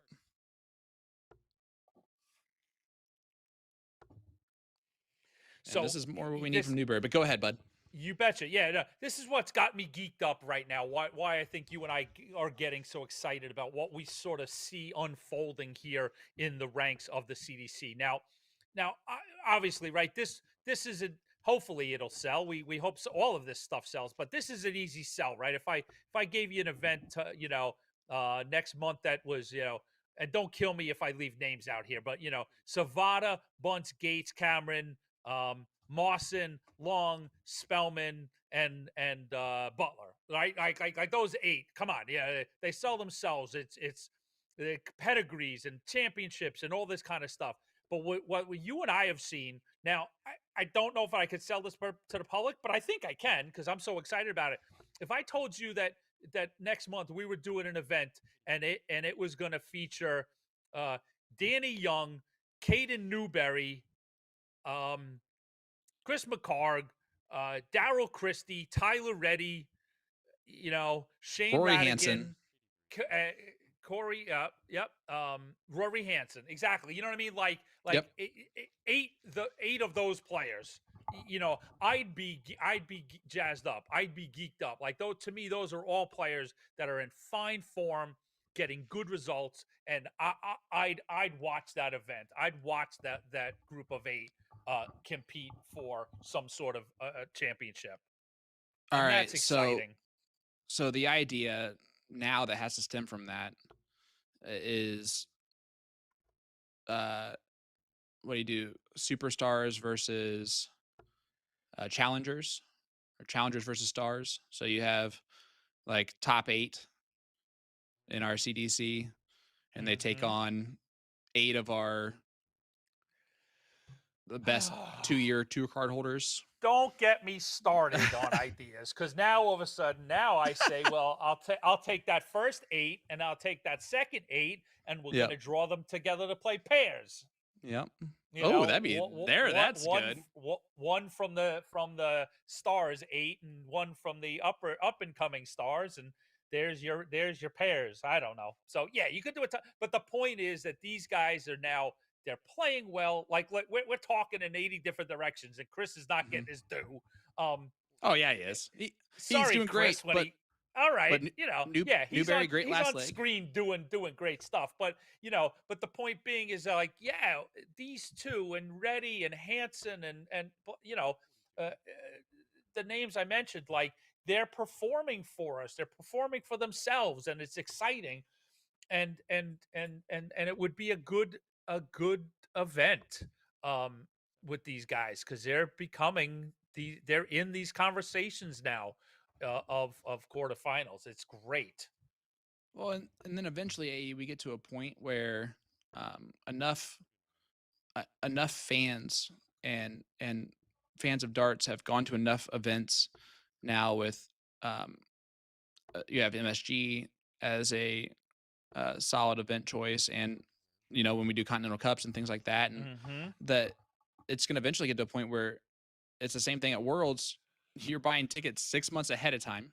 You have no idea who's playing that night, and you don't care because you're showing up for the party, for the atmosphere, for the environment, and no matter what, you're going to have yourself a great time, and that's what the darts can do. And I'm telling you, it doesn't matter if you know a single name. If you go to MSG and you find yourself not having a good time, you've done something wrong. Oh, you know what? And I think you're more spot on than you realize because I feel that way about this year's cup. That I think I definitely learned some things in MSG about some entertainment aspects. That we're booked this year. 64 I think we're going to start to get some tickets on sale, and really, it feels like let's put on a show. It's going to be a show that's going to feature great darts, but it's going to be an entertaining weekend. Yes. And like you said, we've got so many great names here that it's there's going to be 16 great fun names no matter how it shakes out in this CDC roster. 100%. And we're looking at a huge opportunity for Newberry. This is what I was talking about with those ton plus finishes. Oh, and again, he doesn't follow through on that last dart. You can just see a little snatchiness out of it, and it gives Maharg 3 more, and I don't expect him to miss 3 more here, AE. But he does. Wow. Could be a real pivotal moment in the match. This will put back on throw. But he's got to cash in. One more chance. Oh, and it clicks off and goes so low. That is almost unlucky. Now, he didn't throw it, but it's still kind of unlucky how it finished. And that's unlucky for Newberry as well, as that hangs in that double 12. Yep, that's in, Chris. And he gave it an opportunity to fall out, didn't he? Yeah, but I get so you've got two components in there and neither person wants to kind of be the one to initiate the conversation or the movement, right? Chris is thinking if it's high, it felt good and I don't want to move my feet. So I want to throw my next dart if it's not in. The scorekeeper is unsure that it's in, and if it's not in, does not want to be sticking their head into the board to so at that point you do, I guess, as a scorekeeper, have to take a second, put your hand out and say, let me check it. But that's why I think there was some, both parties were staying still for a moment as to not break the tension. Yeah, that's almost where you just, as the chalker, you almost like side eye your opponent and wait for them to look at you, and then it's okay to look. And until then, yeah, I mean that's kind of just what you have to do there. In a weird limbo, and chalking a dart tournament to me is like a newer player to golf, right? Where first of all, the facet itself of what you're doing is intimidating as all get out because you're doing a whole bunch of math and standing there just like you would in golf. But on top of that, there's an etiquette that you have to follow, and if you don't, very much so. The players will be upset. Just like in golf, there's an etiquette, and if you don't follow it, whoever you're playing with will get upset, or the people behind you or in front of you. So there's a lot of things that you need to take into account, especially when chalking. So definitely not an easy job. I never want to do it in my entire like. Oh, Sean, do you want to do every job in the CD? No, I don't. Actually, there's quite a few I don't want to do. Not every job. But chalking is not one of them, and it's not just because I'm lazy and I like to sit down, but it's more because the math on the fly and the understanding the etiquette that goes along with that, it can be real nerve-wracking. I've had the honor and privilege, by the way, of doing just about every job in the CDC, and that's pretty effing cool. But here we go. Newberry shooting for tops, and we've got some interesting stuff going on the floor. Let's see. So to finish your point, yes, certainly the scorekeeper, like in that situation, you do not want to be, if Chris didn't hit that, you do not want to be, sticking your head out there as Chris is sort of, you don't know, is he taking time to compose himself and he's about to throw that second dart and you go jumping in there. So yes, you're totally right, spot on about the certain etiquette of it. All right. So now let's head out to the floor. Double 10 goes in Gates. for Caden. Yeah, thank you, sir. Yeah, You're good. We've Go got for great stuff flying all around. Gates, I was just going to say Gates roars back, but now Bame just clawed back a little bit. Gates, was just up 5-3. Bame picks up a leg, so it's 5-4. What a contest out there, right? Jacob Taylor just edged ahead of Kylie Edmonds 5-4. So you got two big 5-4 just clashes out there. Darryl Christie up 4-0 on Nick Lindbergh. So Christie really, really cementing his push for a semi. And he's going to play the winner of Gates Bame. And we'll see that matchup here on our feature board. And the winner of the game we're watching here will take on that Taylor Edmonds match. So a lot of stuff still up in the air here in the quarterfinals.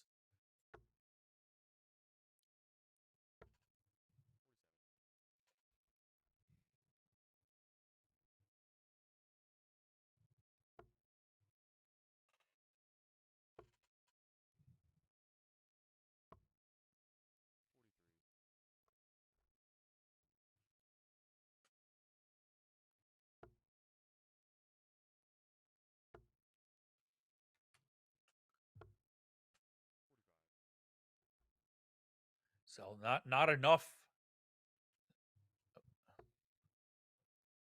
Sorry, I lost you there for a second. One on the floor for Chris McCarg, but still doing enough because Caden is not doing his part to push back in this leg, and he doesn't have a choice. There's no more ground to give. So Chris is going to have 6 darts at 184, and he's going to take a nice little bite out of it. Yeah.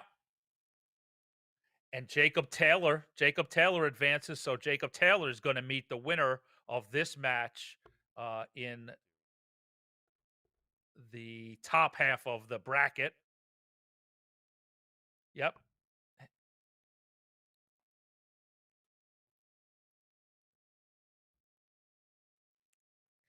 I, sir, did not.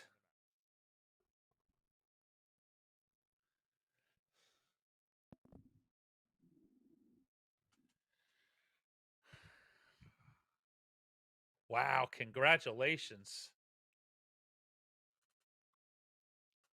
So, yep. Well, it was good. If you don't mind, if you want to step away, I was going to say let's stick around just a minute. We saw, Jacob Taylor's through. So Jacob Taylor and Chris McCarg, that is set. The top one, the bottom one, Darryl Christie's up 5-0. So, with all due respect, unless Lindbergh pulls out a miracle, Christie's going to be in it. But we're locked 5 apiece. Gates and Bame. Let's open that sucker up and see where we're at before we go to commercial, because we're gonna see the winner there, and he's gonna take on the winner of it looks like Christie, right? So we're gonna have most likely Christie, probably 95% chance that Christie's gonna hold on. And we've got Gates and Bame locked in here. Yeah, good. We're gonna finish our third turn. Yeah, good matchup brewing there. Sorry, guys, if I dropped out on you there. Apparently lost the phone or the call that I was in. After 9 darts, Gates on 261. He's at the Aki Bame 303. And if you don't mind, partner, why don't you pull up the Christie and let us know if Christie's about to close that one out? Yep, gotcha. Okay. Let's walk everybody through radio style, because then we'll have our semi set. We can all take a nice little break. make a sandwich. All right. After 12, pretty tight. 202 plays 207, but Gates has the throw, so still Gates is. And that's a 180 for Soldier. What a big spot. Puts mountains of pressure. All Bame can do is set up his with 207. Gates is going to come back for a double 11. And barring a miracle, Daryl Christie should be able to wrap it up here in this leg. Leonard Gates, first start into double 11, puts himself in the semifinals. So we're going to see Leonard Gates up next here on our feature, where he will take on, almost certainly, Daryl Christie. Yeah. Yeah. Daryl's on 32, Nick's back on 295. All right, partner, So, you wanna head out? You want to see yep. if let's most give likely Christie. Let's give Christie these 3, and then that's it. We'll give him the fairness of officially booking himself as the 4th player in. If not, we'll go to break. So Daryl Christie needs 32 points. Doesn't do it. Cuts it in half, 16. So go ahead, Sean. Yep. Take us away into break. So, yeah, when you come back, we will have the semifinals ready to go for the CDC Showcase. And it will feature Chris Maharg taking on Jacob Taylor. And then it will be Leonard Gates. Yep. Oh, taking on Daryl Christie. And that one will be on the feature board when we come back. So don't go anywhere, as Daryl Christie did get that locked up. We'll be right back with more from the CDC Showcase right after this.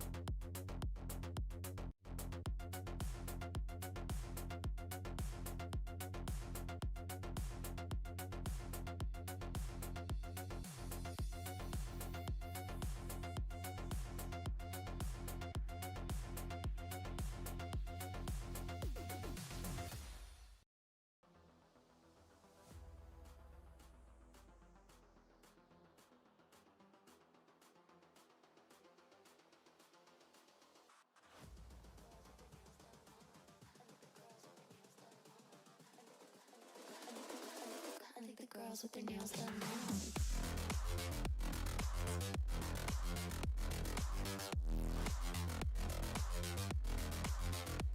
Girls with their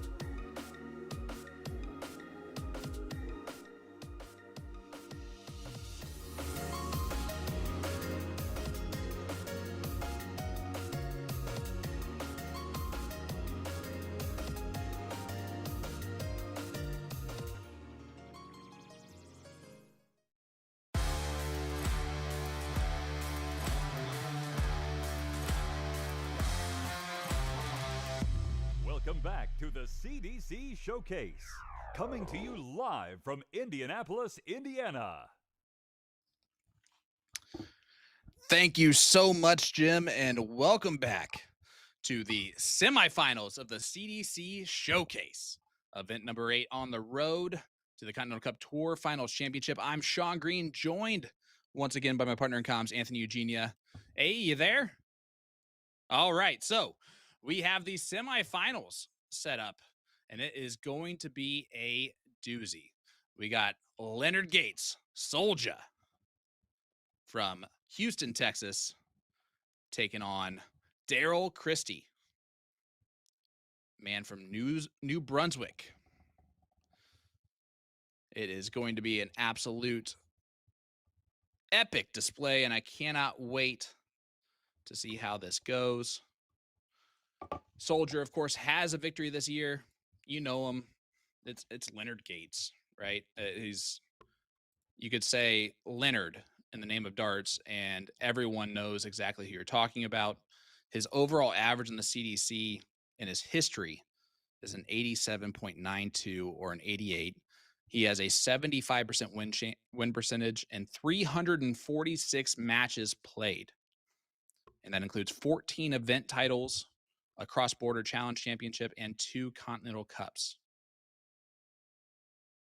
He's the winningest player in CDC history, and Leonard Gates, and we're about to see him do battle here against Daryl Christie. Let's take a look at Daryl. He has only played 48 matches total in the CDC. His record is below 50%. And he played events 3, 4, 5, 6, and 7 so far this year. He does have a semifinal loss against Jim Long in Oakbrook in the double in, double out format. So his double ins and double outs, his doubles are going to be great. Will he be able to stick with the scoring power that Leonard Gates is going to bring? That is the question that he will have to answer. And of course, the other semifinal, Jacob Taylor will take on Chris Maharg. That one will be on our streaming board number 2 on PDC.TV. But here we go. Leonard Gates getting us started.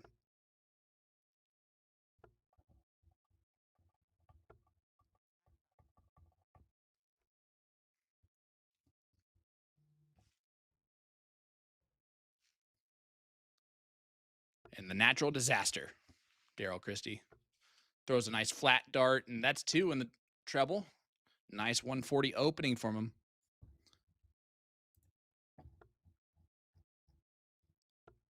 I'm going to see one final thing. And that is, have these two gentlemen played each other before? In all of those games that Leonard's played, I would expect that to be the case, and he has. It's a 1-0 lead for Leonard Gates, but it happened in this year in event number 4 is a 5-4 victory for Leonard over Daryl Christie, and Daryl averaged 87 in that. So Daryl not going to be scared to play Soldier, even though he has lost to him in their only head-to-head bout. And you can see why. He is down to a finish first against the throw. After 9 darts, Leonard's on 184. So they are throwing fire, as I am joined once again by the great Anthony Eugenia. AE, welcome back, my friend. What a good start to this match. I mean, come on. Daryl Christie is just stepping to it. Yeah, so far it's been so good.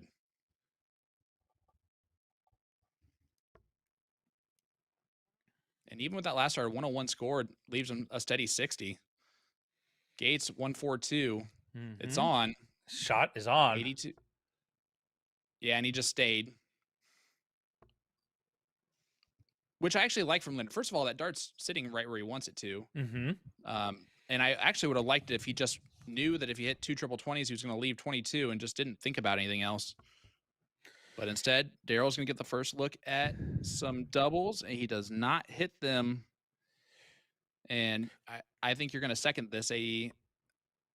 You have got to take advantage of any opportunity that Leonard Gates gives you, because he's not going to give you very many.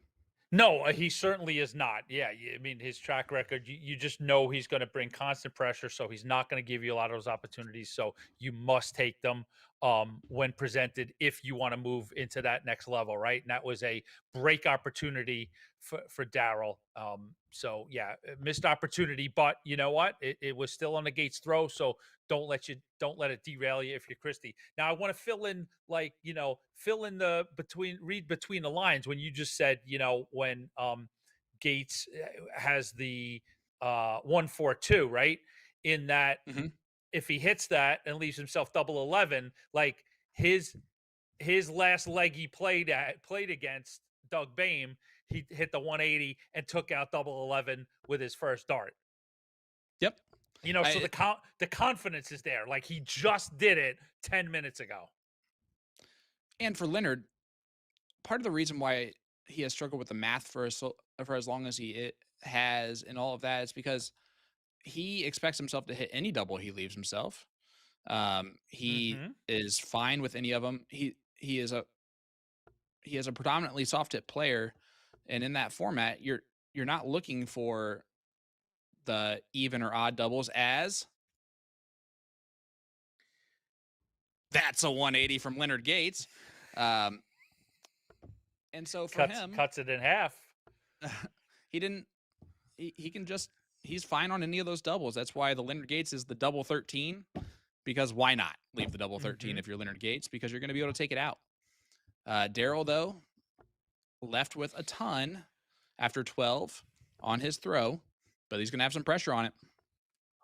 And we have to be honest. We give Leonard Gates a lot of kudos and a lot of, because he earns them. But though in reality there is an underbelly to that a little bit, right? That and we've talked about it before. That, like you said, he'll wind up on random doubles because most of the time he's going to hit them. He's got that pure talent, and it will work for him. It will work for him in a lot of matches, in a lot of settings. It's just that time when he's in the uber elite at that utmost level in a PDC Grand Slam World Championship spot, that's when it really gets exposed. Well, Daryl Christie only needed 1 dart at the double there, and he ties it up 1 leg apiece.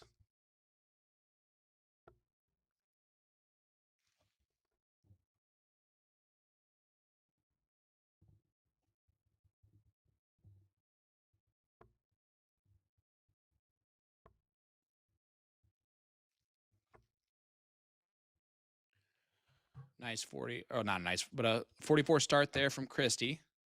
Sorry, I started thinking out loud. Mm-hmm. You know what happens at this point. It is a race to 7 in the semifinal, so it does extend out to a best of 13 legs, and that will be the same thing in the final. Our other semifinal just getting underway. Jacob Taylor opens it up, leg one with the leg one win. So early doors, Taylor 1, McCarg 0. So we'll keep eyes on that.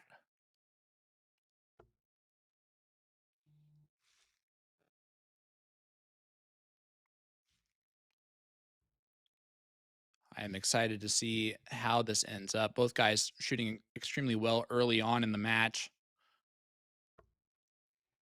Leonard Gates trying to become this is going to sound insane, the first 15-time event winner Whoo! in CDC history. He has 14 event titles, 1 cross-border championship, and 2 Continental Cups.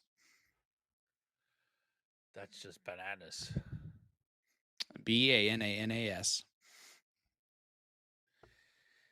Now, you posed a question earlier on if I had something on my bingo card. Now, I defy anybody to show me their bingo card that they'd have a Christie McCarg final in the CDC showcase. But God bless these two gentlemen in the semis. I thought you were going to curse more there when you said God. I was like, oh, he's going to, I guess it is 10:15 local time. We've it would be gone so past cool, the right? threshold. Yeah. How cool would that final be? Like, you want to talk about cementing a stacked CDC lineup when the final becomes Daryl Christie versus Chris McCarg, number 20 in the standings versus number 23 in the standings, as Leonard Gates takes that out in 2.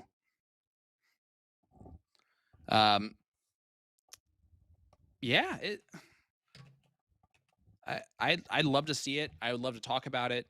I think it would be one of the most interesting matchups for a final that we've had in the history of the CDC, between 2 players that, and we'll know for a fact we'll have one new champion for the first time in the CDC history. Like, I'm all for that. Mm-hmm.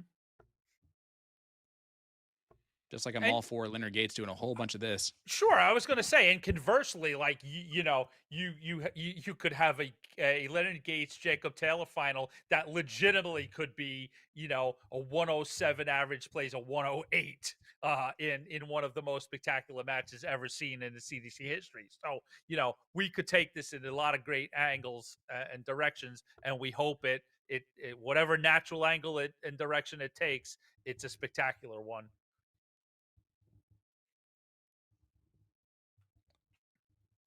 And realistically, it could be a mixture of those 2 different possible results. And even those mixtures are a fantastic match. Like, this Final Four is set up great. It's got everything that you want. It's got 2 top tier players from the respective countries, and Jacob Taylor and Leonard Gates.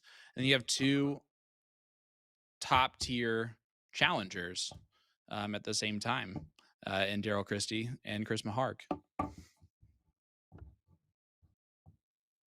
And if you're a betting man, you'd bet on a Taylor versus Gates final. But as we've seen so far on tour, anything can happen.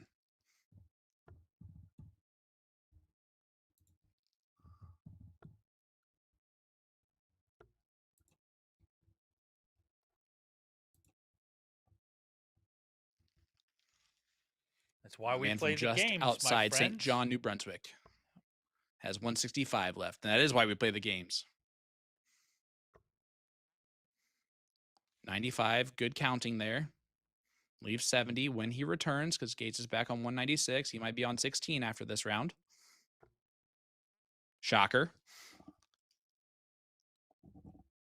That's another 180 from Leonard Gates, and he is on 16 after 15, putting a lot of pressure on the 70. And it'll be 1 dart at 32. And it misses. All that pressure from Gates. Now an opportunity to break. And he does exactly that. Leonard Gates 3 for 3 on his doubles.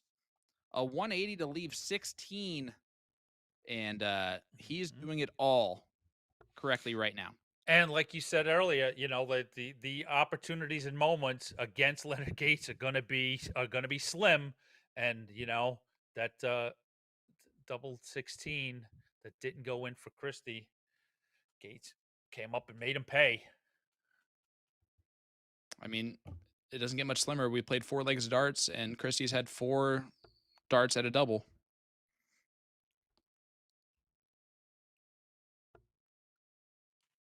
But he's also staying with Gates's firepower because he's had darts at a double in each leg but leg number 3. Mm-hmm. So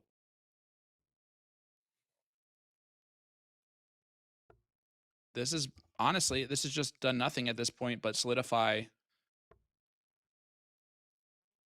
how well Daryl's playing right now.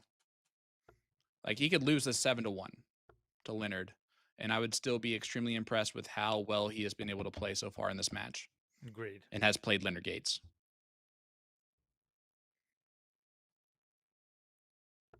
Yeah, I mean, yeah. I took a look at the standings, and well, first before I get there, Jacob Taylor just edging ahead 2-1 over Chris McCarg. So, a ton 80. That's a 180 for Chris McCarg. Right? You Yep, say it McCarg. better than I do. Okay. You know, storylines with an additional world championship spot up for grabs. We've got, you know, the top US player, top Canadian player, and then a third, you know, not yet qualified player. So, you know, you've got a guy like Gates here, third in the rankings, but he's 20 points behind Stowe Bunce, both being US players. You know, Adam Savada's up there looking for that US spot with 96. So, you know, you've got them trying to get that additional spot, you know. So Gates has got stuff to play for. Gates has got wins, you know. A win is not just prestigious for Gates, it's also, you know, goes a big way in making a push to go back to the Alley Pally. Yeah, absolutely. And that's exactly correct. Gates has a lot to play for right now because what you just said, the top 2 leaders right now on tour are miles out in front, with Gates sitting there in third, and another title would help him out tremendously. And again, he puts a lot of pressure on Daryl Christie. And just for the record, if people are wondering, right there in fourth position is David Cameron. He would currently go to the World Championship for to represent Canada with 41 points. Jim Long, 5 points behind him for that Canadian race.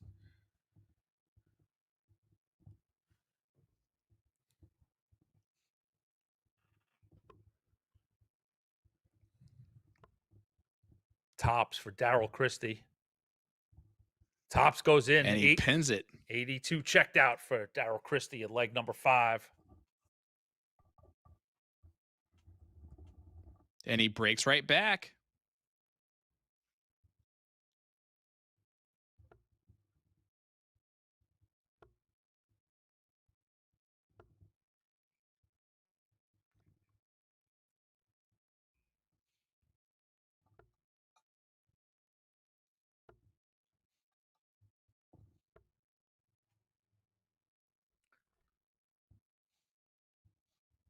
Taylor McCarg tied at 2 apiece.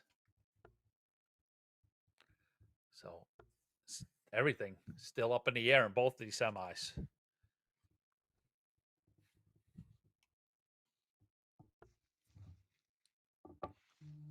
Yeah, both of them right there.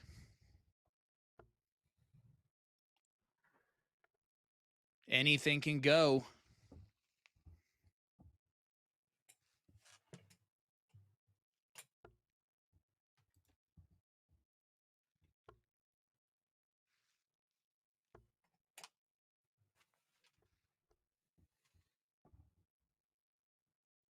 Taylor and McCarg also not lights out shooting right now.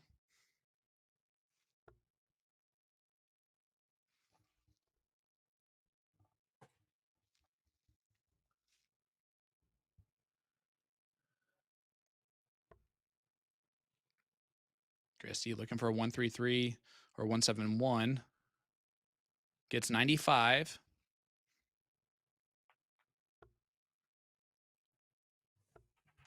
Miles out in front of Gates, and Gates is going to give him 6 darts from 138.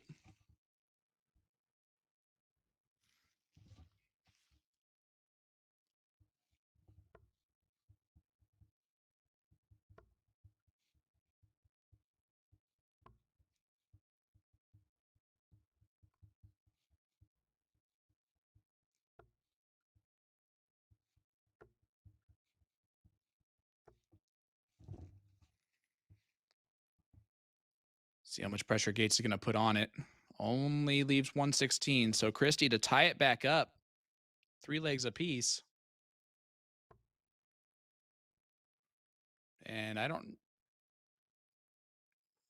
don't know what just happened there, but I think he tried to split 12.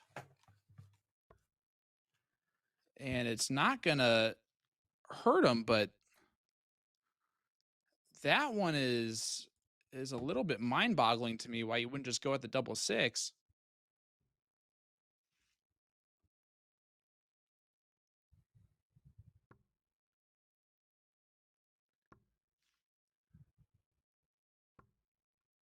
And he does pin it on the 3rd dart, but my goodness. That was so interesting. That's going to be some chatter online. Oh, and that's a 180 for Leonard Gates. His 3rd of the match.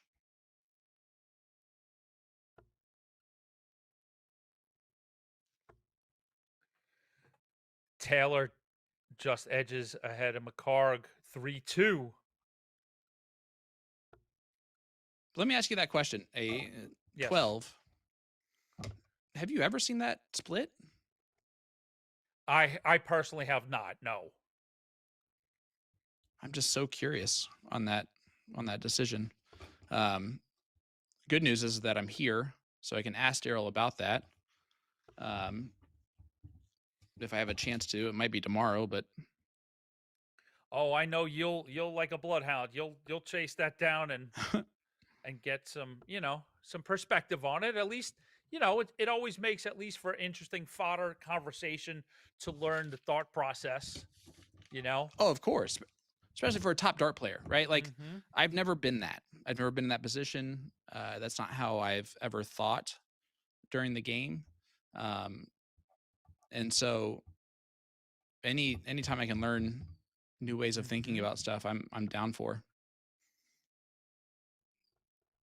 And for a lot of you that are watching along that might be nervous to talk to a top player like any of these gentlemen, and just ask them, I can tell you a lot of them are very happy to answer questions that you have. They're very happy to talk you through kind of their process. Yep.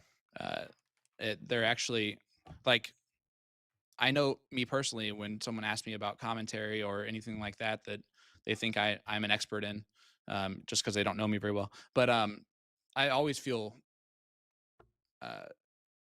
almost excited to explain things and my thought process and how I go about my process. And I'm sure that the same is true for a lot of these players.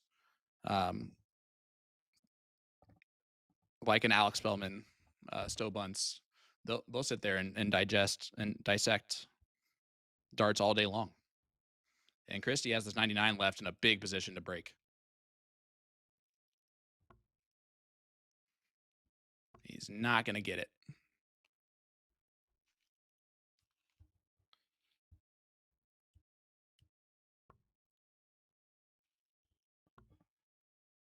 Big dart here. And it's hit. How often does Leonard Gates hit that big last dart when he needs to. Just clutch. It's like a dagger in his opponent's heart.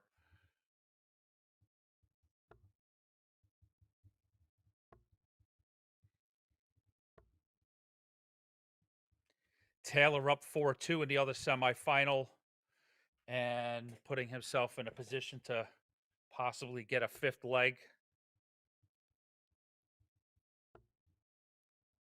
He's going to have 3 darts at 52.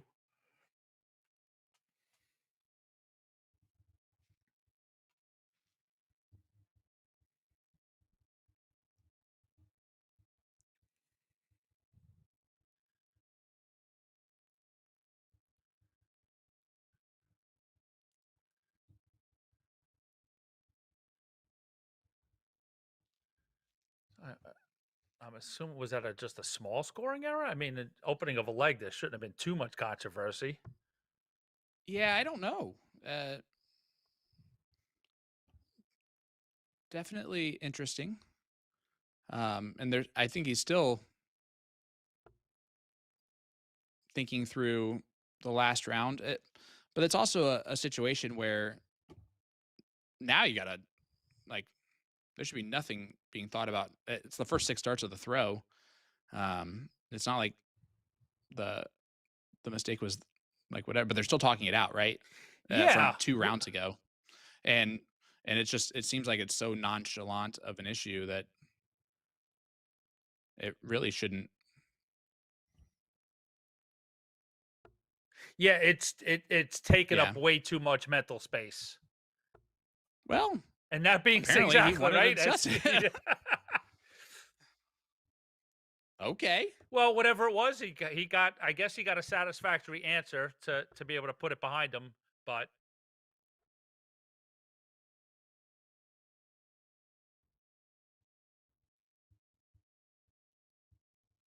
and Taylor indeed got that fifth leg, and in quick fashion, after 12 darts, he's sitting on 61 with McCoy back on 200. So Jacob Taylor is starting to put some major distance between himself and his opponent in the other semifinal. Up and the 2 darts, it took him 6-2 now for the truth.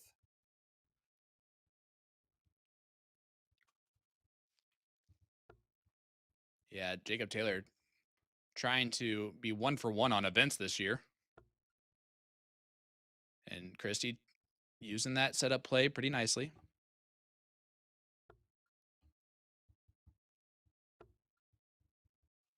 Oh, so you're gonna if Jacob Taylor wins today, you're gonna pull out the old percentage card.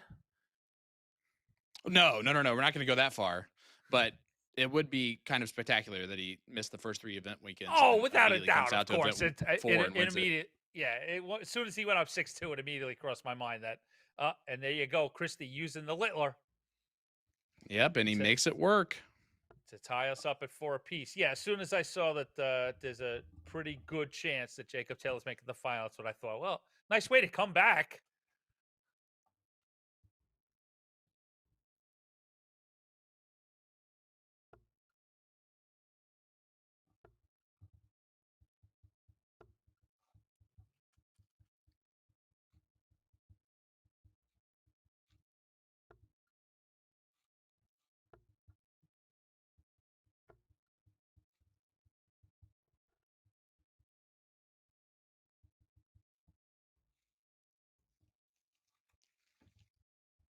And Gates not doing a whole lot here. This is an opportunity for Christie. A major one that he's taking advantage of. Nice 1-3-5.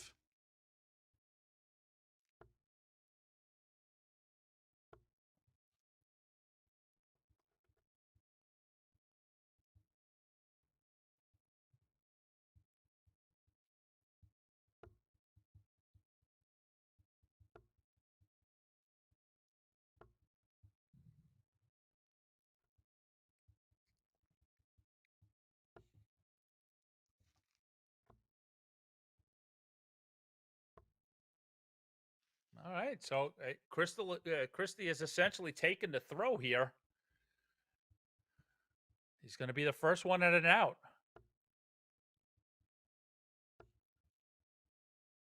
Yes, sir. They're both in. Wow. Tread lightly.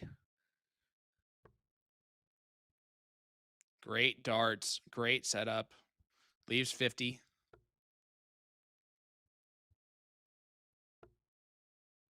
And he's going to have 6 darts from there. At least. For a massive break of throw and a 5-4 lead to race to 7.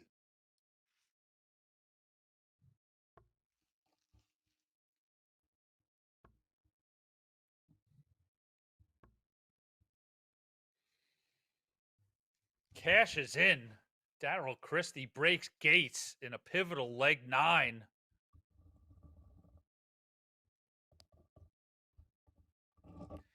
Maybe Now, Sean, the most important leg. Yes, sir. you and I like to have fun with this. So I'm going back. My brain's going back to that 183, right? So, Yep. right, we 2 are in. He's got 63 left, right? So now, obviously, yeah, if he goes down, hits that triple 13, that leaves him double 12. But so when he doesn't, that leaves him 50. So now, unless he's going to go for the bolt, that's still a 1 dart, 1 dart to a setup, right? So Yes, so sir. it's 1 dart lost. So now let's go back. Now rewind. So you've got 63 1 dart in hand. If he goes for the 20s, you've got, if you hit it, now you've got 3 left, 1 double 1. I know it's very uncomfortable, but it's still one dart to a double. If he misses the 20, if he misses the triple and you get a single 20, that's 63. I mean 43, right? That's another single dart to a double. I don't know. I was just trying to play around with that, No, for was sure. it the most terrible thing to stay there, I guess yes, in that Yeah. even if he hits the triple, it's still with that 13, right? If he hits the 13, now it's 3 darts at double 12. Like that's the one to cash in on, right? No, for sure. I think that's why the 13, I think, is the right move, because worst case scenario is you're coming back with 50. Best case scenario is you're coming back with 24. Whereas best case scenario on the 20s, you're coming back with 43. And worst case scenario, you're coming back with 3. Because Either way, it's Yeah. a single to double. Right. Which Yeah. is why the 13, I think, is the better move there. Wow, only 24 scored from Gates. So Christie, 6 darts from 144. More than likely to Jacob get a 6-4 lead. Yep. Jacob Taylor just missed the dart to go into the final. So Chris Maharg looks at tops to stay alive, down 6-3 currently.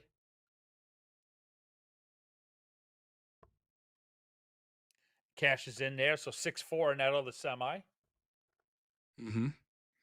So that one's getting closer. We might have the same scoreline here in just a second. Gates does leave 38, but 2 darts at 32 for Christie. And he pins it in the first. Darryl Christie, 3 legs on the spin, and he is up 6-4 now on Leonard Gates.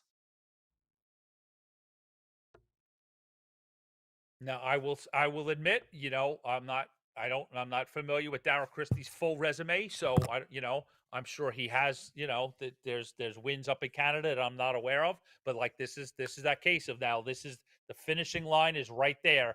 You knock out a big time player in Leonard Gates and make your first CDC final. So it's one of those learning curve moments to keep the composure and stay steadfast and get across that finishing line.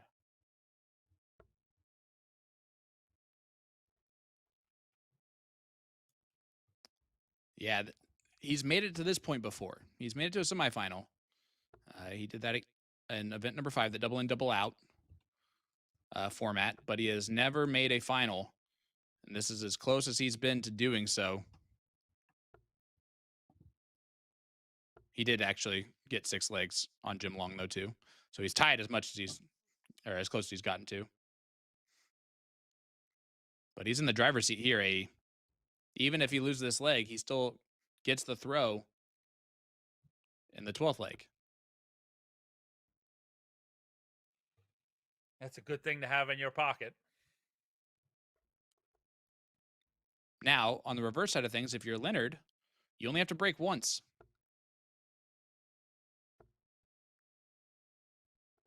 Which is also a good place to be as the person down 6-4.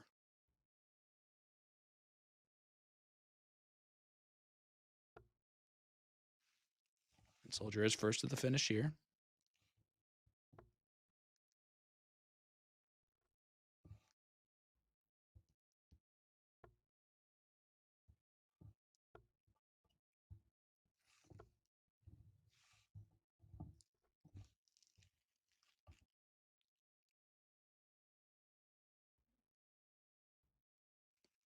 Let's see what type of pressure Christie can put on this 114 of Gates. Oh, Good recovery. yes, it was. Especially But- after the groan of my first.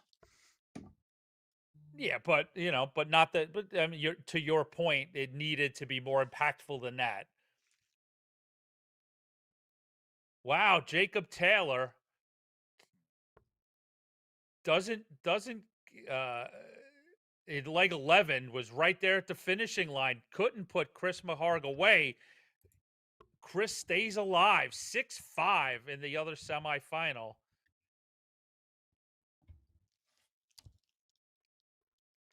Yeah, Leonard did some weird setup play there, but leaves tops. Smart last start.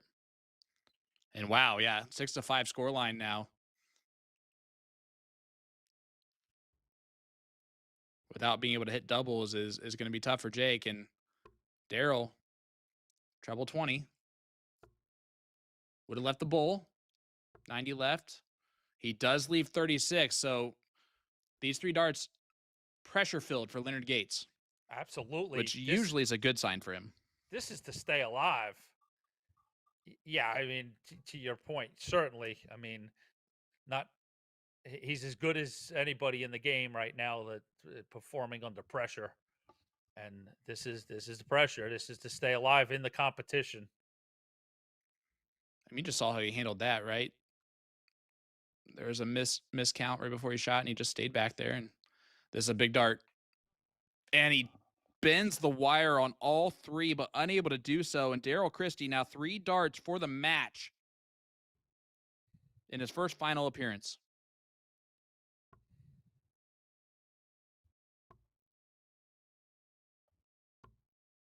And he gets it on the 3rd. Daryl Christie defeats Leonard Gates, and he will be your first finalist here in the CDC Showcase. What a moment of composure for Daryl Christie. Just a little bit inside that double 18, looked a little nervy, and just pulls back for a second, keeps the composure, and puts in double 9.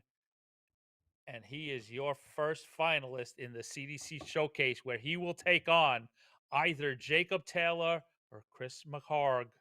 And Taylor will have 32 points when he comes back. Chris back on 208.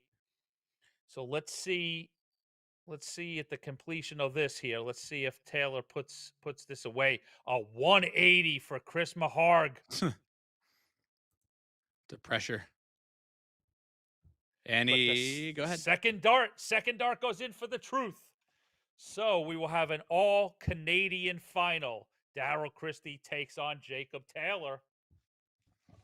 Oh, that's the truth. And that will be the final of the CDC Showcase coming up right after this.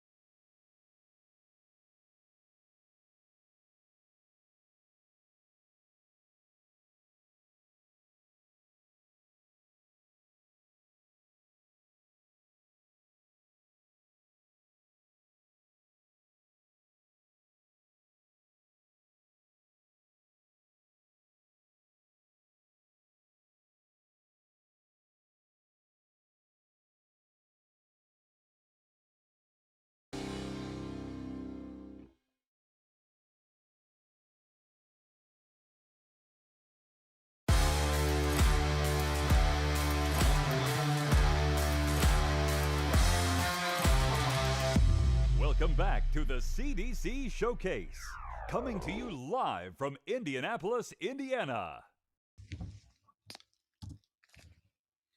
Ladies and gentlemen, boys and girls, the moment you have been waiting for all evening long, the final of the CDC Showcase.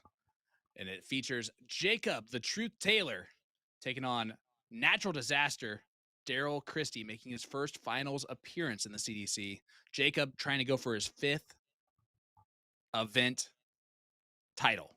I'm Sean Green, your play-by-play commentator, joined once again by the great Anthony Eugenia in the booth. AE, we are in for a doozy here in the final.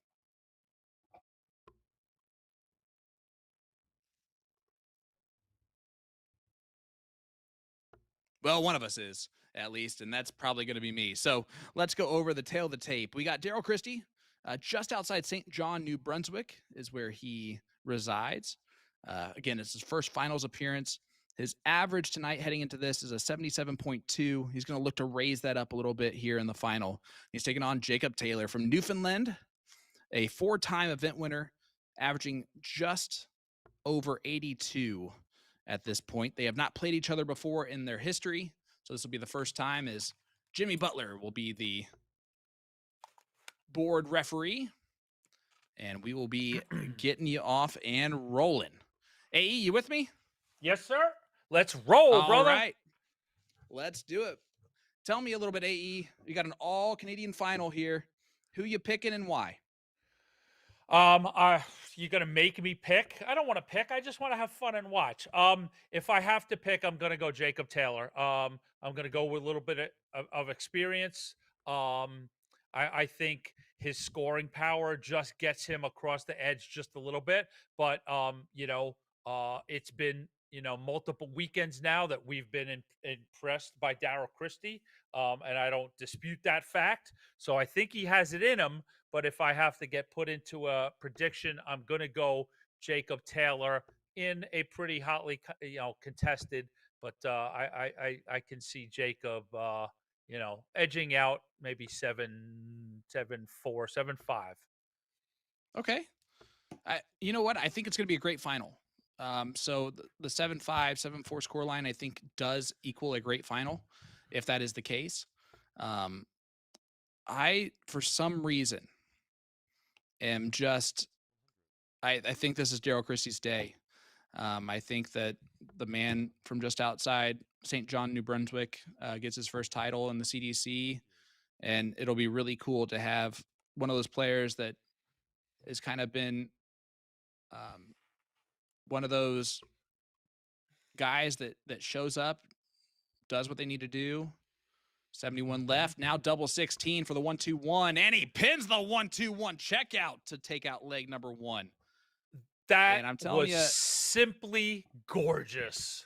Yes, it was. And I'm 12 darter to start off. I feel really good about Daryl Christie in this final. Oh, you do now, Mr. Fancy Pants. He throws I was going to say it before he hit the 1-2-1. 12 darter, a 121 out, 125 average. Oh, we're looking good now. No. Actually, I mean, those are the beautiful stories. Like you said, if it's Daryl Christie's day, those are the beautiful storylines in sport. And that's what we love bringing to you. So, either way, we've got a great storyline. Jacob Taylor doesn't play the first 3 weekends, gives everybody a 7-event head start, comes back, wins his first event in, or it's Daryl Christie just getting better and better as this circuit has unfolded here in 2025. And he puts an exclamation point on that with a circuit event win. So either way, good storylines to play out in front of us. Absolutely. And a little homework I have for you, because I am doing the interview after this. So if you think of any questions along the way that you're interested in me asking, just let me know. You got it. So the consensus is, that we've got some Canadians in there, very happy about an all-Canadian final. And, it's a win for Canada. Another fine moment 4 great, Canadian players. Canada. Hey man, they bring it. They may not. I mean, let's be fair. Oh, they definitely bring it. The fields are normally, give or take. I think it's gotten better. 5-6 years ago, it was clearly 2/3 U.S. players to a third Canadian. It's probably that gap is lessened a bit, but Big. but it's still the not majority, but yeah, I guess the majority is the word if it's over 50%, right? Of players, that compete in the CDC are from the United States. But the players that are coming that are from Canada, boy, oh boy, do they show up and bring it. Oh, 8. He thought it was in, and he can't find it. That would have been for a break a throw. Sorry, AE. But you're absolutely right. It always the majority of our fields are definitely Americans.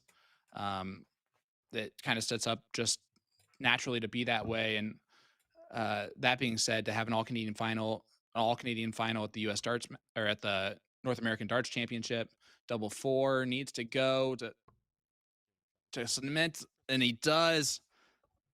Great last dart.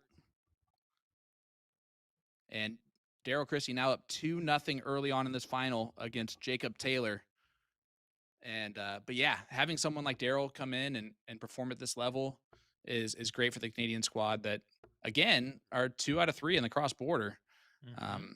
They have a lot of talent at the top of the CDC, and especially now our PDC tour card holders and Matt Campbell and Jim Long. A lot of talent, and it's always great when that talent is added to with players that are going to gain a lot more confidence and experience right now. And Daryl Christie is doing exactly that.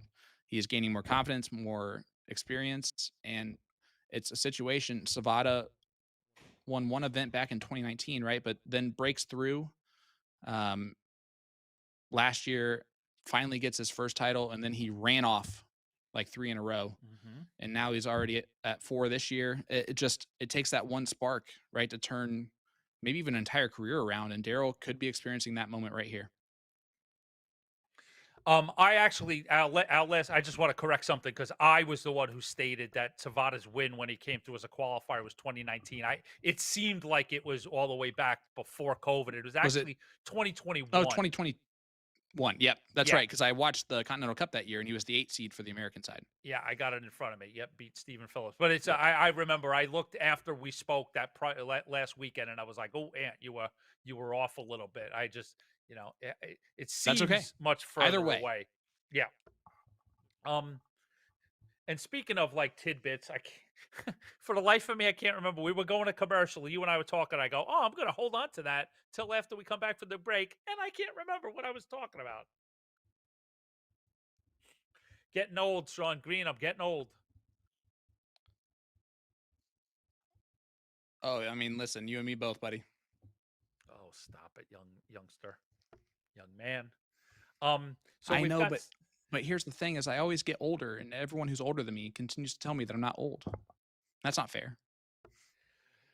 we got a reminder from the chat. If you're making notes on Christy, if Christy is the one that you Yes. speak to, don't forget to ask about that 24 versus Gates. Yeah, that's the first. It was double 6. It was the single 12 that he had left that he split. But yeah, I'm definitely going to ask him that question. Bullseye was needed there for Christie to take a 3-0 lead. Taylor now a chance to break, and he's get 2 darts at double 10, and he only needed one of them. That was clean and much needed.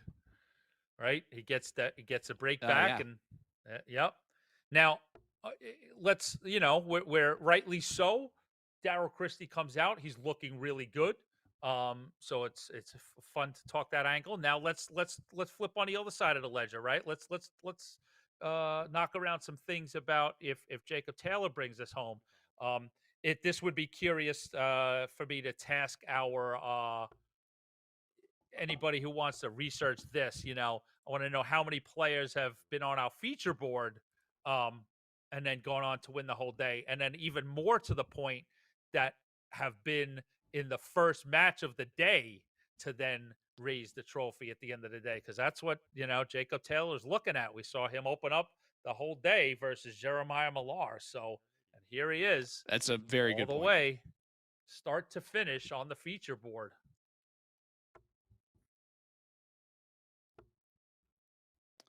And listen, I'm going to say it. It's been a while for Jacob Taylor. I'm back to 2023 is the last time he won an event. I'm looking at that same list that you are.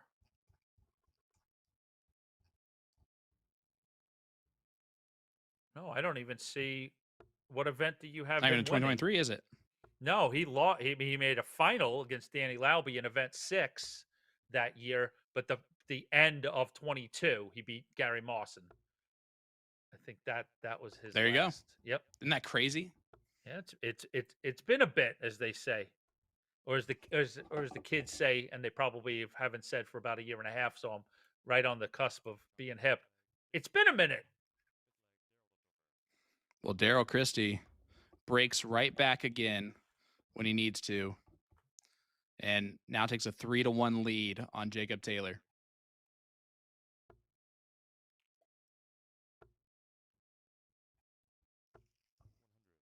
So yeah, either one of these players is going to win for the first time since 2022, or for the first time ever. And that's crazy as a stat for Jacob Taylor.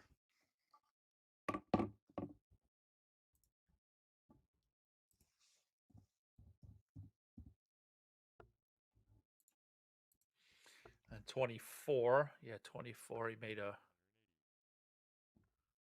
He lost a bunt in a That's final. a 180 from Daryl Christie.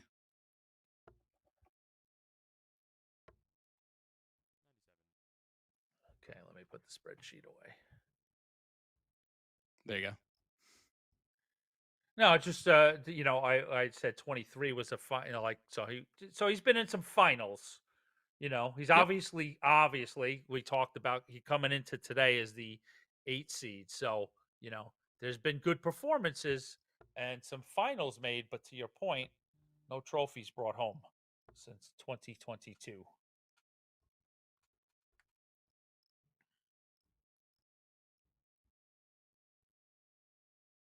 And Christie gets that break back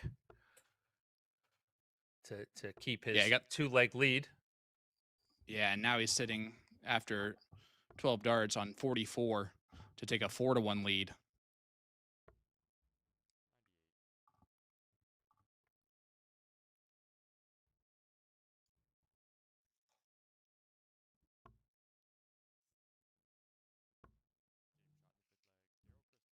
And Daryl Christie continues just to clean up. Another 1 dart needed at a double. And he takes a 4-1 lead.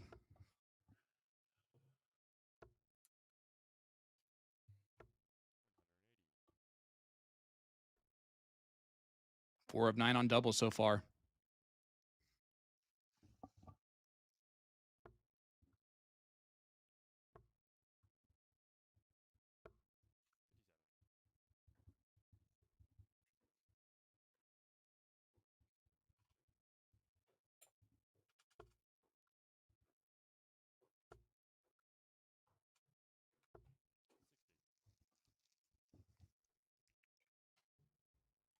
And Taylor hit a 180 and then follows up with 60.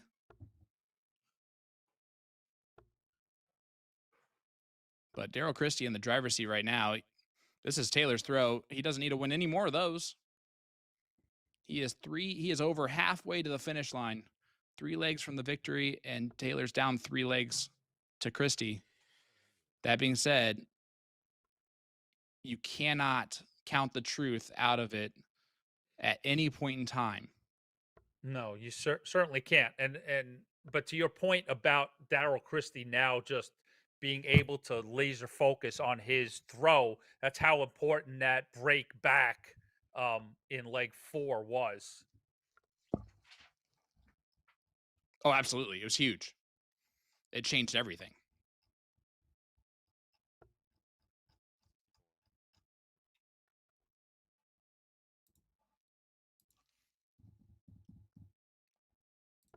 No, at least a 140 here puts Christie in striking distance. That's not going to happen.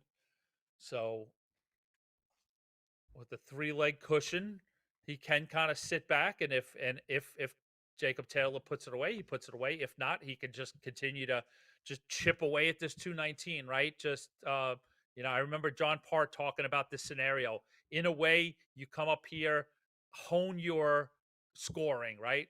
Almost use it as practice. And if it works out, it works out. But if not, you're almost prepping for the next leg. And if your opponent gives you something, but Taylor puts that away to cut the deficit in half. And now here comes Darryl Christie, to your point, right? On the Aki, job number 1, continue to hold. Yeah, I mean, if he keeps a 3-leg advantage, he's going to be just fine. And that's a beautiful first start. See if he can fill it up again. He does. That's a 180 for Darryl Christie. His second of the match. Taylor trying to match it now. That's a 180 for Jacob Taylor. Okay. So far. Well, Christie has taken on the Sean Green playbook of 180 followed by this. Oh, but he found on the last one. Great 59. That's actually probably the greatest 59 he's shot in a long time.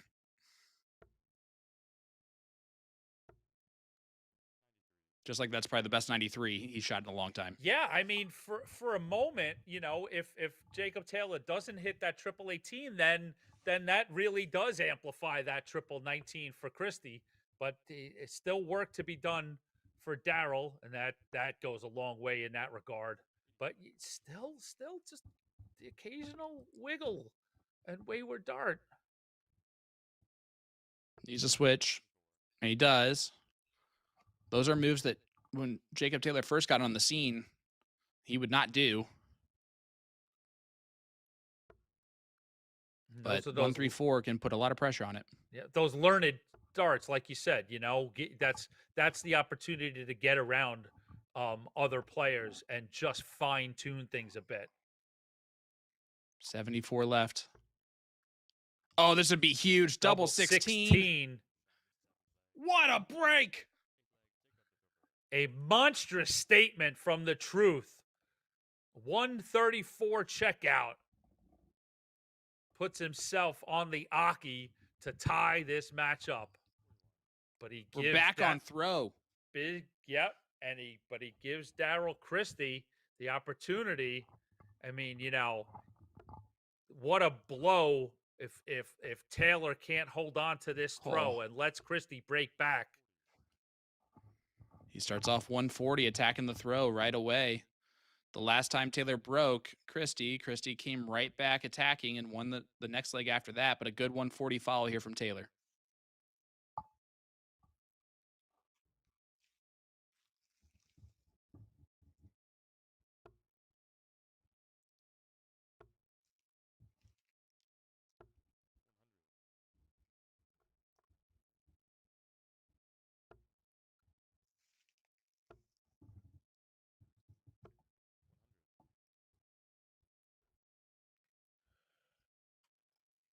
So don't forget, everybody, after this match, you can, our own Sean Green will be talking to the winner on social media, I believe. Sean, is that correct? Or we'll be taping it and reposting it in due time? That's what we'll end up doing.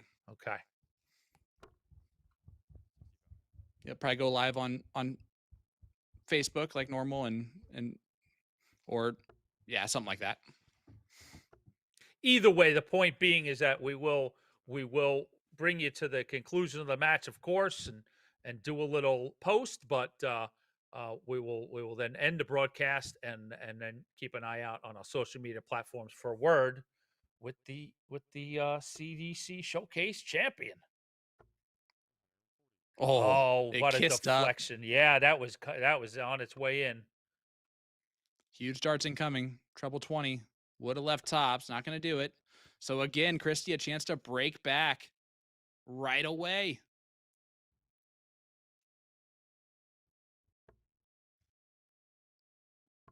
Double 4. And it goes in 2 again. He's making that look so clean and easy, AE.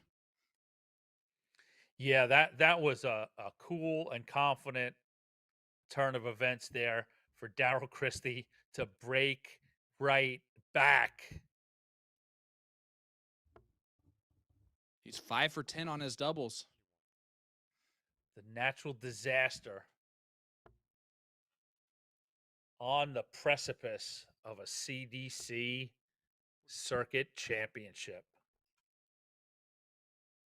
And this final is becoming a natural disaster for Jacob Taylor. Now you're a shirt aficionado, my friend. So who's the maker of that natural disaster shirt? I do not know. I know that Okay. there is an apparel company, a Canadian apparel company. Is it Maximum? Okay.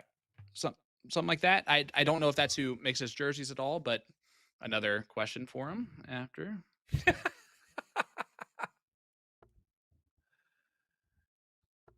And we could also ask about the nickname itself. It's always fun to hear origins. So Oh yeah. natural disaster. That's a 180 for the truth. I would. I'm glad you planted the seed. Yeah, as I sit here, if I was on site and I was going to do the interview, I think I'd I'd talk to him about the progression that we've watched this year and how he's taken scalps and progressed each event, nearly just like each event, and ask about what the I guess what the confidence level on that is, how that builds and how that has felt, from event to event, being more accomplished and how that builds his confidence. No, absolutely. The confidence builder.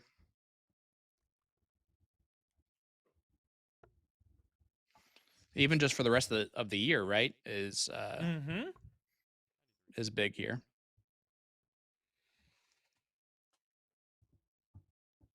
Oh, and we'll steal one from Peter Cetera, but we'll give him full credit. Like you talk about,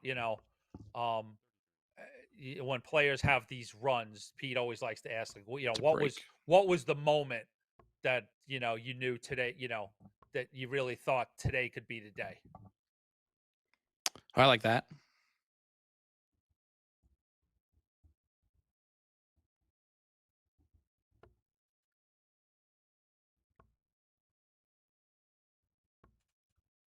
And a big double 16 goes once again.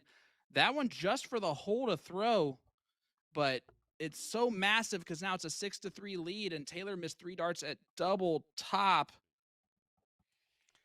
So that's it. One leg away for Daryl Christie, and it's all to do for Jacob Taylor. He's got to reel off 4 straight to prevent the natural disaster from taking this. And to give you a quick look, and I'm sure you're looking at it, but maybe for the people out there, Daryl's had a pretty comfortable day. 5-1 over Gavin Nickel, 5-3 over Trevor Bubolt, 6-2 over Hossie Hicks, 6-0 over Nick Lindberg, 7-4 over Gates, and now up 6-3. So it's been a pretty good, comfortable day from start to finish for Christie. No real threats in there. No, he's played phenomenal.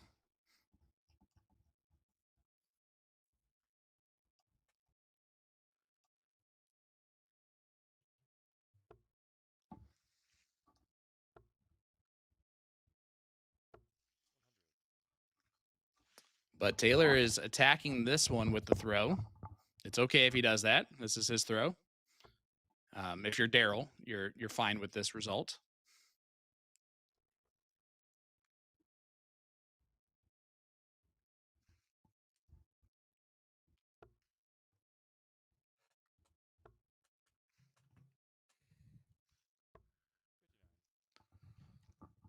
And yep, Taylor on 95. He can go about this any way he wants to, and you'll see that's why he picks that option. Double 16. Just goes inside. He will be back with Daryl back on 210. And you mentioned this earlier, Yep. John Part would tell you, just practice for the next leg. And even if he leaves 30, that pressure. It's 3 free darts that, really should be thrown carefree. There's what pressure Right. are on these 3 darts with 210. The truth does take out that one. So back to 6-4.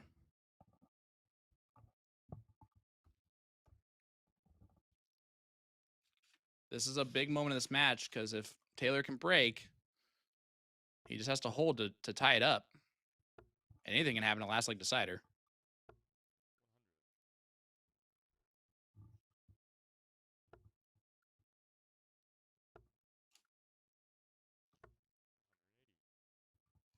That's a 180. And Taylor's going to start off perfect, just like you said, AE.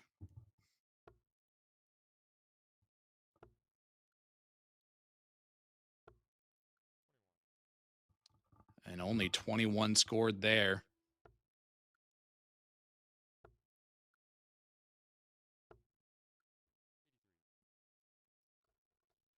Seemed to overcompensate a little on that second, and then straighten stuff out on that third. I'd say some of that had to do with the 180 from Taylor to start off the leg. Kind of, it pushed Daryl to get the motor going.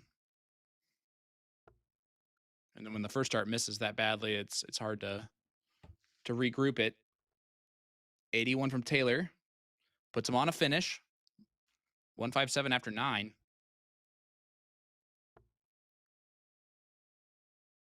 Chris, he needs 2 trebles to leave a look himself. He's not going to do that. Oh, and the slack dart on the last. Yeah, putting too much pressure on those last couple of darts. The shot is on.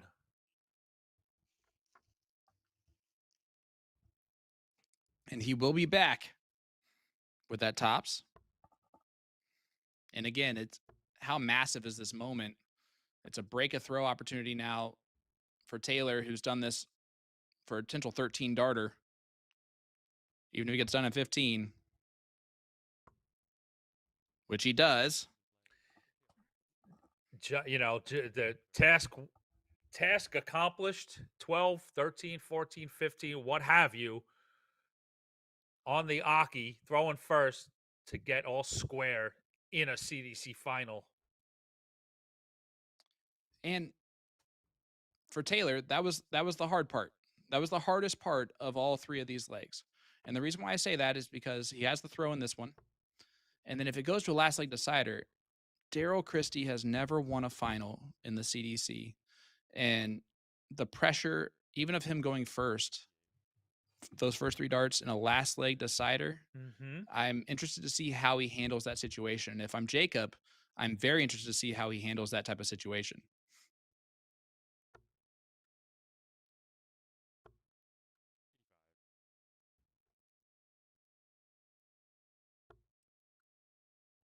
You can almost see like he's getting a little bit on edge already. Is Christie.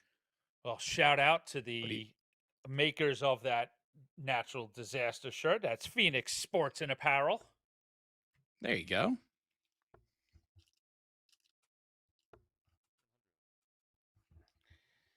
I was hoping you get an answer in there. Well, a certain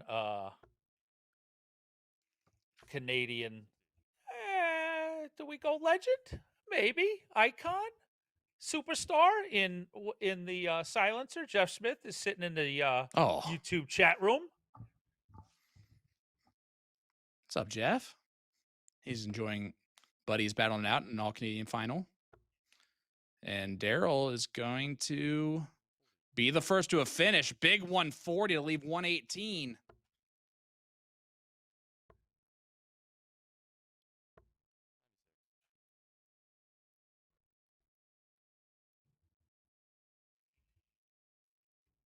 This would be for the match and the title. 74. It's on. Is it still on? No, 72 shot. He hit it! That second dart was blocked. What great composure from Daryl Christie. And look at what it means to him. What a moment for Daryl Christie. Congratulations to the natural disaster. Gets that second treble 18 in and pegs double 5 for the Wow. CDC Showcase Championship. Wow, that was fantastic.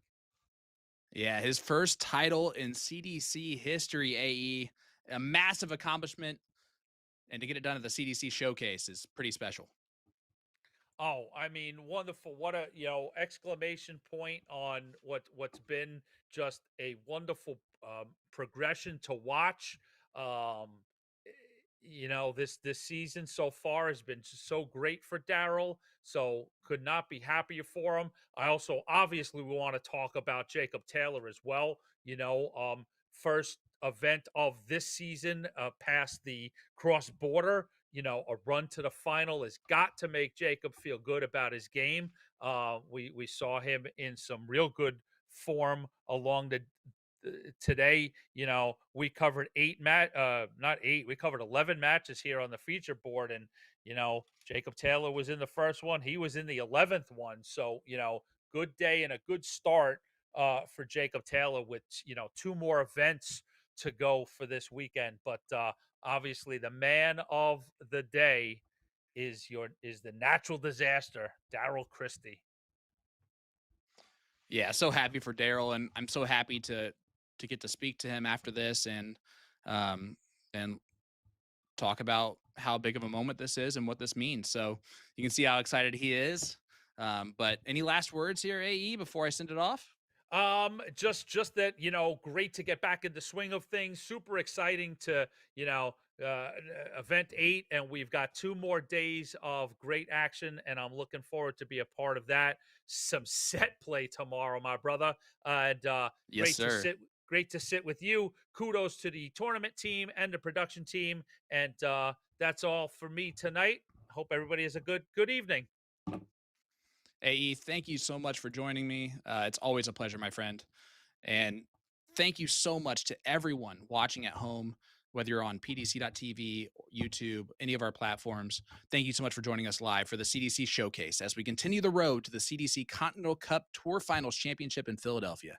Congratulations once again to our champion, Daryl Christie.